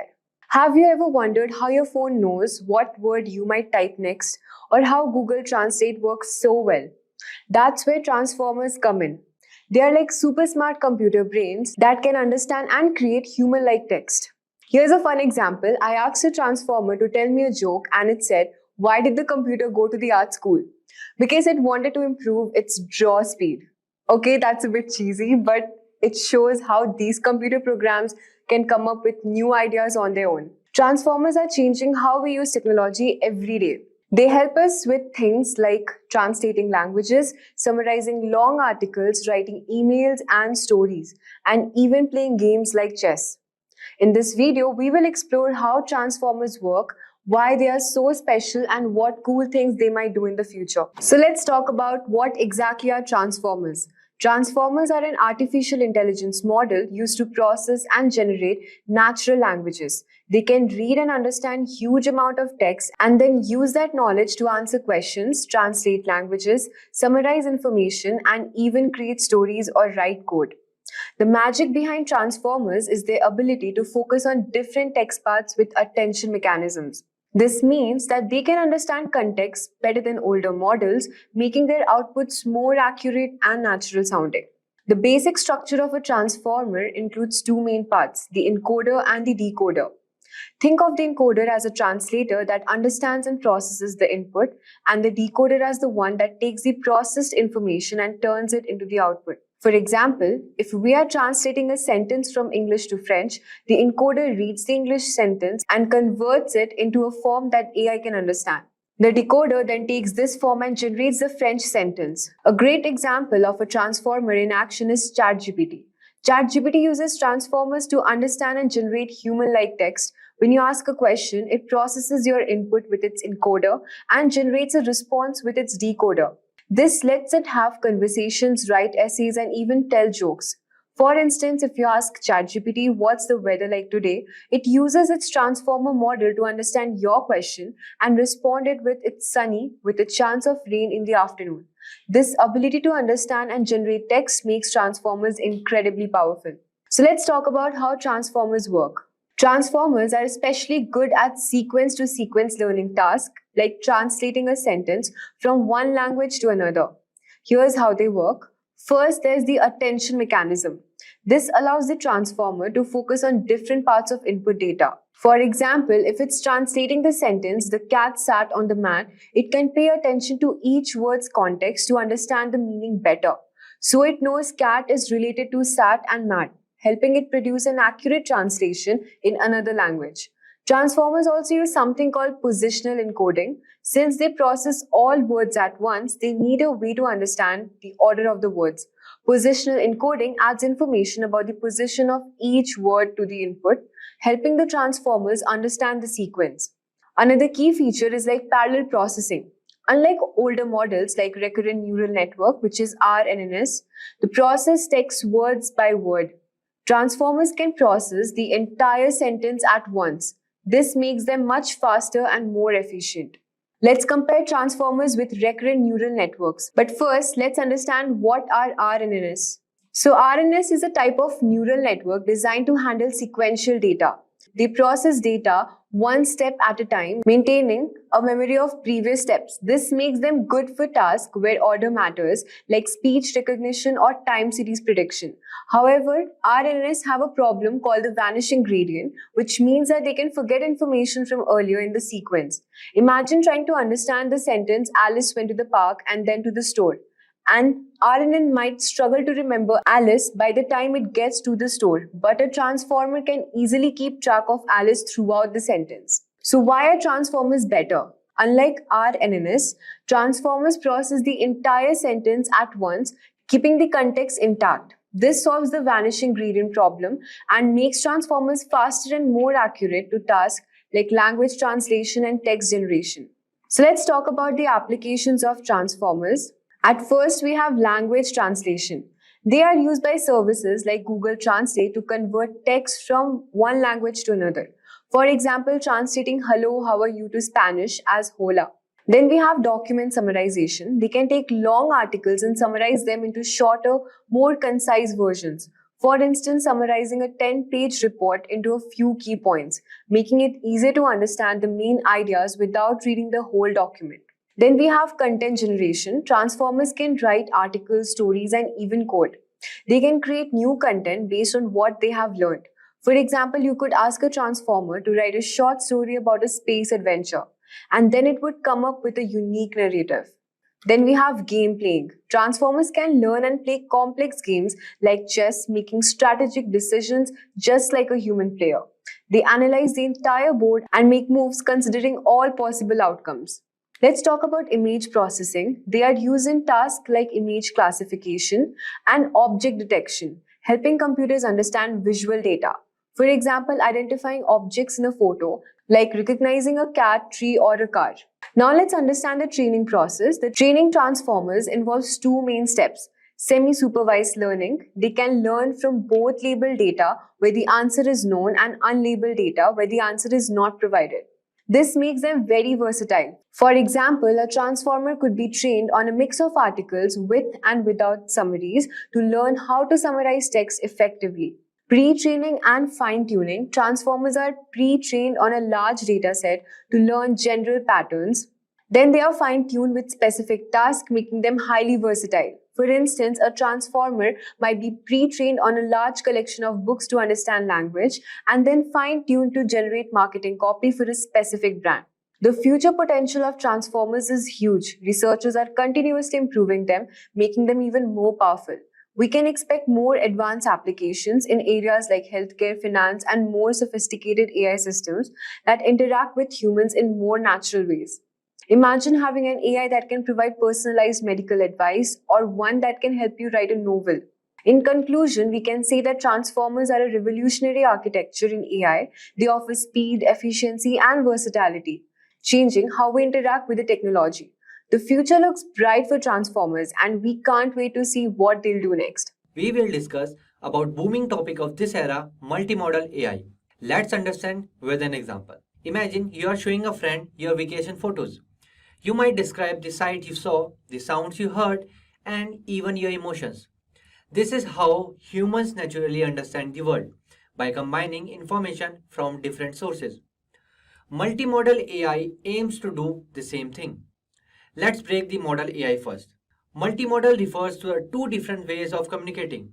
information like text, speech, images, and videos, where AI stands for artificial intelligence, which are systems that can learn and make decisions. So, multimodal AI is a type of AI that can process and understand information from multiple sources, just like you do when you look at your vacation photos.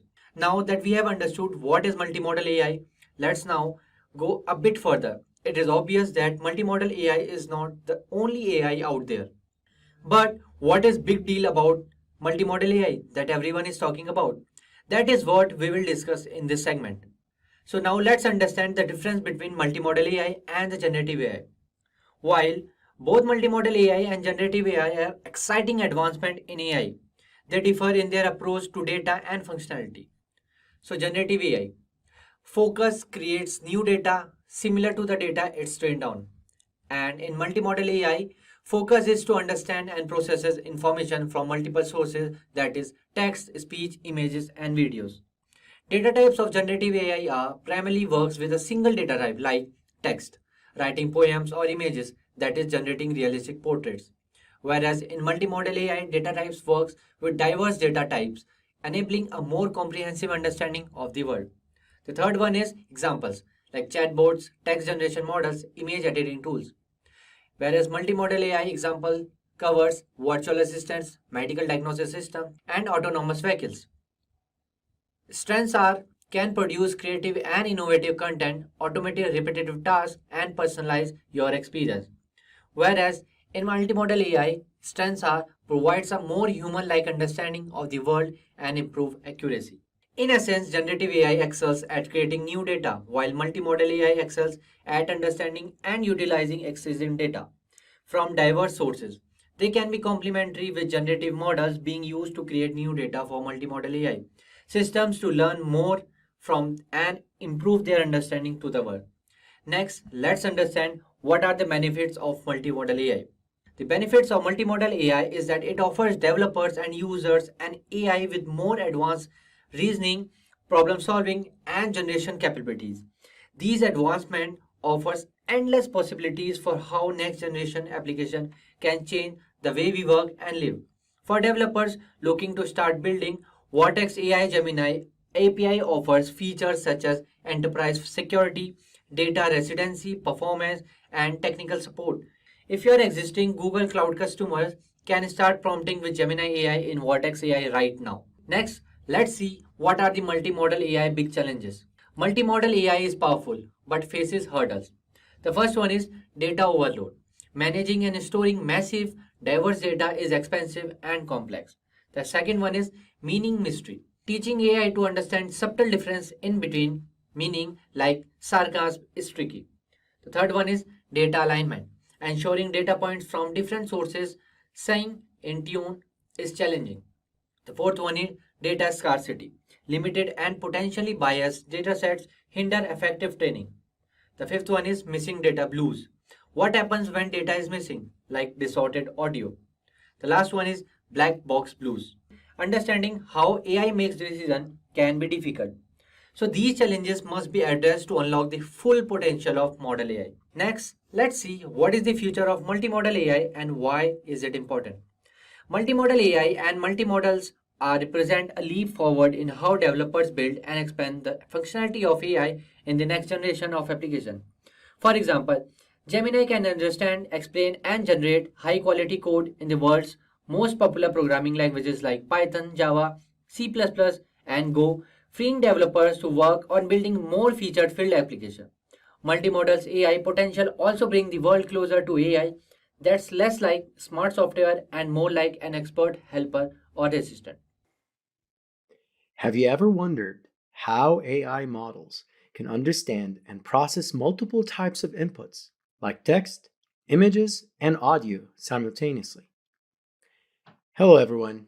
Welcome to our deep dive into multimodal prompting, a transformative approach that's reshaping the landscape of artificial intelligence. My name is Basil DeClala, and in this video, we'll explore what multimodal prompting is, why it's essential, and how it's applied across various industries. Let's embark on this journey to uncover the future of AI together. Here's our agenda. Introduction to Multimodal Prompting. Evolution of prompting. Core concepts of multimodal prompting.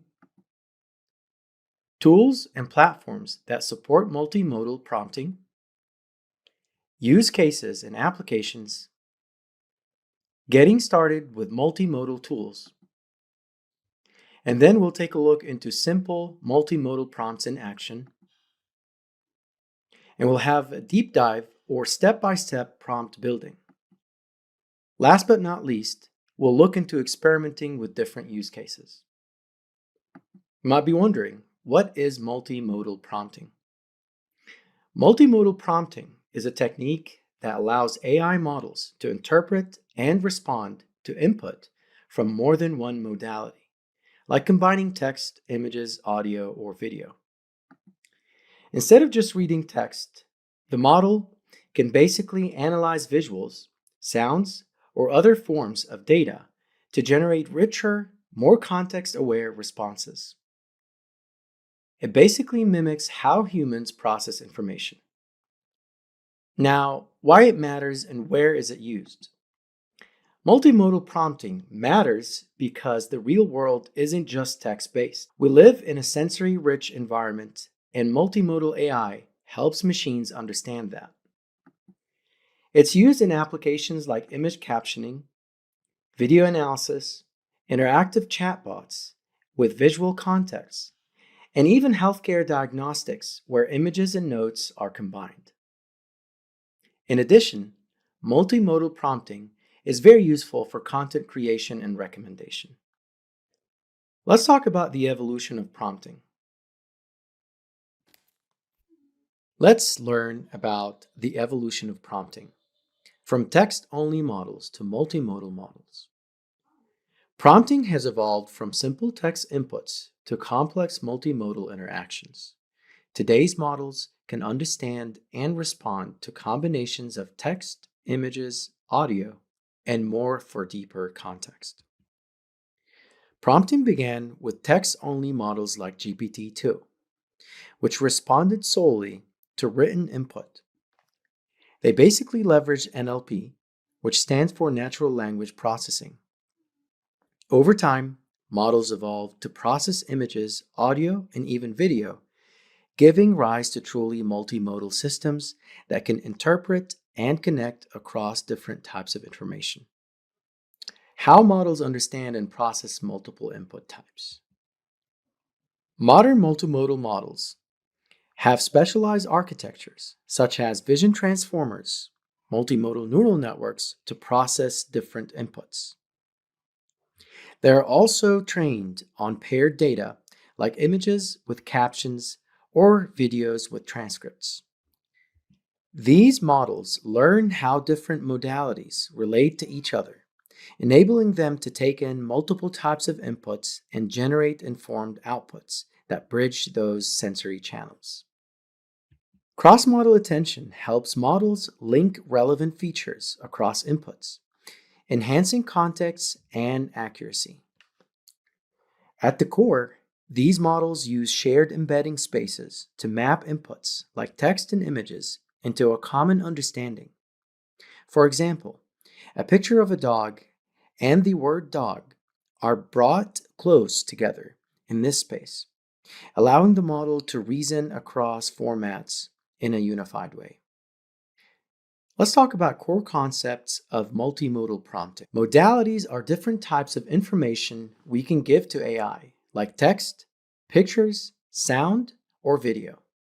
They help the model understand things the way humans do, through multiple senses. These senses are text, with written language input like prompts or documents; image, visual content such as photos, charts, or drawings; audio, sound-based input like speech or music; and video, time-based visual and audio content combined. In multimodal prompting, in unimodal prompting, the model receives one type of input, typically text. In contrast, multimodal prompting involves multiple types, like combining a question with an image or a diagram. So, input modalities include one or more types. This requires the model to integrate different streams of information and make connections between them. So let's recap the key difference between unimodal and multimodal prompting. First, we've got the input type. Unimodal prompting has one single type and typically is text. Multimodal prompting has multiple types and it could be text, images, audio, etc.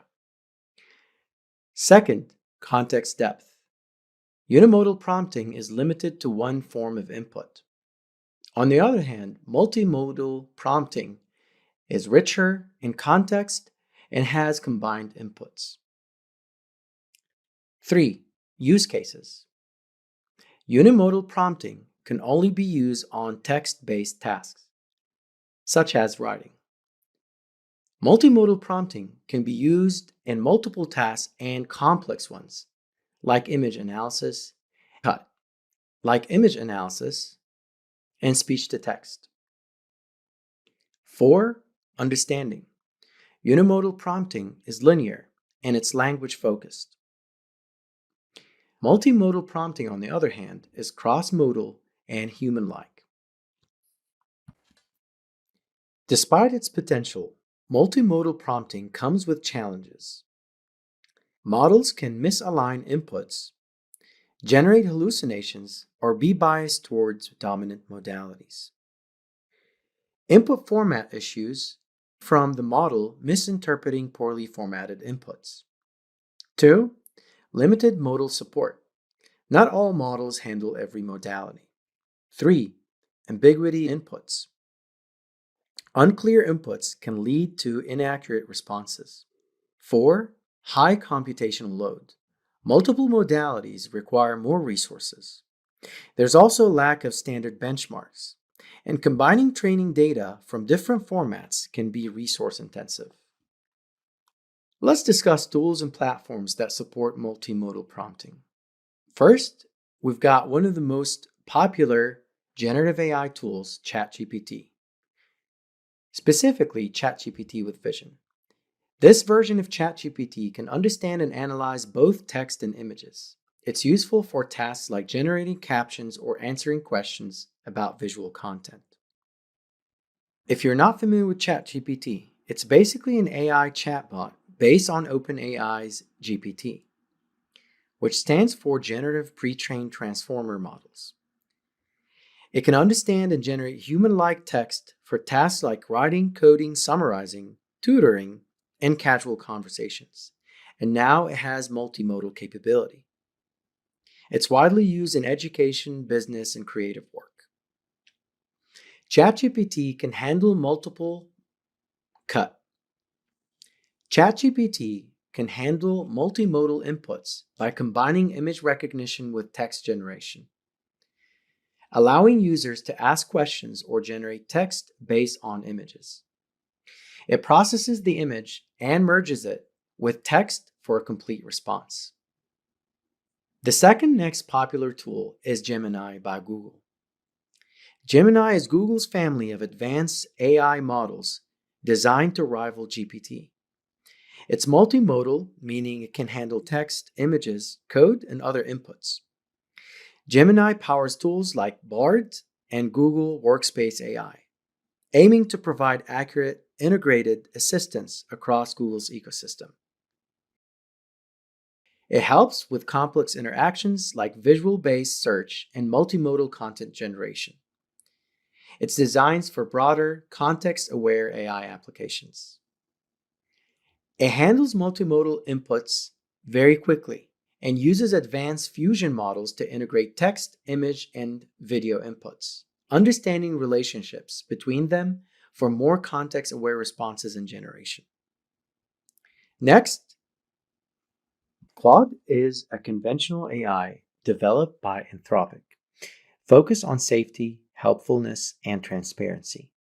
It's known for its thoughtful responses and is designed to be steerable and aligned with user intentions.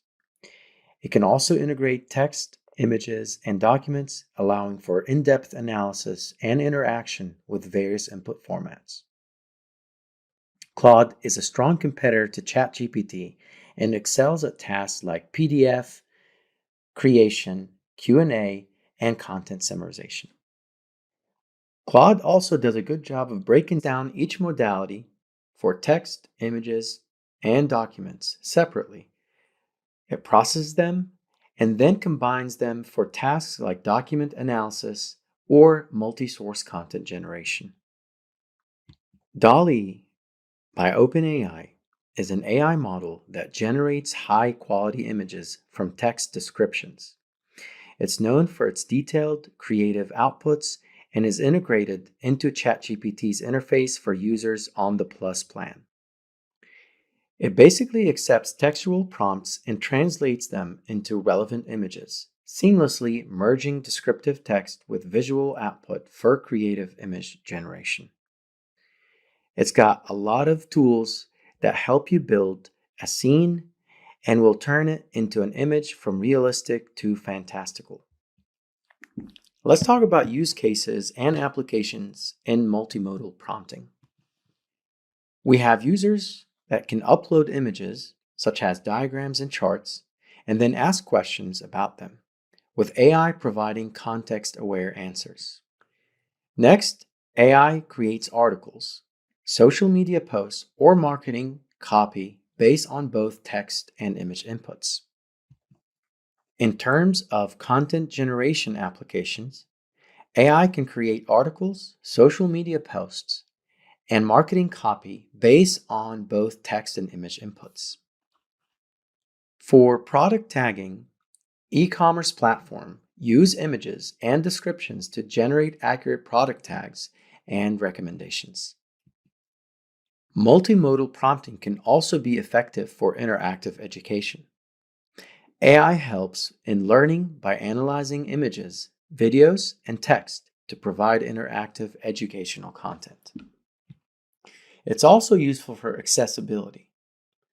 It assists visually impaired users by converting visual content, such as photos and infographics, into descriptive text.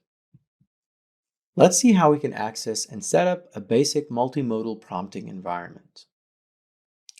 First, choose a platform. You can sign up for access to platforms like ChatGPT or Gemini. Next, install required tools and install necessary libraries. Then, obtain API keys for the platform and configure your environment. Then, ensure inputs are properly formatted and compatible for the application. Lastly, test with basic prompts or run simple multimodal tasks. Let's talk about the required tools and input formats. First, you need an API access. Second, install some Python libraries and have a Jupyter notebook. Also, you can use cloud platforms, although some of these applications can be done using your local machine. Here's a list of the input formats that you can leverage. You've got text, image, audio, and video. Let's jump into a demo to show how LLMs can be used for multimodal tasks. In this demo, we'll be using ChatGPT to showcase its powerful multimodal capabilities. Keep in mind that most LLM tools like Gemini and Claude can also provide similar capabilities that I'm about to show.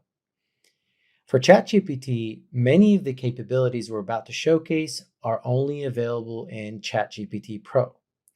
It's available for a limited number of prompts in the free version. If you want to leverage the full capabilities, you'll need to subscribe to ChatGPT Pro.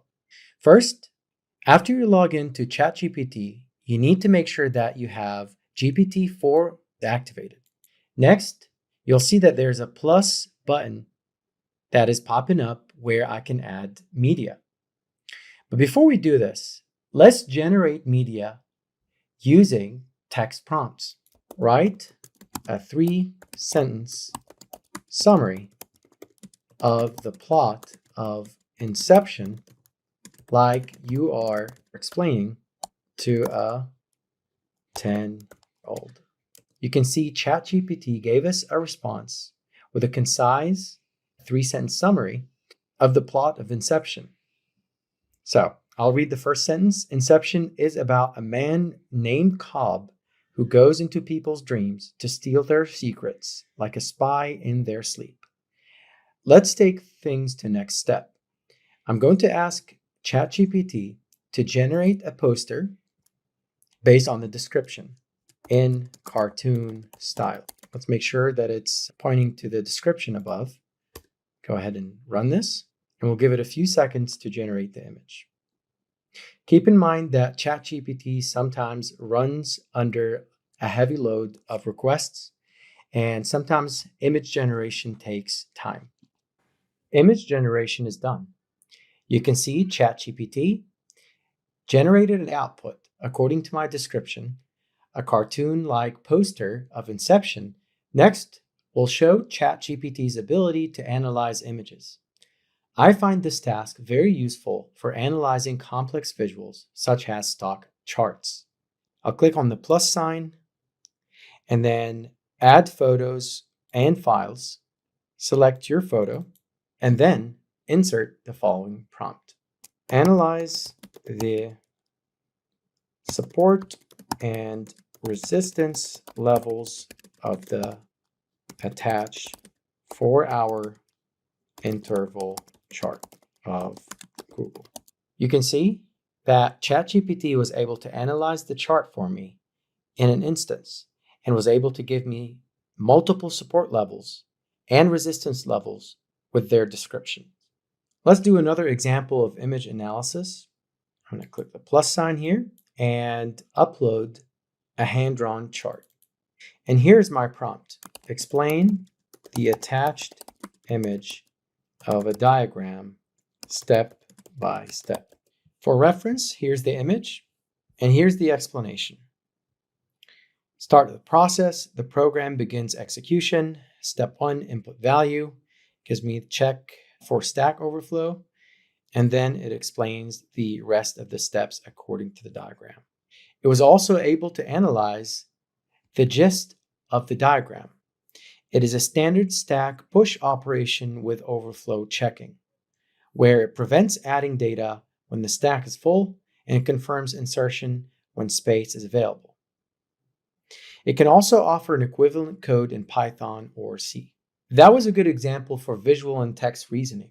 Let's increase the level of difficulty of this type of task by giving it a mathematical problem. I'll click on the plus sign again, add photos, and select my image. And I'll use the following prompt. What is the answer to the math problem in the attached image? Here's the image for reference. Find the sum of the series. And you can see that ChatGPT is generating LaTeX or Markdown type of syntax in the background so it can display the mathematical syntax and Greek symbols properly. Not only was it able to solve for these problems, but also was able to give me a step-by-step instructions on how to solve for it. Plus, it recognized that we have 2 problems, not just one, to solve for. In this last example, we're going to do the opposite of multimodal prompting. Instead of providing an image, we're going to ask ChatGPT to generate a complex image based on my description.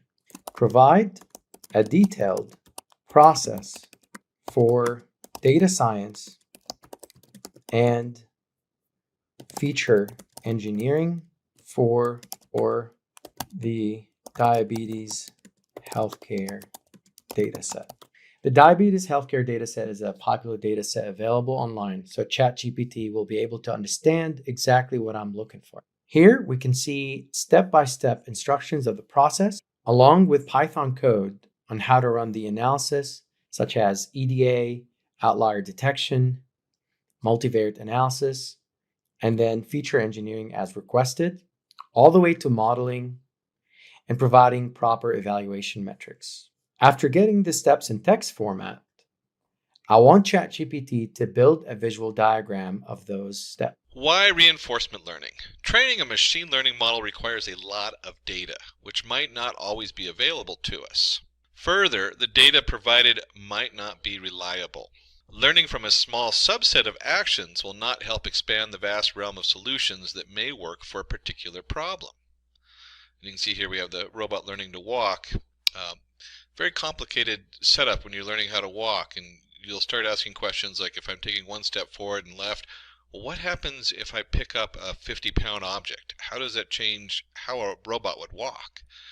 These things are very difficult to program because there's no actual information on it until it's actually tried out.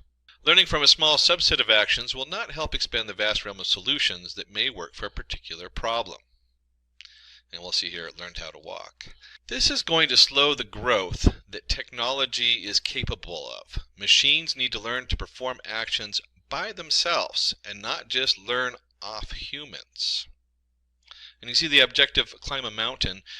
A real interesting point here is that as human beings we can go into a very unknown environment and we can adjust for it and kind of explore and play with it. Most of the models, the non-reinforcement models in computer machine learning, aren't able to do that very well. There's a couple of them that can be used or integrated. To see how it goes is what we're talking about with reinforcement learning. So what is reinforcement learning? Reinforcement learning is a sub-branch of machine learning that trains a model to return an optimum solution for a problem by taking a sequence of decisions by itself. Consider a robot learning to go from one place to another. The robot is given a scenario and must arrive at a solution by itself. The robot can take different paths to reach the destination.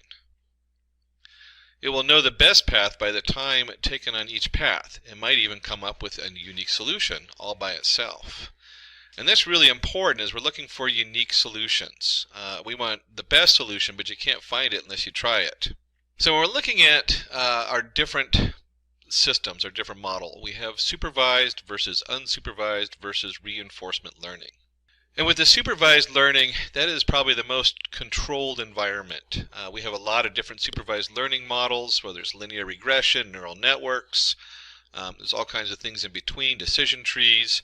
The data provided is labeled data with output values specified. And this is important because when we talk about supervised learning, you already know the answer for all this information. You already know the picture has a motorcycle in it. So you're supervised learning. You already know that the outcome for tomorrow, for going back a week, you're looking at stock, you can already have like the graph of what the next day looks like. So you have an answer for it. And you have labeled data which is used. You have an external supervision and solves problems by mapping labeled input to known output. So very controlled. Unsupervised learning, and unsupervised learning is really interesting because it's now taking part in many other models. They start with you can actually insert an unsupervised learning model in almost either supervised or reinforcement learning as part of the system, which is really cool. Data provided is unlabeled data. The outputs are not specified. Machine makes its own predictions. Used to solve association with clustering problems. Unlabeled data is used, no supervision, solves problems by understanding patterns and discovering output. So you can look at this and you can think some of these things go with each other. They belong together. So it's looking for what connects in different ways. And there's a lot of different algorithms that look at this. When you start getting into those, there's some really cool images that come up of what unsupervised learning is. How it can pick out, say, the area of a donut. One model will see the area of the donut and the other one will divide it into 3 sections based on its location versus what's next to it. So there's a lot of stuff that goes in with unsupervised learning. And then we're looking at reinforcement learning. Probably the biggest industry in today's market in machine learning, or growing market. It's very infant stage as far as how it works and what it's going to be capable of. The machine learns from its environment using rewards and errors. Used to solve reward-based problems. No predefined data is used. No supervision. Follows trial and error problem solving approach. So again, we have a random, at first you start with a random, I try this, it works and this is my reward, doesn't work very well maybe, or maybe doesn't even get you where you're trying to get it to do, and you get your reward back, and then it looks at that and says, well, let's try something else, and it starts to play with these different things, finding the best route. So let's take a look at important terms in today's reinforcement model. And this has become pretty standardized over the last few years, so these are really good to know. We have the agent. Agent is the model that is being trained via reinforcement learning. So this is your actual entity that has, however you're doing it, whether you're using a neural network or a Q table or whatever, combination thereof. This is the actual agent that you're using. This is the model. And you have your environment. The training situation that the model must optimize to is called its environment. And you can see here, I guess we have a robot who's trying to get a chest full of gems or whatever, and that's the output. And then you have your action. This is all possible steps that can be taken by the model, and it picks one action. And you can see here that it's picked 3 different routes to get to the chest of diamonds and gems. We have a state, the current position condition returned by the model. And you could look at this if you're playing like a video game. This is the screen you're looking at.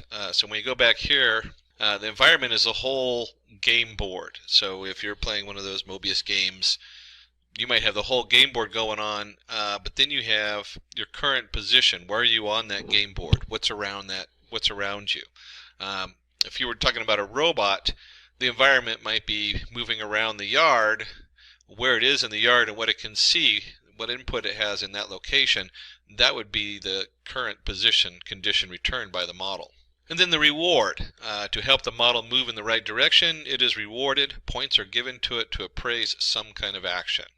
So, yeah, you did good, or if didn't do as good, trying to maximize the reward and have the best reward possible. And then policy.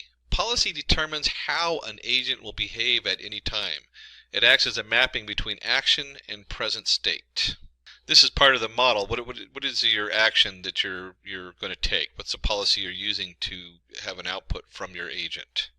One of the reasons they separate policy as its own entity is that you usually have a prediction of different options, and then the policy, well, how am I going to pick the best? Based on those predictions, I'm going to guess at different options. And we'll actually weigh those options in and find the best option we think will work. So it's a little tricky, but the policy thing is actually pretty cool how it works. Let's go ahead and take a look at a reinforcement learning example. And just in looking at this, we're going to take a look, consider what a dog that we want to train. So the dog would be like the agent. So you have your puppy or whatever. And then your environment is going to be the whole house or whatever it is where you're training them. And then you have an action. We want to teach the dog to fetch.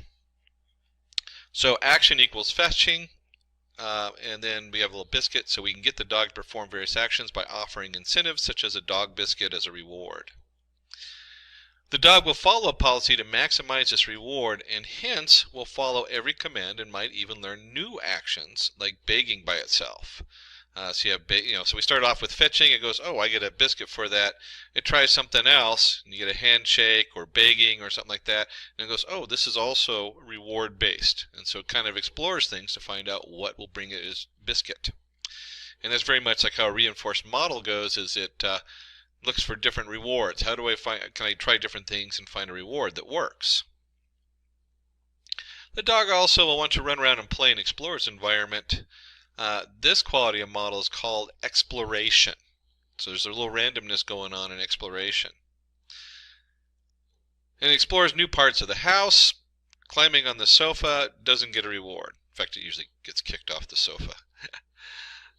So let's talk a little bit about Markov's decision process. Markov's decision process is a reinforcement learning policy used to map a current state to an action where the agent continuously interacts with the environment to produce new solutions and receive rewards.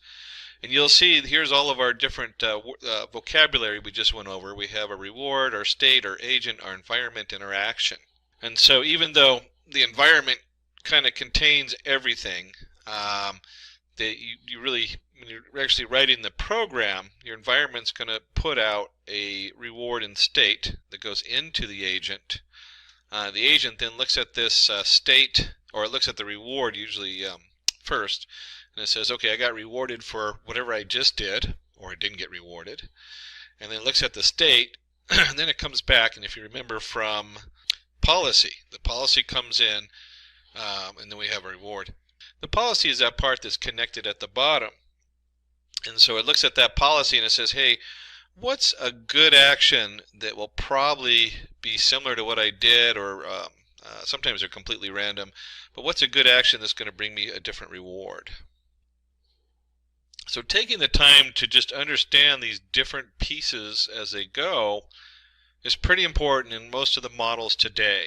And so a lot of them actually have templates based on this that you can pull in and start using. Pretty straightforward as far as once you start seeing how it works, you can see your environment says, hey, this is the agent did this. If you're a character in a game, this happened, and it shoots out a reward in a state. The agent looks at the reward, looks at the new state, and then takes a little guess and says, I'm going to try this action. And then that action goes back into the environment. It affects the environment. The environment then changes depending on what the action was. And then it has a new state and a new reward that goes back to the agent. So in the diagram shown, we need to find the shortest path between node A and D. Each path has a reward associated with it, and the path with a maximum reward is what we want to choose. The nodes A, B, C, D denote the nodes to travel from node A to B is an action. Reward is the cost of each path, and policy is each path taken. And you can see here A can go to B, or A can go to C right off the bat, or it can go right to D. And if you explored all three of these, you would find that A going to D was a 0 reward, A going to C and D would generate a different reward, or you could go A, C, B, D. There's a lot of options here. And so when we start looking at this diagram, you start to realize that even though today's reinforced learning models do really good at finding an answer, they end up trying almost all the different directions you see. And so they take up a lot of work or a lot of processing time for reinforcement learning. They're right now in their infant stage, and they're really good at solving simple problems. And we'll take a look at one of those in just a minute in a tic-tac-toe game. But you can see here, once it's gone through these and it's explored, it's going to find the A, C, D is the best reward. It gets a full 30 points for it. So let's go ahead and take a look at a reinforcement learning demo. In this demo, we're going to use reinforcement learning to make a tic-tac-toe game. You will be playing this game against the machine learning model. And we'll go ahead, and we're doing it in Python. So let's go ahead and go through not always, I actually have a lot of Python tools. Let's go through Anaconda, which will open up a Jupyter notebook. Seems like a lot of steps, but it's worth it to keep all my stuff separate, and it also has a nice display when you're in the Jupyter notebook for doing Python. So here's our Anaconda navigator. I open up the notebook, which is going to take me to a web page, and I've gone in here and created a new Python folder. In this case, I've already done it and enabled it to change the name to tic-tac-toe. And then for this example, we're going to go ahead and import a couple things. We're going to import numpy as np. We'll go ahead and import pickle. Numpy, of course, is our number array, and then pickle is just a nice way sometimes for storing different information, different states that we're going to go through on here. And so we're going to create a class called state. We're going to start with that. And there's a lot of lines of code to this class that we're going to put in here. Don't let that scare you too much. There's not as much here. It looks like there's going to be a lot here, but there really is just a lot of setup going on in our class state. And so we have up here, we're going to initialize it. We have our board. It's a tic-tac-toe board, so we're only dealing with 9 spots on the board. We have player 1, player 2 is end. We're going to create a board hash. We'll look at that in just a minute. We're just going to store some information in there. Symbol of player equals 1. So there's a few things going on as far as the initialization. Then something simple, we're just going to get the hash of the board. We're going to get the information from the board on there, which is columns and rows. We want to know when a winner occurs. So if you get 3 in a row, that's what this whole section here is for. Let me go ahead and scroll up a little bit. And you can get a copy of this code if you send a note over to Simplilearn. We'll send you over this particular file, and you can play with it yourself and see how it's put together. I don't want to spend a huge amount of time on this because this is just some real general Python coding. But you can see here we're just going through all the rows, and you add them together, and if it equals 3 in a row, the same thing with columns. Diagonal, so you got to check the diagonal. That's what all this stuff does here, is it just goes through the different areas. Actually, let me go ahead and put, there we go. And then it comes down here and we do our sum, and it says true, -3 just says did somebody win, or is it a tie? So you got to add up all the numbers on there anyway, just in case they're all filled up. And next we also need to know available positions. These are ones that no one's ever used before. This way when you try something, or the computer tries something, it's not going to give it an illegal move. That's what the available positions is doing. Then we want to update our state. And so you have your position going in. We're just sending in the position that you just chose. And you'll see there's a little user interface we put in there. We can pick the row and column in there. And again, I mean, this is a lot of code. So really it's kind of a thing you'd want to go through and play with a little bit and just read through it, get a copy of it. A great way to understand how this works. And here is a given reward. So we're going to give a reward, result equals self winner. This is one of the hearts of what's going on here, is we have a result self.winner. So if there's a winner, then we have a result. If the result equals 1, here's our feedback. If it doesn't equal 1, then it gets a 0. So it only gets a reward in this particular case if it wins. And that's important to know because different systems of reinforced learning do rewarding a lot differently depending on what you're trying to do. This is a very simple example with a 3x3 board. Imagine if you're playing a video game, certainly you only have so many actions, but your environment is huge. You have a lot going on in the environment. And suddenly a reward system like this is going to be just, it's going to have to change a little bit. It's going to have different rewards and different setup. And there's all kinds of advanced ways to do that as far as weighing, you add weights to it. And so they can add the weights up depending on where the reward comes in. So it might be that you actually get a reward. In this case, you get the reward at the end of the game. And I'm spending just a little bit of time on this because this is an important thing to note. But there's different ways to add up those rewards. It might have, like if you take a certain path, the first reward is going to be weighed a little bit less than the last reward because the last reward is actually winning the game or scoring or whatever it is. So this reward system gets really complicated in some of the more advanced setups.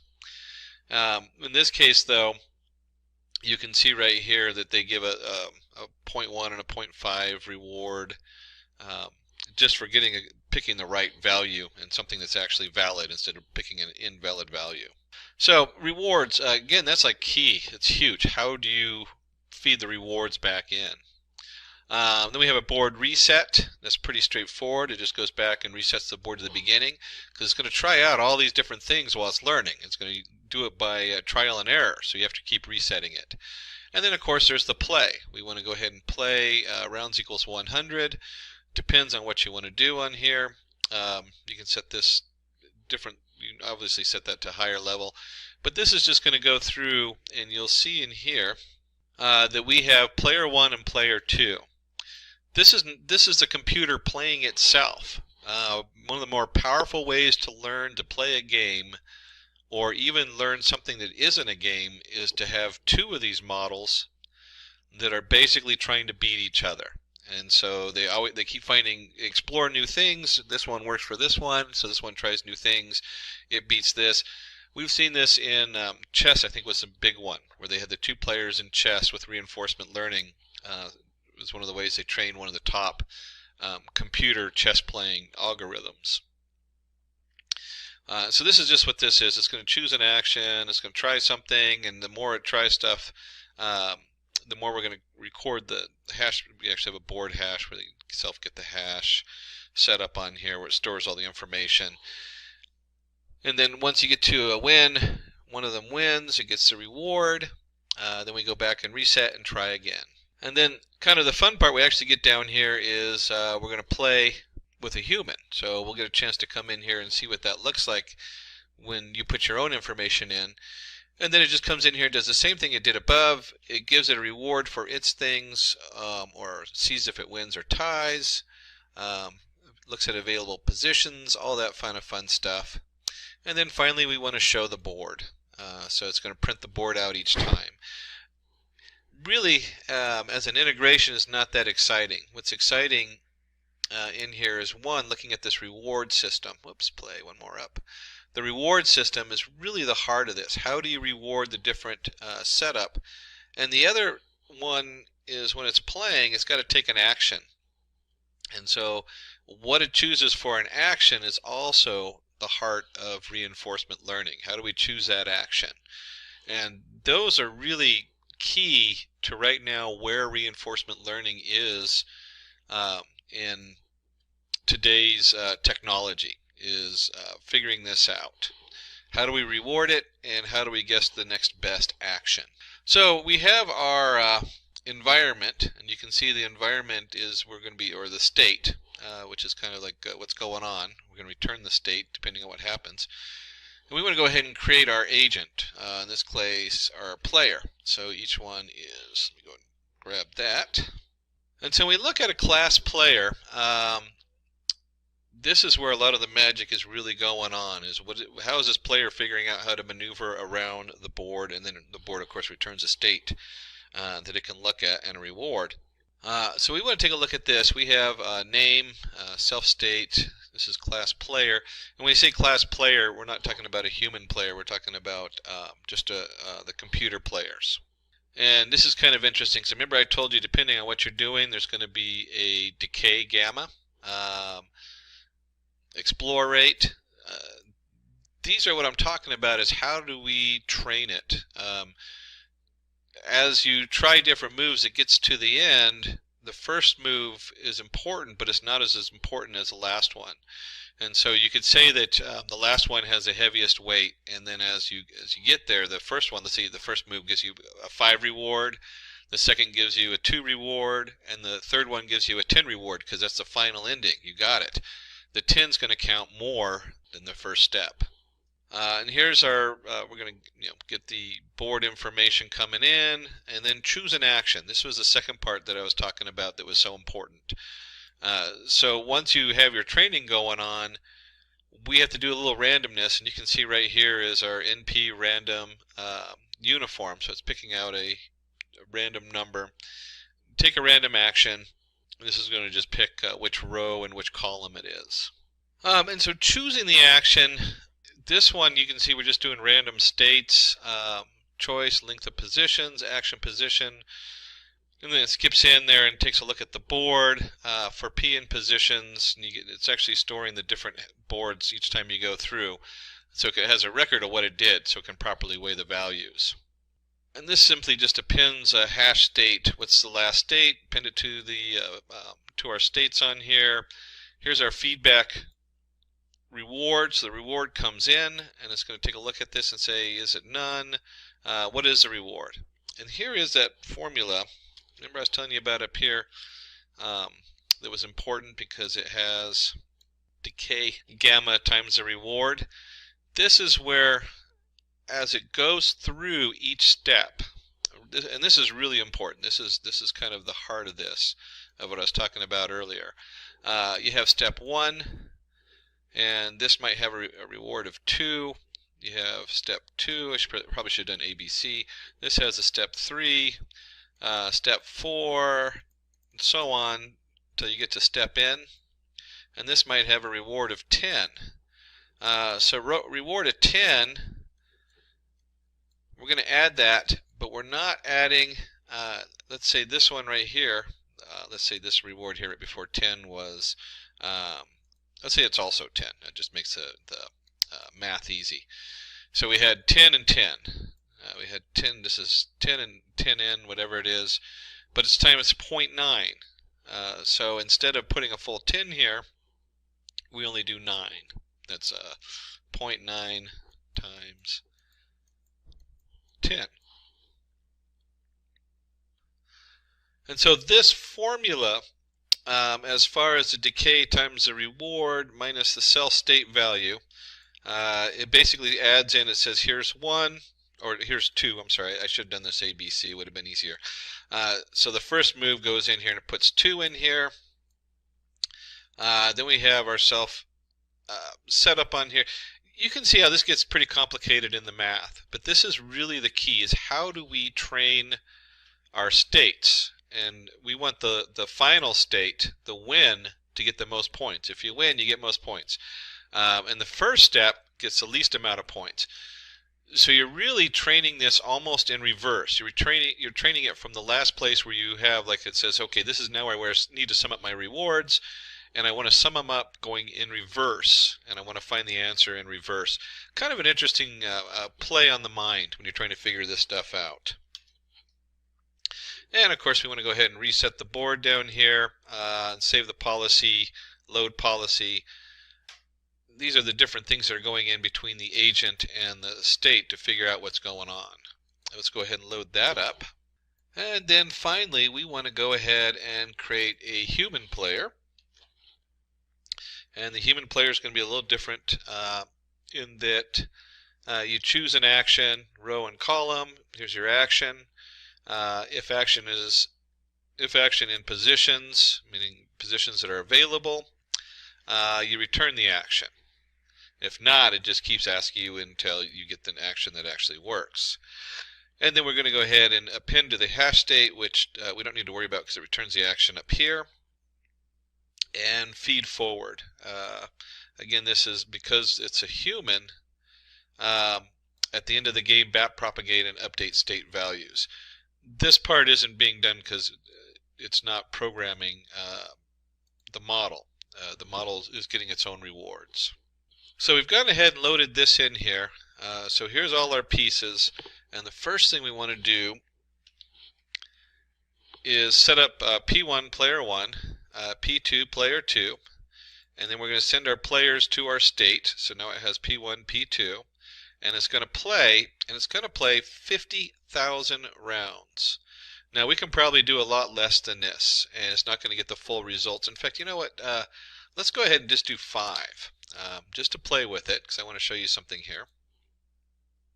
Oops, somewhere in there I forgot to load something. There we go. I must have forgot to run this. Run. Oops, forgot a reference there for the board, rows and columns, 3 by 3. There's actually in the state, it references that. We can just tack it on the end. It was supposed to be at the beginning.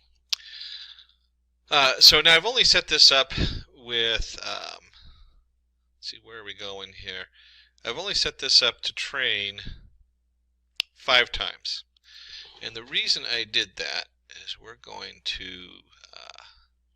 come in and actually play it, and then I'm going to change that, and we can see how it differs on there. There we go. And it didn't even make it through a run, and we're going to go ahead and save the policy. So now we have our player 1 and our player 2 policy. The way we set it up, it has 2 separate policies loaded up in there. And then we're going to come in here and we're going to do player 1 is going to be the computer, experience rate 0, load policy 1, human player human, and we're going to go ahead and play this. Now remember, I only went through it just 1 round of training, in fact minimal training, and so it puts an X there, and I'm going to go ahead and do row 0, column 1. And you can see this is very basic on here, and so I put in my 0, and then I'm going to go 0, block it, 0, 0. And you can see right here, it let me win. Just like that, I was able to win. 0, 2, and woo, human wins.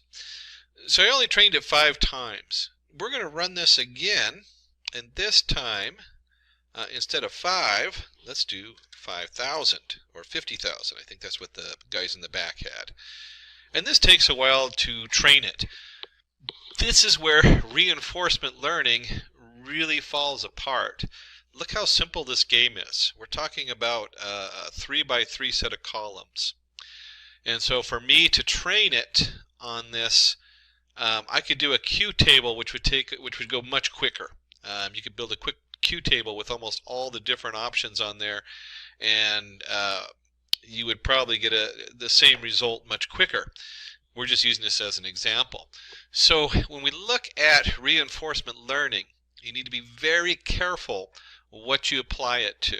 It sounds like a good deal until you do like a large neural network where you're doing, you set the neural network to a learning increment of 1, so every time it goes through it learns, and then you do your actions. So you pick from the learning setup, and you actually try actions on the learning setup until you get what you think is going to be the best action.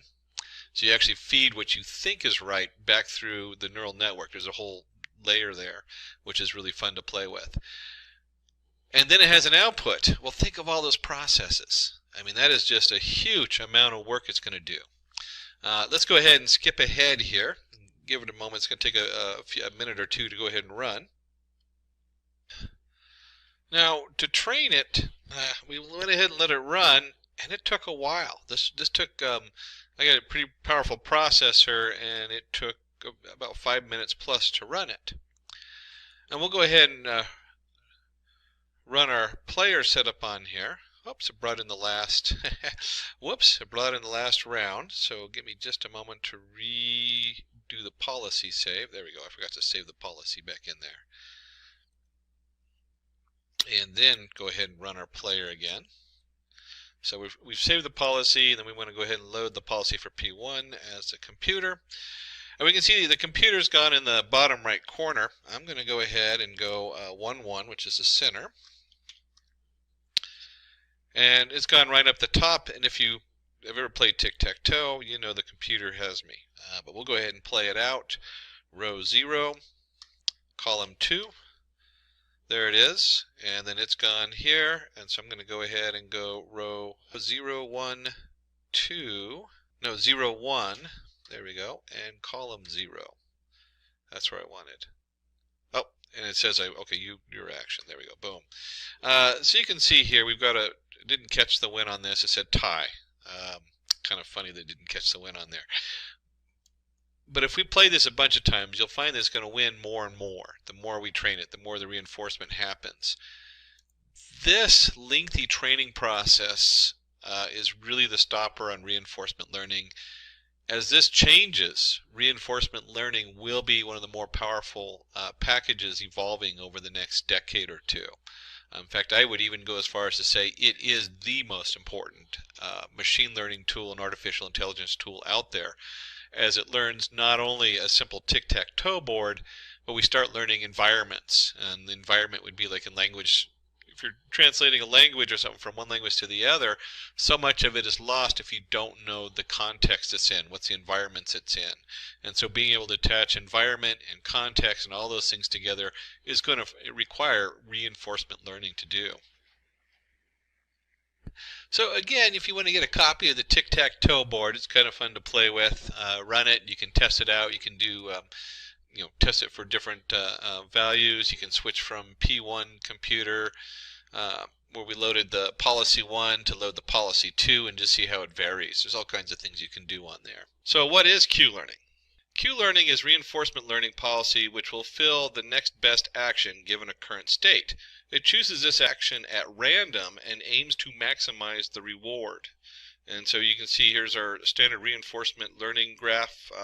By now, if you're doing any reinforcement learning, you should be familiar with this, where you have your agent takes an action, the action affects the environment, and then the environment sends back the reward or the feedback, and the state, it's the new state the agent's in. Where is it at on the chessboard? Where is it at in the video game? If your robot's out there picking trash up off the side of the road, where is it at on the road? Consider an ad recommendation system. Usually when you look up a product online, you get ads which will suggest the same product over and over again. Using Q-learning, we can make an ad recommendation system which will suggest related products to our previous purchase. The reward will be if user clicks on the suggested product. And again, you can see you might have a lot of products on your web advertisement or your pages, but it's still not a float number. It's still a set number, and that's something to be aware of when you're using Q learning.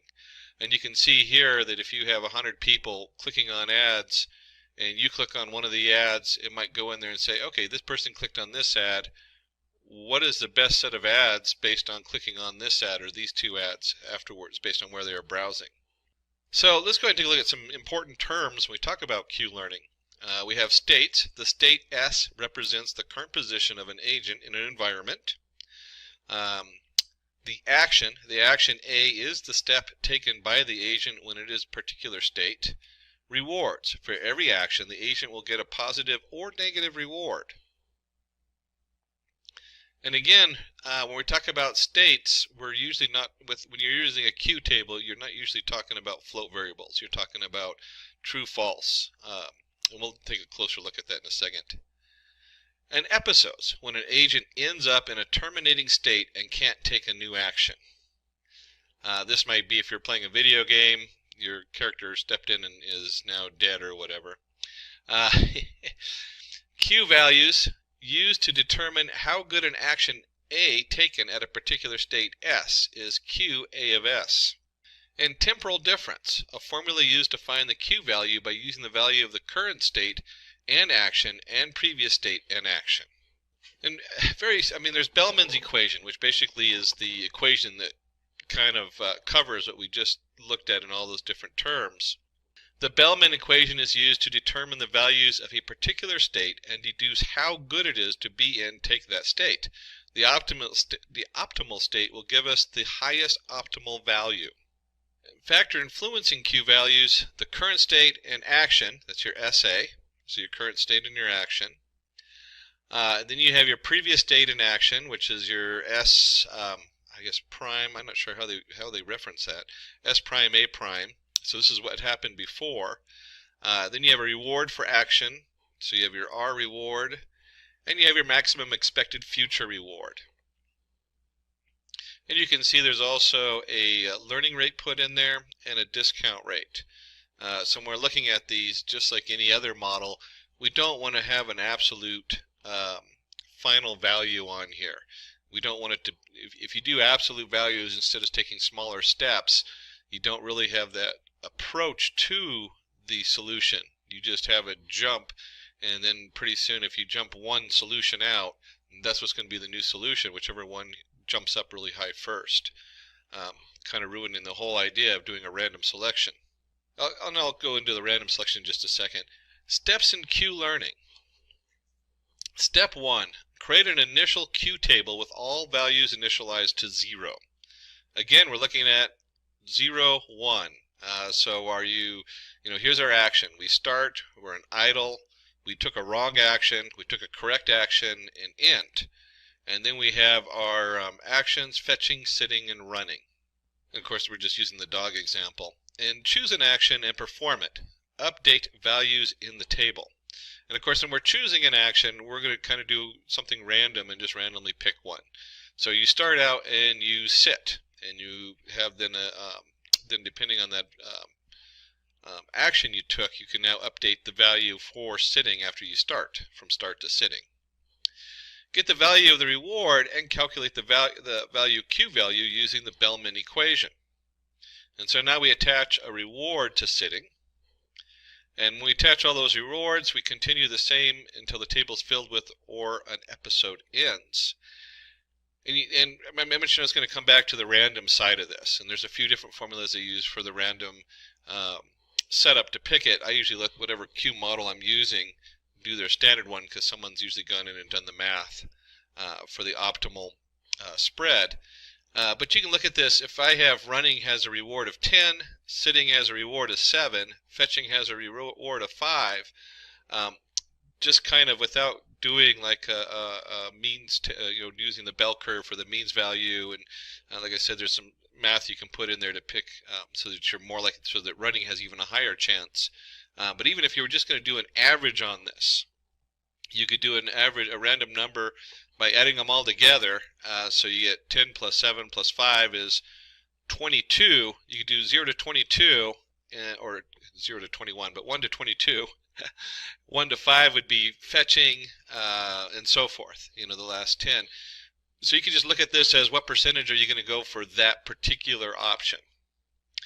And then that gets your random setup in there, and then as you slowly increment these up, you see that if you're idle, where's one? Here we go, sitting at the end. If you're at the end of wherever you're at, sitting gets a reward of 1. Where's a good one on here? Oh, wrong action. Running for a wrong action gets almost no reward. So that becomes very, very less likely to happen, but it still might happen. It still might have a percentage of coming up. And that's where the random programming and Q-learning comes in. The below table gives us an idea of how many times an action has been taken and how positively correct action or negatively wrong action it is going to affect the next state. So let's go ahead and dive in and pull up a little piece of code and see what this looks like in Python.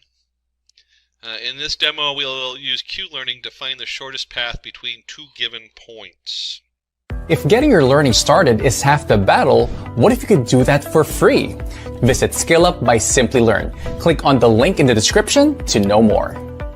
If you've seen my videos before, I like to do it in the Anaconda Jupyter Notebook setup, just because it's really easy to see and it's a nice demo.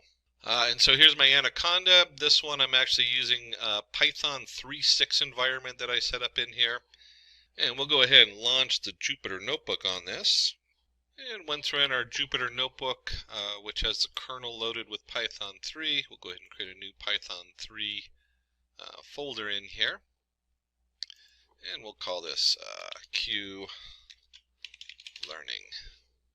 And to start this demo, let's go ahead and import our NumPy array. We'll just run that so it's imported. And like a lot of these model programs, when you're building them, you spend a lot of time putting it all together, and then you end up with this really short answer at the end. And we'll take a look at that as we come into it. So we go ahead and start with our location to state. So we have L1, L2. These are our 9 locations, 1 to 9. And then, of course, the state is going to be 0, 1, 2, 3, 4. It's just a mapping of our location to an integer on there. And then we have our actions. Our actions are simply moving from one location to another. So I can go to location 0, I can go to location 1, 2, 3, 4, 5, 6, 7, 8. So these are my actions I can choose. These are the locations of our state. And if you remember earlier, I mentioned that the limitation is that you don't want to put in a continually growing table, because you can actually create a dynamic queue table where you continually add in new values as they arise. Because if you have float values, it just becomes infinite, and then your memory in your computer is gone, or it's not going to work. At the same time, you might think, well, that kind of really limits the queue learning setup. But there are ways to use it in conjunction with other systems. And so you might look at, well, I've been doing some work in stock. And one of the questions that comes out is to buy or sell the stock. And the state coming in might be, you might take and create what we call buckets, where anything that you predict is going to return more than a certain amount of money. The error for that stock that you've had in the past, you put those in buckets, and suddenly as you start creating these buckets, you realize you do have a limited amount of information coming in. You no longer have a float number. You now have bucket 1, 2, 3, and 4, and then you can take those buckets, put them through a queue learning table, and come up with the best action. Which stock should I buy? It's like gambling. Stock is pretty much gambling if you're doing day trading. You're not doing long-term investments. And so you can start looking at it like that. A lot of the current feeds say that the best algorithms used for day traders, where you're doing it on your own, is really to ask the question, do I want to trade the stock? Yes or no? And now you have it in a Q-learning table, and now you can take it to that next level, and you can see where that can be a really powerful tool at the end of doing a basic linear regression model or something. What is the best investment? And you start getting the best reward on there. So if we're going to have rewards, these rewards we just create.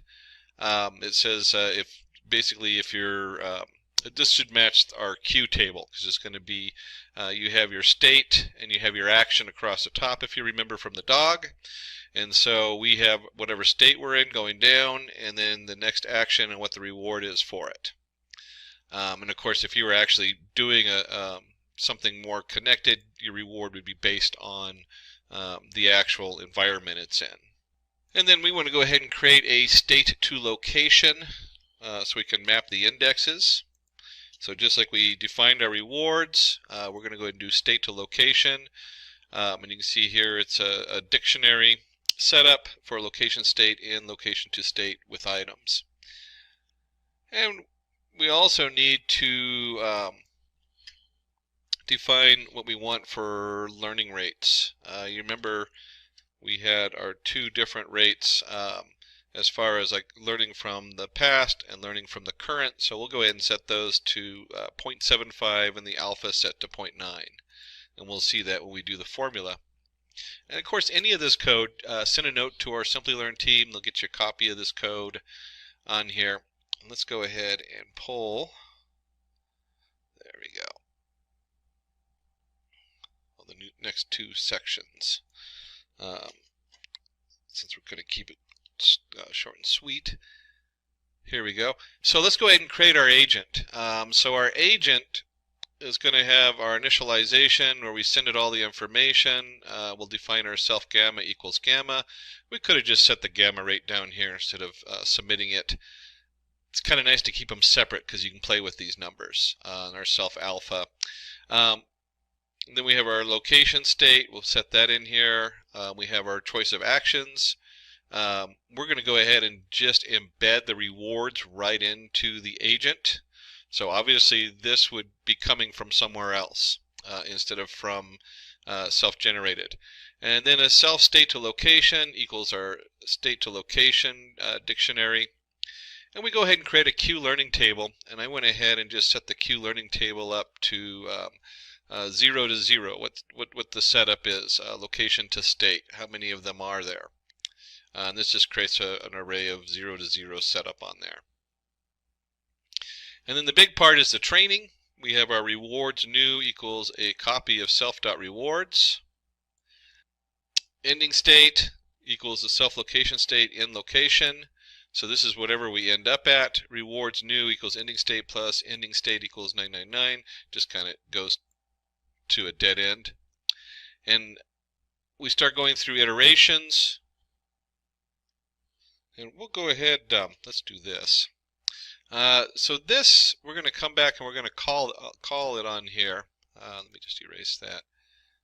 Switch it to an arrow.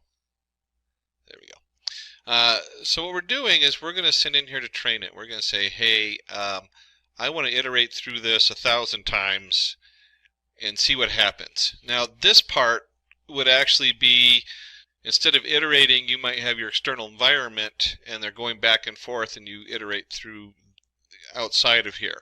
But just for ease of use, our agent's going to come in here and iterate through this. Sometimes I'll put this iteration in here and I'll have it call the environment and say, hey, this is what I did, what's the next state? And the environment does its thing right in here as I iterate through it. And then we want to go ahead and pick a random state to start with. That's what's going on here. You have to start somewhere. And then you have your playable actions. We're going to start with just an empty thing for playable actions, and we'll fill that up. So that's what choices I have. And so we're going to iterate through the rewards matrix to get the states. Directly reachable from the randomly chosen current state. Assign those states to a list named playable actions. And so you can see here we have range 9. I usually use length of whatever I'm looking at, which is our locations or states as they are. We have a reward, so we want to look at the rewards. The new reward is our is in our chart here of rewards underscore new current state plus J. J being what is the next state we want to try. And so we go ahead and do our playable actions and we append J. And so what we're doing is we're randomly trying different things in here to see what's going to generate a better reward. And then of course we go ahead and choose our next state. So we have our random choice playable actions. And if you remember, I mentioned on this, let me just go ahead and, let's do a free form. When we were talking about the next state, this right here just does a random selection. Instead of a random selection, you might do something where whatever the best selection is, which might be option 3 here, and then so you can see that it might use a bell curve, and then option 2 over here might have a bell curve like this. Oops. And we start looking at these averages and these spreads, or we can just add them all together and pick the one that kind of goes in all of those. So those are some of the options we have in here. We just go with a random choice. That's usually where you start, play with it. And then we have our reward section down here. And so we want to go ahead and find, well, in this case, the temporal difference. So you have your rewards new plus the self gamma, and this is the formula we were looking at. This is Bellman's equation here. So we have our current value, our learning rate, our discount rate involved in there, the reward system coming in for that, and we can add it all together. This is, of course, our maximum expected future setup in here. So this is all of our Bellman's equation that we're looking at here. And then we come up in here and we update our Q table. That's all this is on this one. And that's right here. We have self Q, current state, next state, and we add in our alpha because we don't want to train all of it at once in case there's slight differences coming in there. We want to slowly approach the answer. And then we have our route equals the start location, and next location equals start location. So we're just incrementing. We took a step forward. And then finally, remember I was telling you how we're going to do all this and just have some simple thing at the end where it just generates a simple path. We're going to go ahead and get the optimal route. We want to find the best route in here. And so we've created a definition for the optimal route down here. Just scroll down for that. And we get the optimal route. We go ahead and put the information in, including the Q table, self, start location, end location, next location, route, Q. And it says while next location is not equal to end location, so while we can still go, our start location equals self location to state start location. So we already have our best value for the start location. The next state looks at the Q table and says, hey, what's the next one with the best value? And then the next location, we go ahead and pull that in and we just append it. That's what's going on down here. And then our start location equals the next location. And we just go through all the steps. And we'll go ahead and run this. And now that we have our Q table, our Q agent loaded, we're going to go ahead and take our Q agent, load them up with our alpha, gamma that we set up above, along with the location step, action, reward, state to location. And our goal is to plot a course between L9 and L1. And we're going to go through 1,000 iterations on here. And so when I run that, it runs pretty quick. Why is this so fast? If you've been running neural networks and you've been doing all these other models, you sit here and wait a long time. Well, we're a very small amount of data. These are all integers. These aren't float values. The math is not heavy on the processing end, and this is where Q tables are so powerful.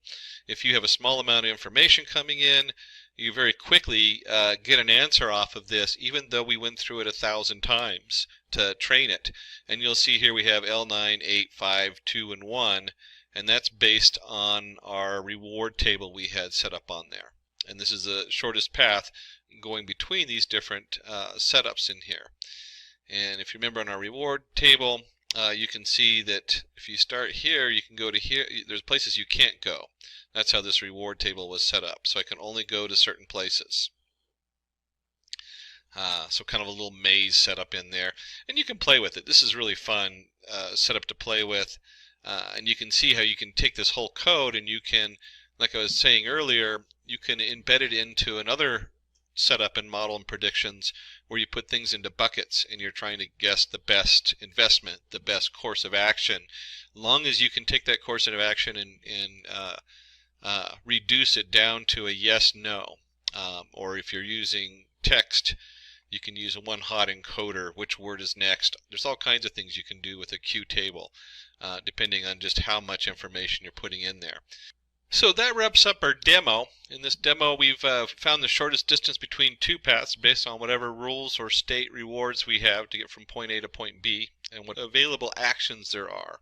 Hello and welcome to this tutorial on deep learning. My name is Mohan, and in the next about 1.5 hours I will take you through what is deep learning and into TensorFlow environment to show you an example of deep learning. Now, there are several applications of deep learning, really very interesting and innovative applications, and one of them is identifying the geographic location based on a picture. And how does this work? The way it works is pretty much we train an artificial neural network with millions of images which are tagged, their geolocation is tagged, and then when we feed a new picture, it will be able to identify the geolocation of this new image. For example, you have all these images, especially with maybe some significant monuments or significant locations, and you train with millions of such images, and then when you feed another image, it need not be exactly one of those that you have trained. It can be completely different. That is the whole idea of training. It will be able to recognize, for example, that this is a picture from Paris because it is able to recognize the Eiffel Tower. So the way it works internally, if we have to look a little bit under the hood, is these images are nothing but this is digital information in the form of pixels. So each image could be a certain size. It can be 256 by 256 pixel kind of a resolution, and then each pixel is either having a certain grade of color, and all that is fed into the neural network, and it then gets trained in, and it's able to, based on these pixel information, it is able to get trained and able to recognize the features and extract the features, and thereby it is able to identify these images and the location of these images. And then when you feed a new image, it kind of, based on the training, it will be able to figure out where this image is from. So that's the way, a little bit under the hood, how it works. So what are we going to do in this tutorial? We will see what is deep learning and what do we need for deep learning, and one of the main components of deep learning is neural networks. So we will see what is neural network, what is a perceptron, and how to implement logic gates like AND, OR, NOR, and so on using perceptrons, the different types of neural networks, and then applications of deep learning. And we will also see how neural networks works. So how do we do the training of neural networks? And at the end, we will end up with a small demo code which will take you through in TensorFlow. Now, in order to implement deep learning code, there are multiple libraries or development environments that are available, and TensorFlow is one of them. So the focus at the end of this would be on how to use TensorFlow to write a piece of code using Python as a programming language. And we will take up an example which is a very common one, which is like the hello world of deep learning, the handwriting number recognition, which is a MNIST, commonly known as MNIST database. So we will take a look at MNIST database and how we can train a neural network to recognize handwritten numbers. So that's what you will see in this particular video.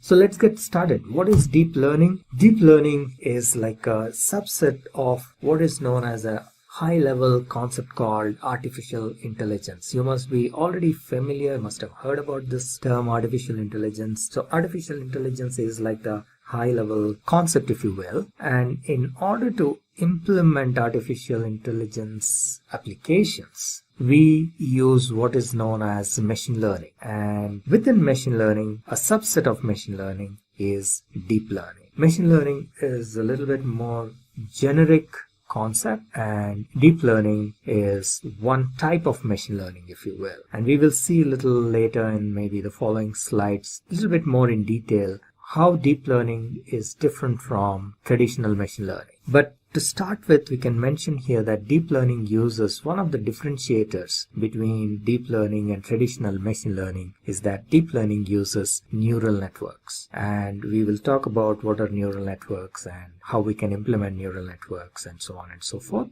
as a part of this tutorial. So a little deeper into deep learning. Deep learning primarily involves working with complicated unstructured data compared to traditional machine learning where we normally use structured data. In deep learning, the data would be primarily images or voice or maybe text file. And it is a large amount of data as well. And deep learning can handle complex operations. It involves complex operations. And the other difference between traditional machine learning and deep learning is that the feature extraction happens pretty much automatically. In traditional machine learning, feature engineering is done manually. The data scientists have to do feature engineering, feature extraction. But in deep learning, that happens automatically. And of course, deep learning, for large amounts of data, complicated unstructured data, deep learning gives very good performance. Now, as I mentioned, one of the secret sources of deep learning is neural networks. Let's see what neural networks is. Neural networks is based on our biological neurons. The whole concept of deep learning and artificial intelligence is based on human brain, and human brain consists of billions of tiny stuff called neurons, and this is how a biological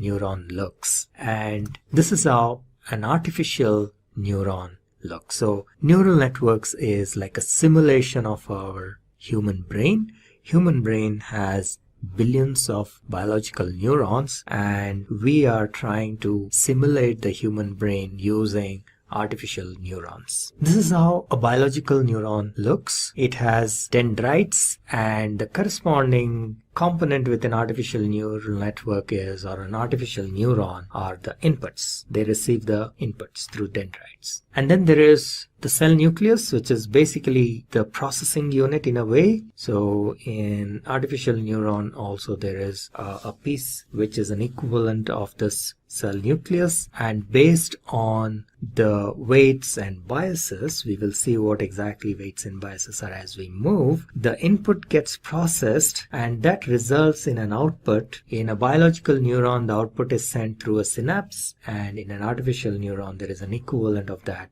in the form of an output.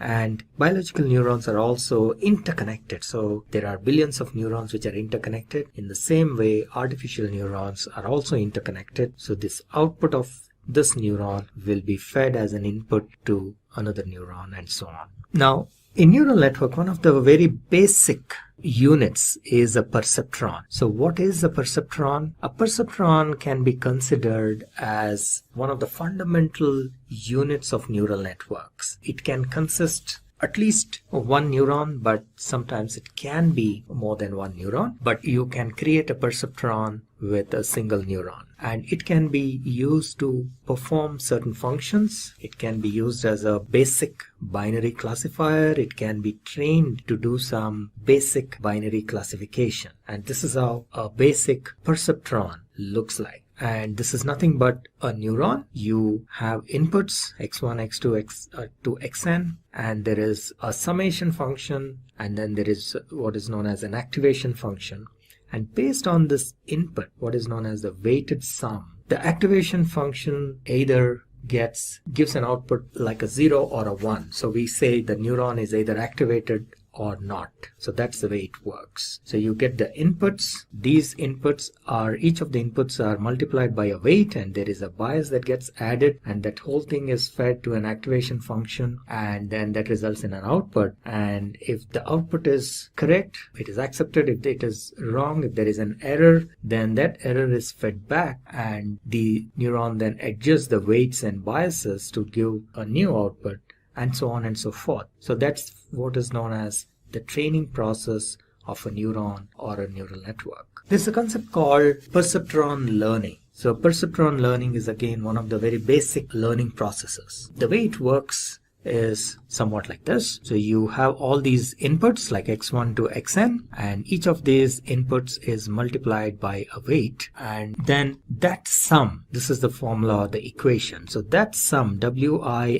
xi sigma of that, which is the sum of all these product of x and w, is added up, and then a bias is added to that. The bias is not dependent on the input or the input values, but the bias is common for one neuron. However, the bias value keeps changing during the training process. Once the training is completed, the values of these weights, W1, W2 and so on, and the value of the bias gets fixed. So that is basically the whole training process, and that is what is known as the perceptron training. So the weights and biases keep changing till you get the accurate output, and the summation is of course passed through the activation function. As you see here, this wixi summation plus b is passed through activation function, and then the neuron gets either fired or not, and based on that there will be an output. That output is compared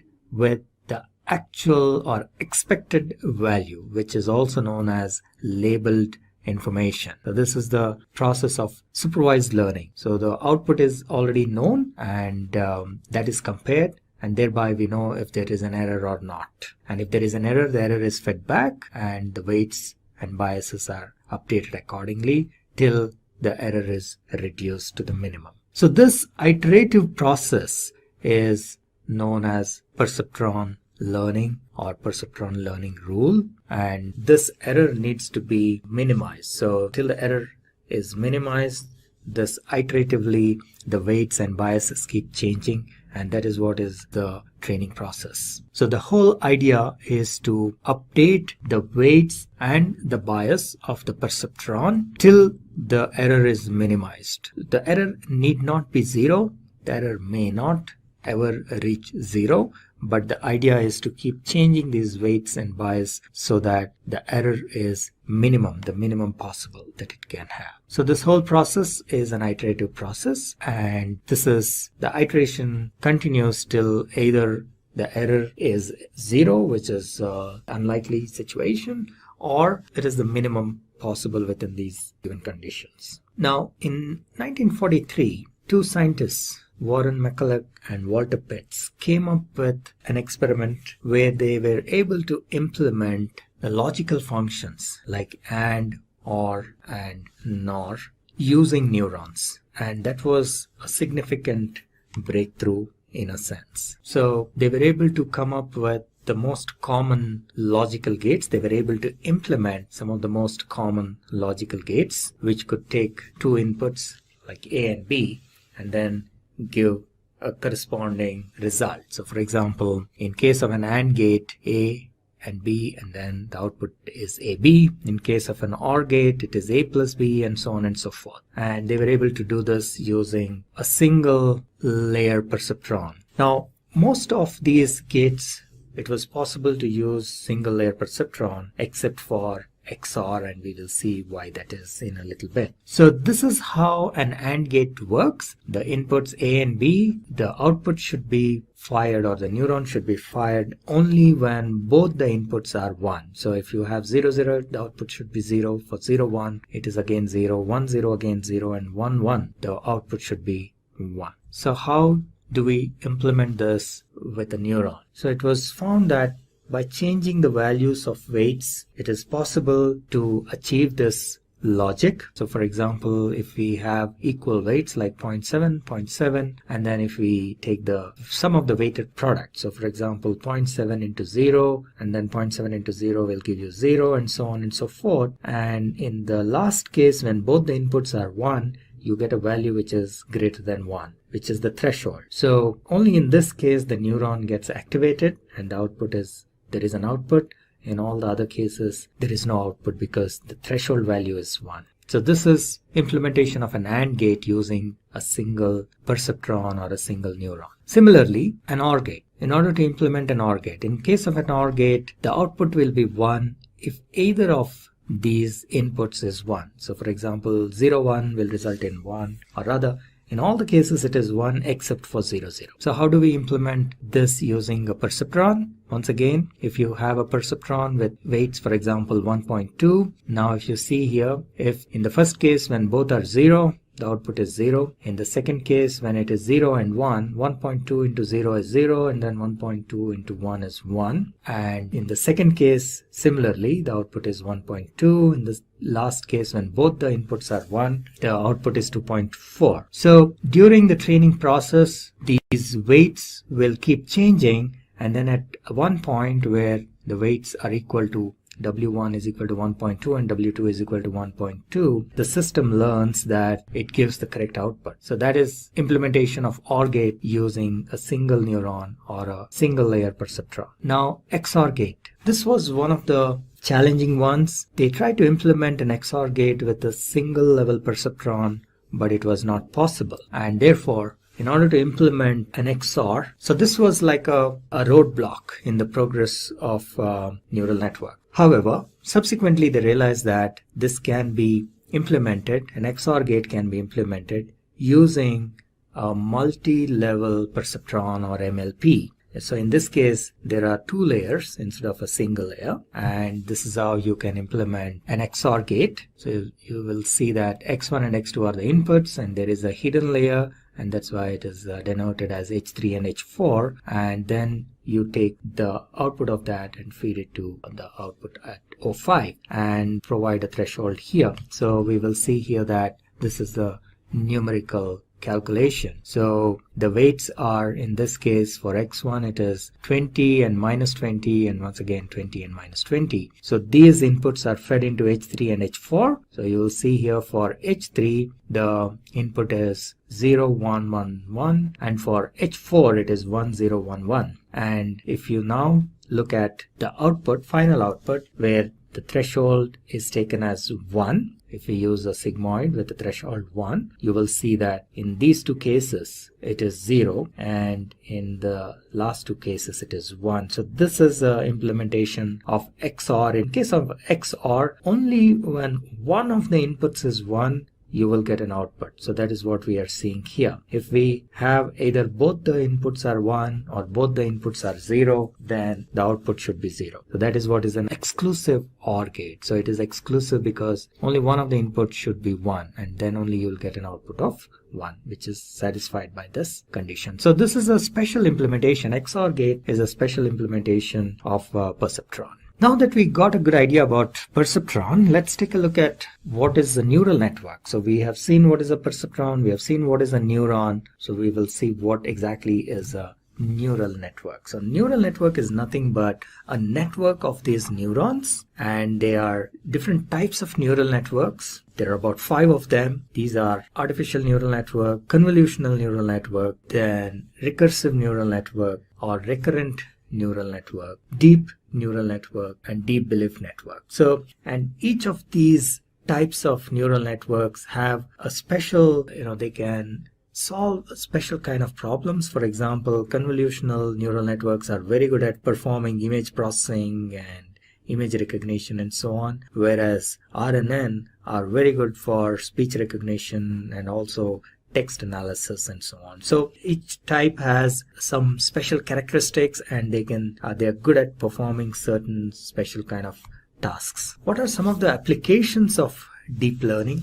Deep learning is today used extensively in gaming. You must have heard about AlphaGo, which is a game created by a startup called DeepMind, which got acquired by Google. And AlphaGo is an AI which defeated the human world champion Lee Sedol in this game of Go. So gaming is an area where deep learning is being extensively used, and a lot of research happens in the area of gaming as well. In addition to that, nowadays there are neural networks or special type called generative adversarial networks, which can be used for synthesizing either images or music or text and so on, and they can be used to compose music. So the neural network can be trained to compose a certain kind of music, and autonomous cars. You must be familiar with Google's self-driving car, and today a lot of automotive companies are investing in this space, and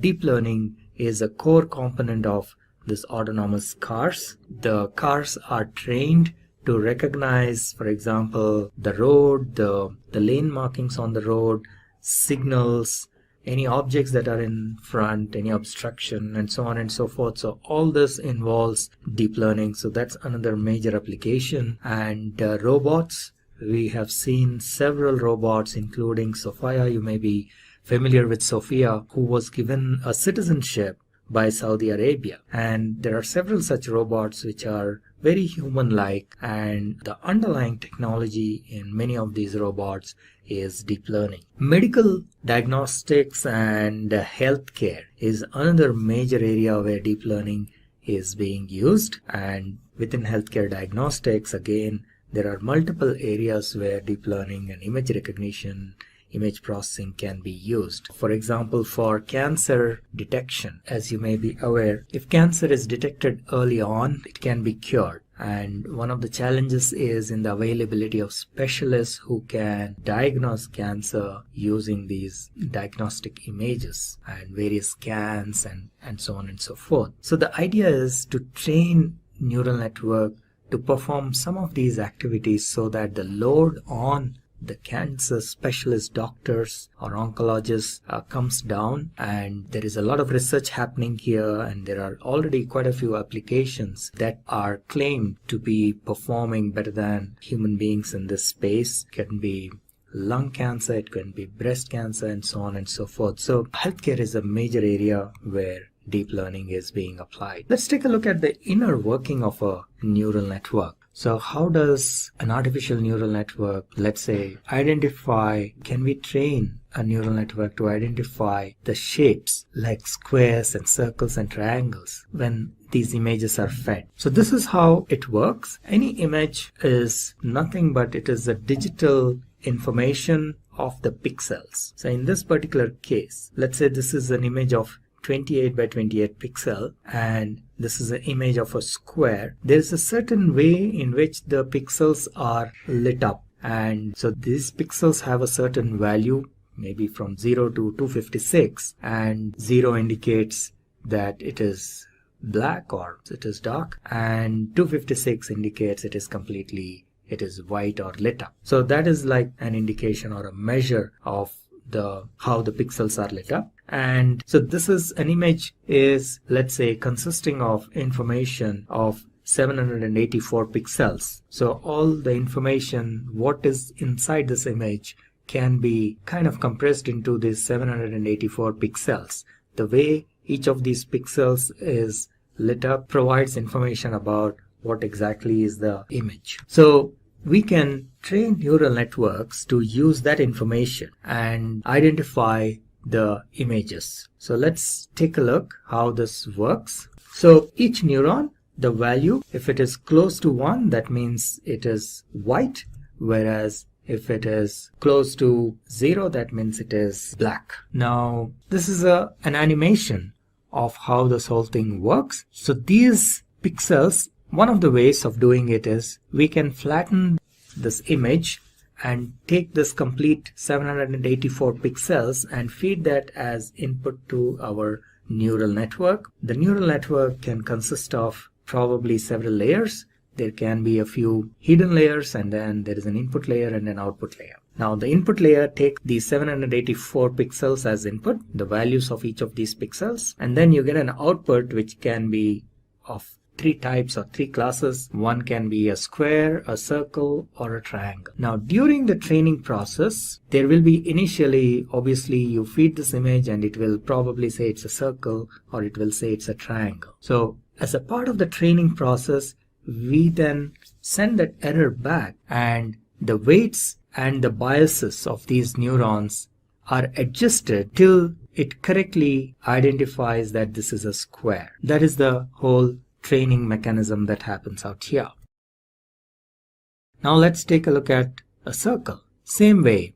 So you feed these 784 pixels. There is a certain pattern in which the pixels are lit up, and the neural network is trained to identify that pattern, and during the training process, once again, it would probably initially identify it incorrectly, saying this is a square or a triangle, and then that error is fed back and the weights and biases are adjusted finally till it finally gets the image correct.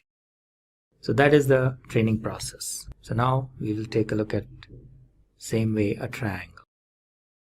So now if you feed another image which is consisting of triangles. So this is the training process. Now we have trained our neural network to classify these images into a triangle or a circle and a square. So now this neural network can identify these three types of objects. Now if you feed another image, and it will be able to identify whether it's a square or a triangle or a circle. Now what is important to be observed is that when you feed a new image, it is not necessary that the image or the triangle is exactly in this position.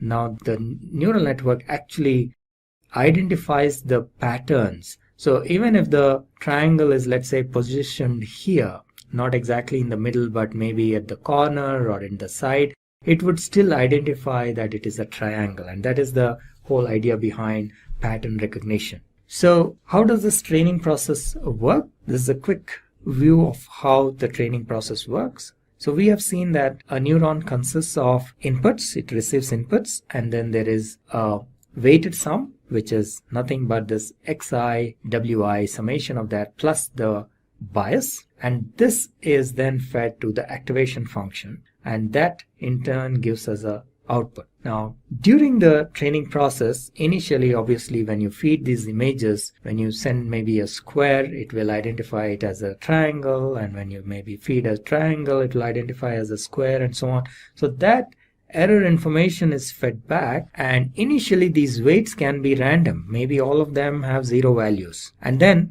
it will slowly keep changing. So as a part of the training process, the values of these weights w1, w2 up to wn keep changing in such a way that towards the end of the training process, it should be able to identify these images correctly. So till then the weights are adjusted, and that is known as the training process. So, and these weights are numeric values. It could be 0.5, 0.25, 0.35 and so on. It could be positive or it could be negative, and the value that is coming here is the pixel value. As we have seen, it can be anything between 0 to 1. You can scale it between 0 to 1 or 0 to 256, whichever way, 0 being black and 256 being white, and then all the other colors in between. So that is the input. So these are numerical values. This multiplication or the product wi(xi) is a numerical value, and the bias is also a numerical value. We need to keep in mind that the bias is fixed for a neuron. It doesn't change with the inputs, whereas the weights are 1 per input. So that is one important point to be noted. So, but the bias also keeps changing.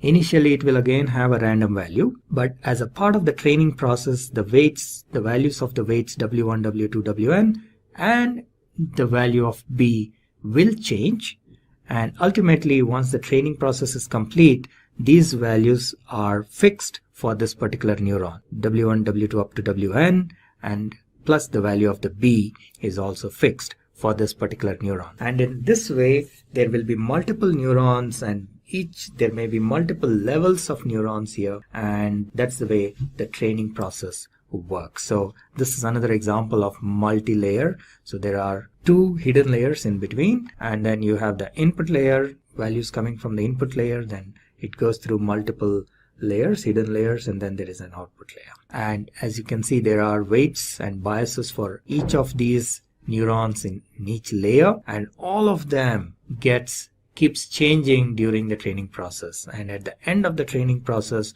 all these weights have a certain value, and that is a trained model, and those values will be fixed once the training is completed. Alright, then there is something known as activation function. Neural networks consists of one of the components in neural networks is activation function, and every neuron has an activation function, and there are different types of activation functions that are used. It could be a ReLU, it could be sigmoid, and so on and so forth. And the activation function is what decides whether a neuron should be fired or not. So whether the output should be 0 or 1 is decided by the activation function, and the activation function in turn takes the input, which is the weighted sum. Remember, we talked about WIXI plus B. That weighted sum is fed as an input to the activation function, and then the output can be either a 0 or a 1. And there are different types of activation functions which are covered in an earlier video you might want to watch.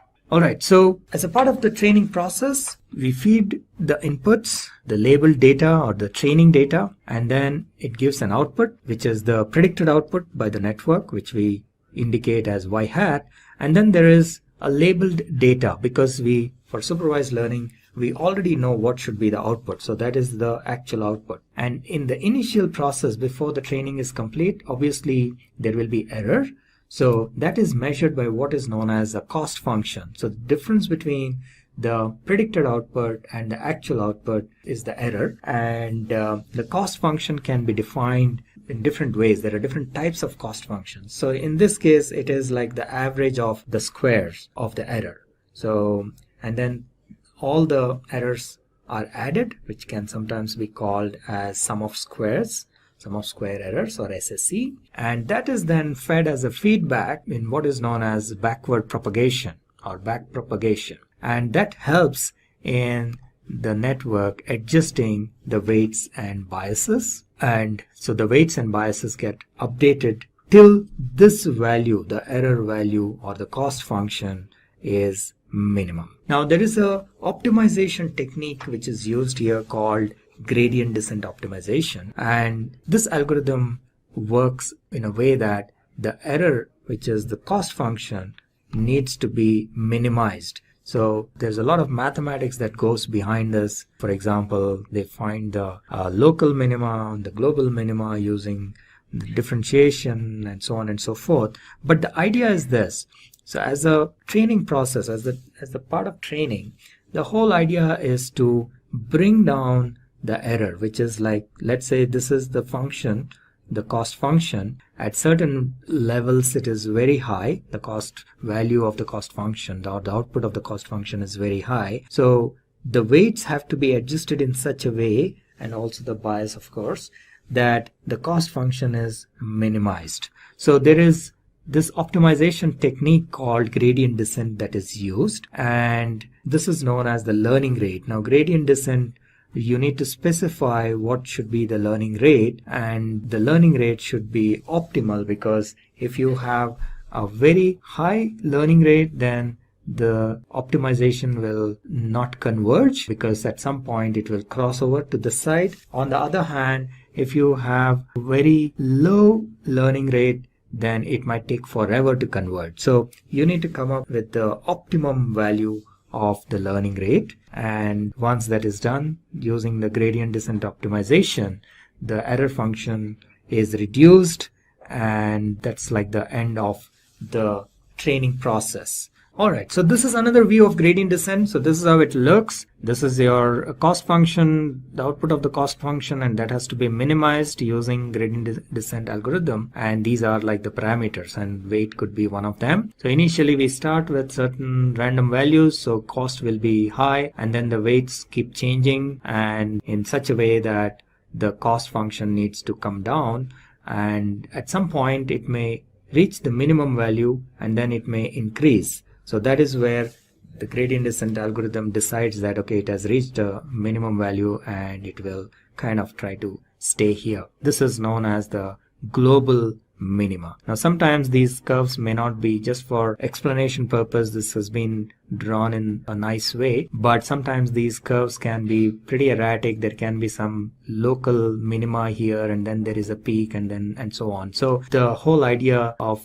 gradient descent optimization is to identify the global minima and to find the weights and the bias at that particular point. So that's what is gradient descent. And then this is another example. So you can have these multiple local minima. So as you can see, at this point when it is coming down, it may appear like this is a minimum value, but then it is not. This is actually the global minimum value, and the gradient descent algorithm will make an effort to reach this level and not get stuck at this point. So the algorithm is already there, and it knows how to identify this global minimum, and that's what it does during the training process. Now, in order to implement deep learning, there are multiple platforms and languages that are available, but the most common platform nowadays is TensorFlow, and so that's the reason we have this tutorial. We have created this tutorial for TensorFlow. So we will take you through a quick demo of how to write a TensorFlow code using Python. And TensorFlow is an open source platform created by Google. So let's just take a look at the details of TensorFlow. And so this is a library, a Python library, so you can use Python or any other languages. It's also supported in other languages like Java and R and so on. But Python is the most common language that is used. So it is a library for developing deep learning applications, especially using neural networks. And it consists of primarily two parts, if you will. So one is the tensors, and then the other is the graphs or the flow. That's the way the name, that's the reason for this kind of a name called TensorFlow. So what are tensors? Tensors are like multi-dimensional arrays, if you will. That's one way of looking at it. So usually you have a one-dimensional array. So first of all, you can have what is known as a scalar, which means a number. And then you have a one-dimensional array, something like this, which means this is like a set of numbers. So that is a one-dimensional array. Then you can have a two-dimensional array, which is like a matrix. And beyond that, sometimes it gets difficult. So this is a three-dimensional array, but TensorFlow can handle many more dimensions. So it can have multi-dimensional arrays. That is the strength of TensorFlow, and which makes computation, deep learning computation, much faster. And that's the reason why TensorFlow is used for developing deep learning applications. So TensorFlow is a deep learning tool, and this is the way it works. So the data basically flows in the form of tensors, and the way the programming works as well is that you first create a graph of how to execute it, and then you actually execute that particular graph in the form of what is known as a session. We will see this in the TensorFlow code as we move forward. So all the data is managed or manipulated in tensors, and then the processing happens using these graphs. There are certain terms called, like for example, ranks of a tensor. The rank of a tensor is like a dimensionality in a way. So for example, if it is scalar, so there is just a number, just one number, the rank is supposed to be 0. And then it can be a one-dimensional vector, in which case the rank is supposed to be 1. And then you can have a two-dimensional vector, typically like a matrix. Then in that case, we say the rank is 2. And then if it is a three-dimensional array, then rank is 3, and so on. So it can have more than 3 as well. So it is possible that you can store multi-dimensional arrays in the form of tensors. So what are some of the properties of TensorFlow? I think today it is one of the most popular platform. TensorFlow is the most popular deep learning platform or library. It is open source. It's developed by Google, developed and maintained by Google, but it is open source. One of the most important things about TensorFlow is that it can run on CPUs as well as GPUs. GPU is a graphical processing unit, just like CPU is central processing unit. Now, in earlier days, GPU was used primarily for graphics, and that's how the name has come. And one of the reasons is that it cannot perform generic activities very efficiently like CPU, but it can perform iterative actions or computations extremely fast and much faster than a CPU. So they are really good for computational activities, and in deep learning there is a lot of iterative computation that happens, so in the form of matrix multiplication and so on. So GPUs are very well suited for this kind of computation, and TensorFlow supports both GPU as well as CPU. And there's a certain way of writing code in TensorFlow. We will see as we go into the code. And of course, TensorFlow can be used for traditional machine learning as well, but then that would be an overkill. But just for understanding, it may be a good idea to start writing code for a normal machine learning use case, so that you get a hang of how TensorFlow code works, and then you can move into neural networks. So that is just a suggestion, but if you're already familiar with how TensorFlow works, then probably you can go straight into the neural networks part. So in this tutorial, we will take the use case of recognizing handwritten digits. This is like a hello world of deep learning, and this is a nice little MNIST database is a nice little database that has images of handwritten digits nicely formatted, because very often in deep learning and neural networks we end up spending a lot of time in preparing the data for training, and with MNIST database we can avoid that. You already have the data in the right format which can be directly used for training, and MNIST also offers a bunch of built-in utility functions that we can straight away use and call those functions without worrying about writing our own functions. And that's one of the reasons why MNIST database is very popular for training purposes. Initially, when people want to learn about deep learning and TensorFlow, this is the database that is used. And it has a collection of 70,000 handwritten digits, and a large part of them are for training. Then you have test, just like in any machine learning process, and then you have validation, and all of them are labeled. So you have the images and their label, and these images, they look somewhat like this. So they are handwritten images collected from a lot of individuals. People have, these are samples written by human beings. They have handwritten these numbers going from 0 to 9. So people have written these numbers, and then the images of those have been taken and formatted in such a way that it is very easy to handle. So that is MNIST database, and the way we are going to implement this in our TensorFlow is we will feed this data, especially the training data, along with the label information. And the data is basically, these images are stored in the form of the pixel information, as we have seen in one of the previous slides. All the images are nothing but, these are pixels. So an image is nothing but an arrangement of pixels, and the value of the pixel, either it is lit up or it is not, or in somewhere in between. That's how the images are stored, and that is how they are fed into the neural network and for training. Once the network is trained, when you provide a new image, it will be able to identify within a certain error, of course. And for this, we will use one of the simpler neural network configurations called softmax. And for simplicity, what we will do is we will flatten these pixels. So instead of taking them in a two-dimensional arrangement, we just flatten them out. So for example, it starts from here. It is a 28 by 28, so there are 784 pixels. So pixel number 1 starts here, it goes all the way up to 28, then 29 starts here and goes up to 56 and so on. And the pixel number 784 is here.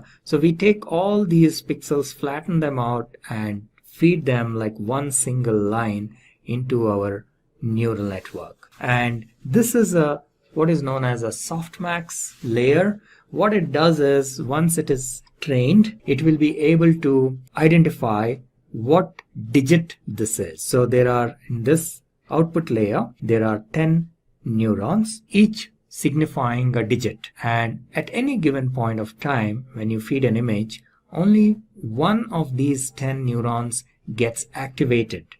So for example, if this is trained properly, and if you feed a number 9 like this, then this particular neuron gets activated. So you get an output from this neuron. Let me just use a pen or a laser to show you here. Okay, so you're feeding a number 9. Let's say this has been trained, and now if you're feeding a number 9, this will get activated. Now let's say you feed 1 to the trained network, then this neuron will get activated. If you feed 2, this neuron will get activated, and so on. I hope you get the idea. So this is one type of a neural network or an activation function known as softmax layer. So that's what we will be using here. This is one of the simpler ones for quick and easy understanding. So this is how the code would look. We will go into our lab environment in the cloud, and we will show you there directly. But very quickly, this is how the code looks. And let me run you through briefly here, and then we will go into the Jupyter notebook where the actual code is, and we will run that as well. So as a first step, first of all, we are using Python here, and that's why the syntax of the language is Python. And the first step is to import the TensorFlow library. So, and we do this by using this line of code saying import TensorFlow as TF. TF is just for convenience, so you can give any name. And once you do this, TensorFlow is available as an object in the name of TF, and then you can run its methods and accesses its attributes and so on and so forth. And MNIST database is actually an integral part of TensorFlow, and that's again another reason why we, as a first step, we always use this example, MNIST database example. So you just simply import MNIST database as well using this line of code, and you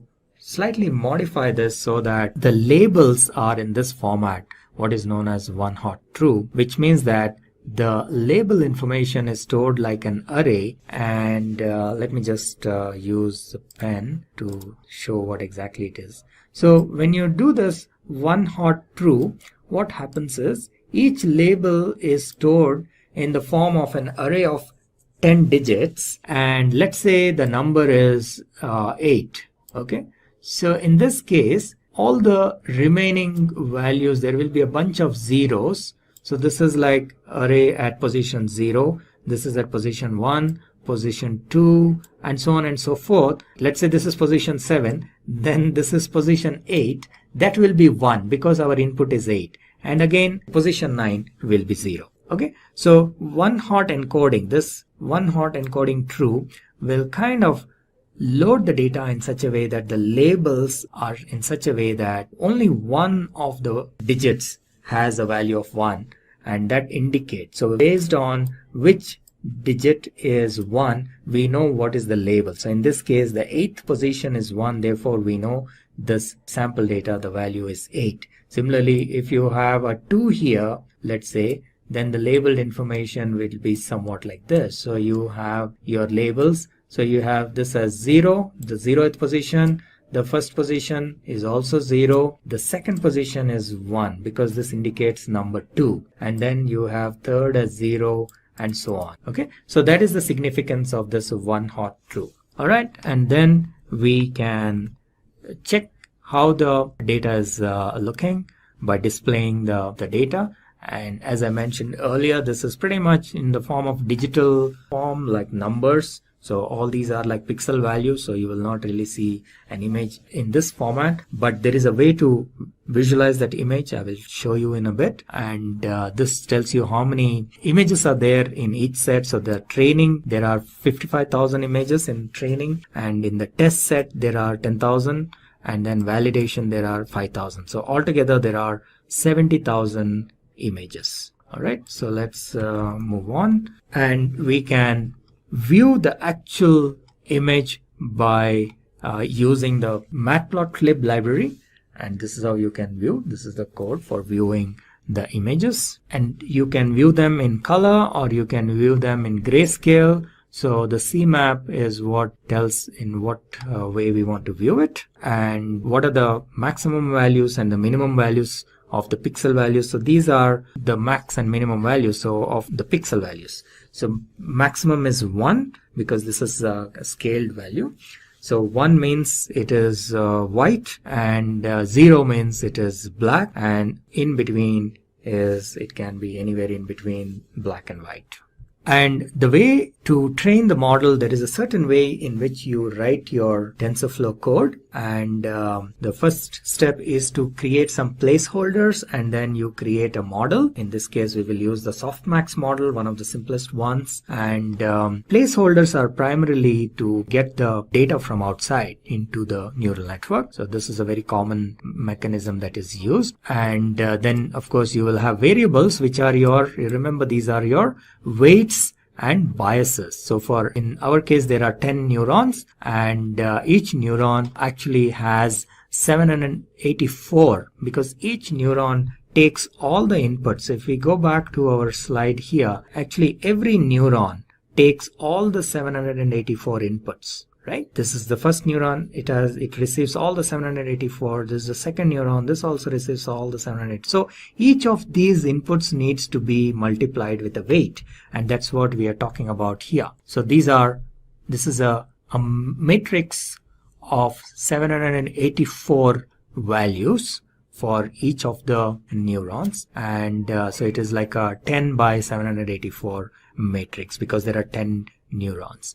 And similarly, there are biases. Now remember, I mentioned bias is only one per neuron, so it is not one per input, unlike the weights. So therefore there are only 10 biases because there are only 10 neurons in this case. So that is what we are creating a variable for biases. So this is something little new in TensorFlow. You will see, unlike our regular programming languages where everything is a variable, here the variables can be of three different types. You have placeholders, which are primarily used for feeding data. You have variables, which can change during the course of computation. And then a third type, which is not shown here, are constants. So these are like fixed numbers. All right. So in a regular programming language, you may have everything as variables or at the most variables and constants. But in TensorFlow, you have three different types: placeholders, variables, and constants. And then you create what is known as a graph. So TensorFlow programming consists of graphs and tensors, as I mentioned earlier. So this can be considered ultimately as a tensor. And then the graph tells how to execute the whole implementation, so that the execution is stored in the form of a graph. And in this case, what we are doing is we are doing a multiplication. TF, you remember this TF was created as a TensorFlow object here. One more level, one more. So TF is available here. Now TensorFlow has what is known as a matrix multiplication or matmul function. So that is what is being used here in this case. So we are using the matrix multiplication of TensorFlow so that you multiply your input values x with w, right? This is what we were doing, xw plus b. You're just adding b, and this is very similar to one of the earlier slides where we saw sigma xi wi. So that's what we are doing here. Matrix multiplication is multiplying all the input values with the corresponding weights and then adding the bias. So that is the graph we created. And then we need to define what is our loss function and what is our optimizer. So in this case, we again use the TensorFlow's APIs. So tf.nn softmax cross entropy with logits is the API that we will use. And reduce mean is what is like the mechanism whereby which says that you reduce the error. And optimizer for doing reduction of the error, what optimizer are we using? So we are using gradient descent optimizer. We discussed about this in a couple of slides earlier. And for that, you need to specify the learning rate. You remember we saw that there was a slide somewhat like this, and then you define what should be the learning rate, how fast you need to come down. That is the learning rate. And this again needs to be tested and tried, and to find out the optimum level of this learning rate. It shouldn't be very high, in which case it will not converge, or shouldn't be very low, because it will, in that case, it will take very long. So you define the optimizer and then you call the method minimize for that optimizer, and that will kickstart the training process.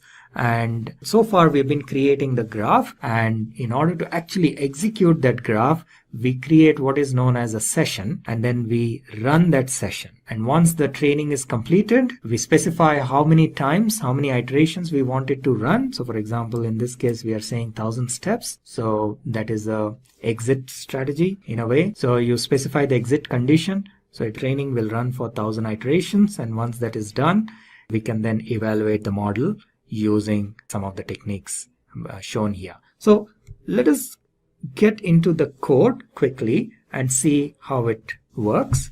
So this is our cloud environment. Now you can install TensorFlow on your local machine as well. I'm showing this demo on our existing cloud, but you can also install TensorFlow on your local machine, and there is a separate video on how to set up your TensorFlow environment. You can watch that if you want to install your local environment, or you can go for other any cloud service, like for example Google Cloud, Amazon, or Cloud Labs. Any of these you can use and run and try the code. Okay, so it has got started. We will log in. Alright, so this is our deep learning tutorial code, and this is our TensorFlow environment. And so let's get started. We have seen a little bit of a code walkthrough in the slides as well. Now you will see the actual code in action. So the first thing we need to do is import TensorFlow, and then we will import the data, and we need to adjust the data in such a way that the one hot encoding is set to true, one hot encoding, right? As I explained earlier. So in this case, the label values will be shown appropriately. And if we just check what is the type of the data, so you can see that this is a data sets, Python data sets. And if we check the number of images, the way it looks, so this is how it looks. It is an array of type float 32. Similarly, the number, if you want to see what is the number of training images, there are 55,000, then there are test images 10,000, and then validation images 5,000. Now let's take a quick look at the data itself, visualization. So we will use Matplotlib for this.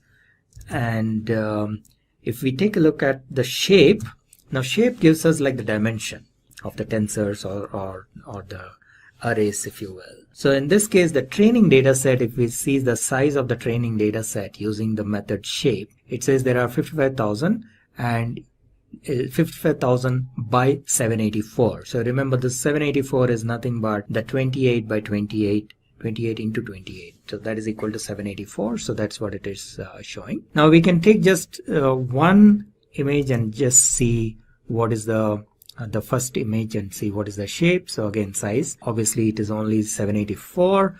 Similarly, you can look at the image itself, the data of the first image itself. So this is how it shows. So large part of it will probably be zeros, because as you can imagine, in the image only certain areas are written, rest is blank. So that's why you will mostly see zeros, either it is black or white. But then there are these values are, so the values are actually, they are scaled, so their values are between 0 and 1. Okay, so this is what you're seeing. So certain locations there are some values, and then other locations there are zeros. So that is how the data is stored and loaded. If we want to actually see what is the value of the handwritten image, if you want to view it, this is how you view it. So you create, like, do this reshape, and Matplotlib has this feature to show you these images. So we will actually use the function called IMShow, and then if you pass this parameters appropriately, you will be able to see the different images. Now I can change the values in this position, so which image we are looking at, right? So we can say, if I want to see what is there in maybe 5,000, right? So 5,000 has 3. Similarly, you can just say 5. What is in 5? 5 has 8. What is in 50?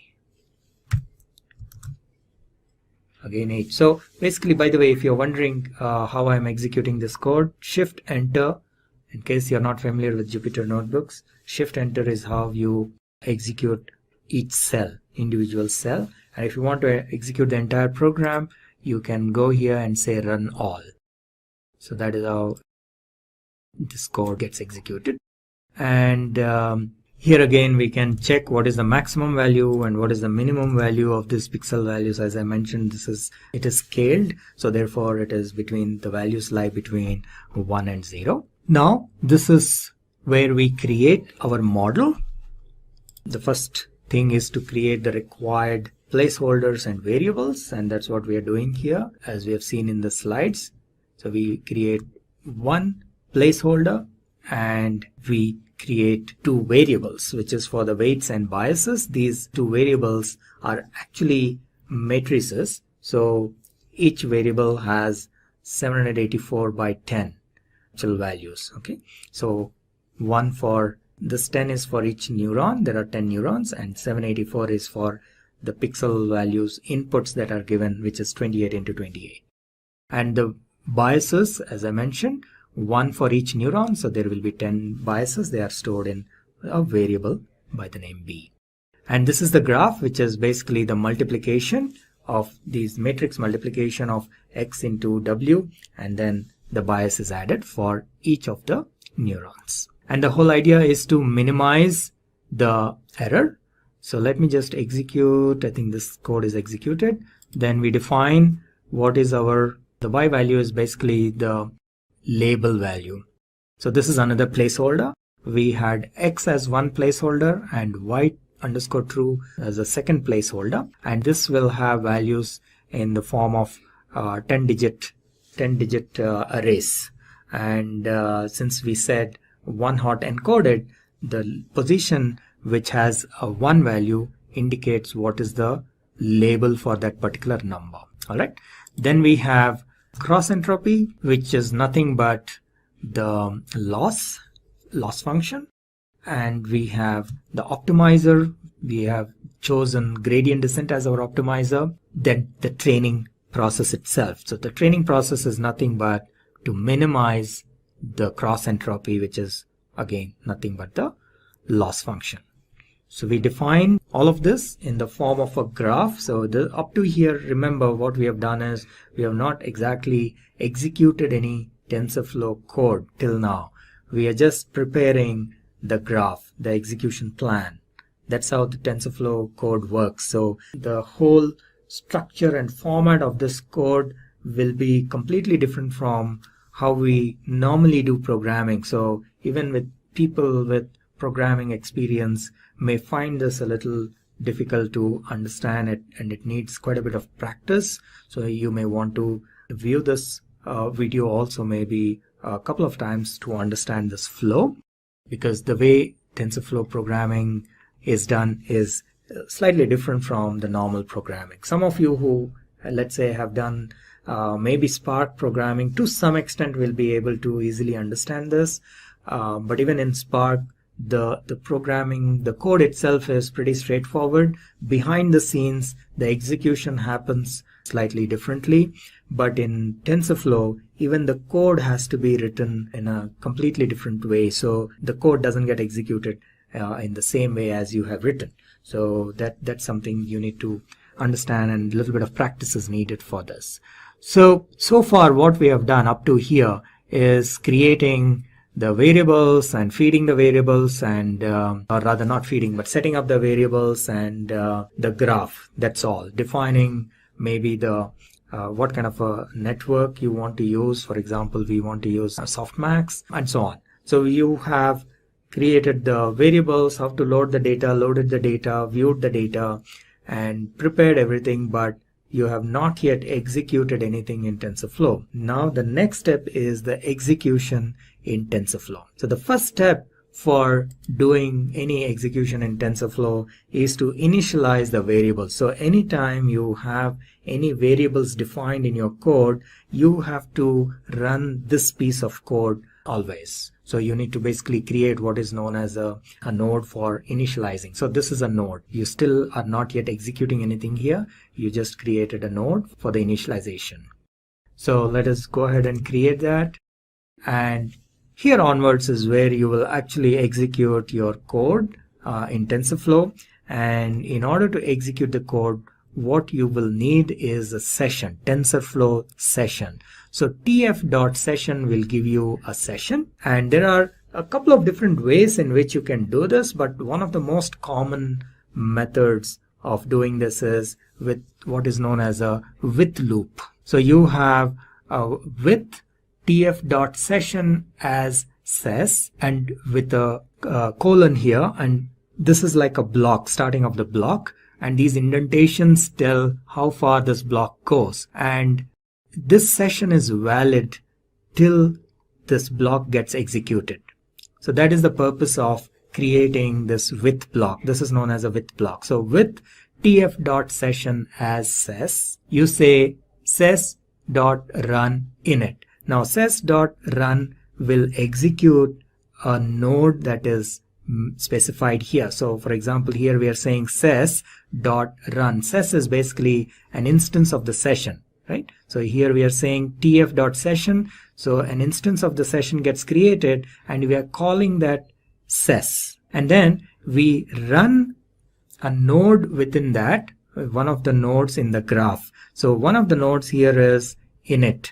So we say run that particular node, and that is when the initialization of the variables happens. Now what this does is, if you have any variables in your code, in our case we have w is a variable and b is a variable. So any variables that we created, you have to run this code, you have to run the initialization of these variables, otherwise you will get an error. Okay, so that's what this is doing. Then we, within this with block, we specify a for loop, and we are saying we want the system to iterate for 1000 steps and perform the training. That's what this for loop does. Run training for 1000 iterations. And what it is doing basically is it is fetching the data or these images. Remember, there are about 50,000 images, but it cannot get all the images in one shot because it will take up a lot of memory and performance issues will be there. So this is a very common way of performing deep learning training. You always do in batches. So we have maybe 50,000 images, but you always do it in batches of 100 or maybe 500 depending on the size of your system and so on and so forth. So in this case we are saying, okay, get me 100 images at a time and get me only the training images. Remember, we use only the training data for training purpose, and then we use test data for test purpose. You must be familiar with machine learning, so you must be aware of this, but in case you are not, in machine learning also, this is not specific to deep learning, but in machine learning in general, you have what is known as training data set and test data set. Your available data, typically you will be splitting into two parts and using the training data set for training purpose, and then to see how well the model has been trained, you use the test data set to check or test the validity or the accuracy of the model. So that's what we are doing here. And you observe here that we are actually calling an mnest function here. So we are saying mnest train.next batch, right? So this is the advantage of using mnest database, because they have provided some very nice helper functions which are readily available. Otherwise, this activity itself, we would have had to write a piece of code to fetch this data in batches. That itself is a lengthy exercise. So we can avoid all that if we are using mnest database, and that's why we use this for the initial learning phase. Okay, so when we say fetch, what it will do is it will fetch the images into X and the labels into Y, and then you use this batch of 100 images and you run the training. So ses.run, basically what we are doing here is we are running the training mechanism, which is nothing but it passes this through the neural network, passes the images through the neural network, finds out what is the output, and if the output, obviously initially it will be wrong, so all that feedback is given back to the neural network, and thereby all the W's and B's get updated till it reaches 1000 iterations. In this case, the exit criteria is 1000, but you can also specify probably accuracy rate or something like that for as an exit criteria. So here it just says that, okay, this particular image was wrongly predicted, so you need to update your weights and biases. That's the feedback given to each neuron, and that is run for 1000 iterations. And typically by the end of this 1000 iterations, the model would have learned to recognize these handwritten images. Obviously it will not be 100% accurate. Okay, so once that is done, so this happens for 1000 iterations. Once that is done, you then test the accuracy of these models by using the test data set. Right? So this is what we are trying to do here. The code may appear a little complicated because if you're seeing this for the first time, you need to understand the various methods of TensorFlow and so on. But it is basically comparing the output with what is actually there. That's all it is doing. So you have your test data, and you're trying to find out what is the actual value and what is the predicted value, and seeing whether they are equal or not, tf.equal, right? And how many of them are correct, and so on and so forth. And based on that, the accuracy is calculated as well. So this is the accuracy, and that is what we are trying to see, how accurate the model is in predicting these numbers or these digits. Okay, so let us run this. This entire thing is in one cell, so we will have to just run it in one shot. It may take a little while. Let us see. And not bad. So it has finished the 1000 iterations, and what we see here as an output is the accuracy. So we see that the accuracy of this model is around 91%. Okay, now, which is pretty good for such a short exercise. Within such a short time, we got 90% accuracy. However, in real life, this is probably not sufficient. So there are other ways to increase the accuracy. We will see probably in some of the later tutorials how to improve this accuracy, how to change maybe the hyperparameters like number of neurons or number of layers and so on and so forth, and so that this accuracy can be increased beyond 90%. Hello and welcome to the TensorFlow Object Detection API tutorial. In this video, I will walk you through the TensorFlow code to perform object detection in a video. So let's get started. This part is basically you're importing all the libraries. We need a lot of these libraries. For example, NumPy, we need image.io, datetime, and pill, and so on and so forth. And of course, matplotlib. So we import all these libraries, and then there are a bunch of variables which have some paths for the files and folders. So this is regular stuff. Let's keep moving. Then we import the matplotlib and make it inline, and a few more imports. All right. And then these are some warnings. We can just ignore them. So if I run this code once again, it will go away.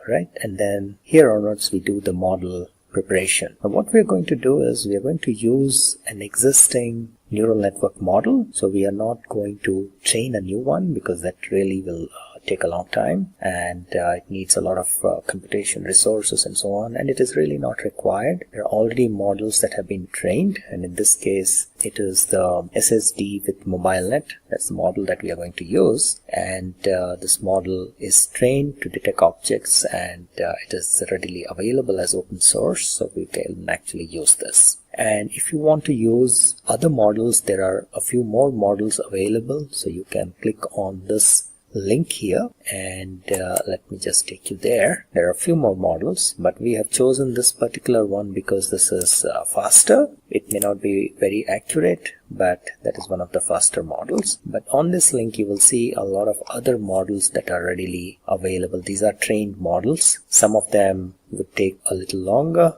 but they may be more accurate and so on, so you can probably play around with these other models. Okay, so we will be using that model. So this piece of code, this line, is basically importing that model, and this is also known as frozen model. The term we use is frozen model. So we import, download and import that, and then we will actually use that model in our code. Alright, so these two cells, we have downloaded and imported the model, and then once it is available locally, we will then load this into our program. Alright, so we are loading this into memory, and you need to perform a couple of additional steps, which is basically we need to map the numbers to text. As you may be aware, when we actually build the model and when we run predictions, the model will not give a text. The output of the model is usually a number. So we need to map that to a text. So for example, if the network predicts that the output is 5, we know that 5 means it is an aeroplane. Things like that. So this mapping is done in this next cell. Alright, so let's keep moving. And then we have a helper code which will basically load the data or load the images and transform into NumPy arrays. This is also used in doing object detection in images. So we are actually going to reuse, because video is nothing but it consists of frames which in turn are images. So we are going to pretty much reuse the same code which we used for doing object detection in images. So this is where the actual detection starts. So here, this is the path for where the images are stored. So this is, here once again we are reusing the code which we wrote for detecting objects in an image. So this is the path where the images were stored, and this is the extension, and this was done for about 2 or 3 images. So we will continue to use this, and if we go down, I'll skip this section. So this is the cell where we are actually loading the video and converting it into frames, and then using frame by frame we are detecting the objects in the image. So in this code, what we are doing basically is, there are a few lines of code. What they do is basically, once they find an object, a box will be drawn around those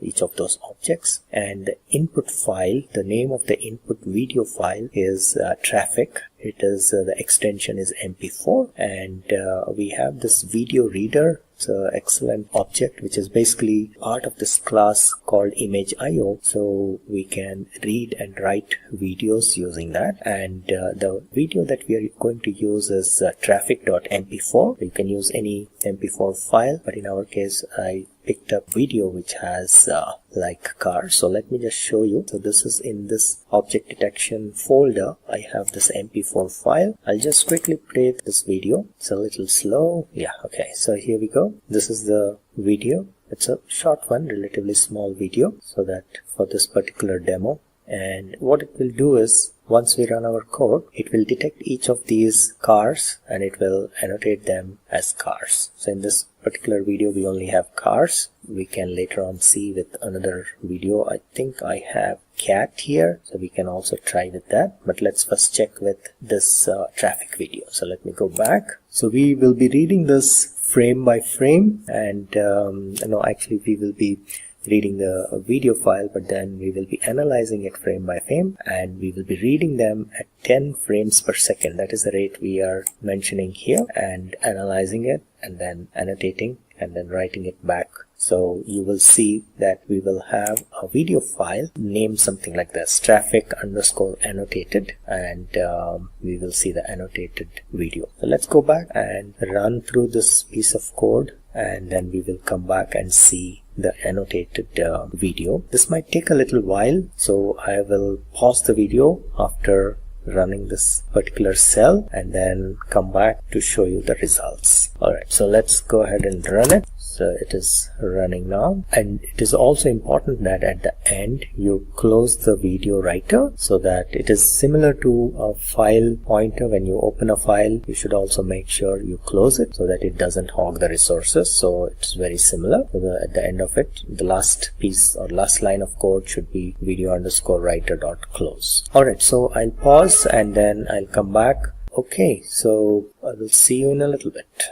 Alright, so now as you can see here, the processing is done. The hourglass has disappeared. That means the video has been processed. So let's go back and check the annotated video. I'll go back to my file manager. So this was the original traffic.mp4, and now you have here traffic_annotated mp4. So let's go and run this and see how it looks.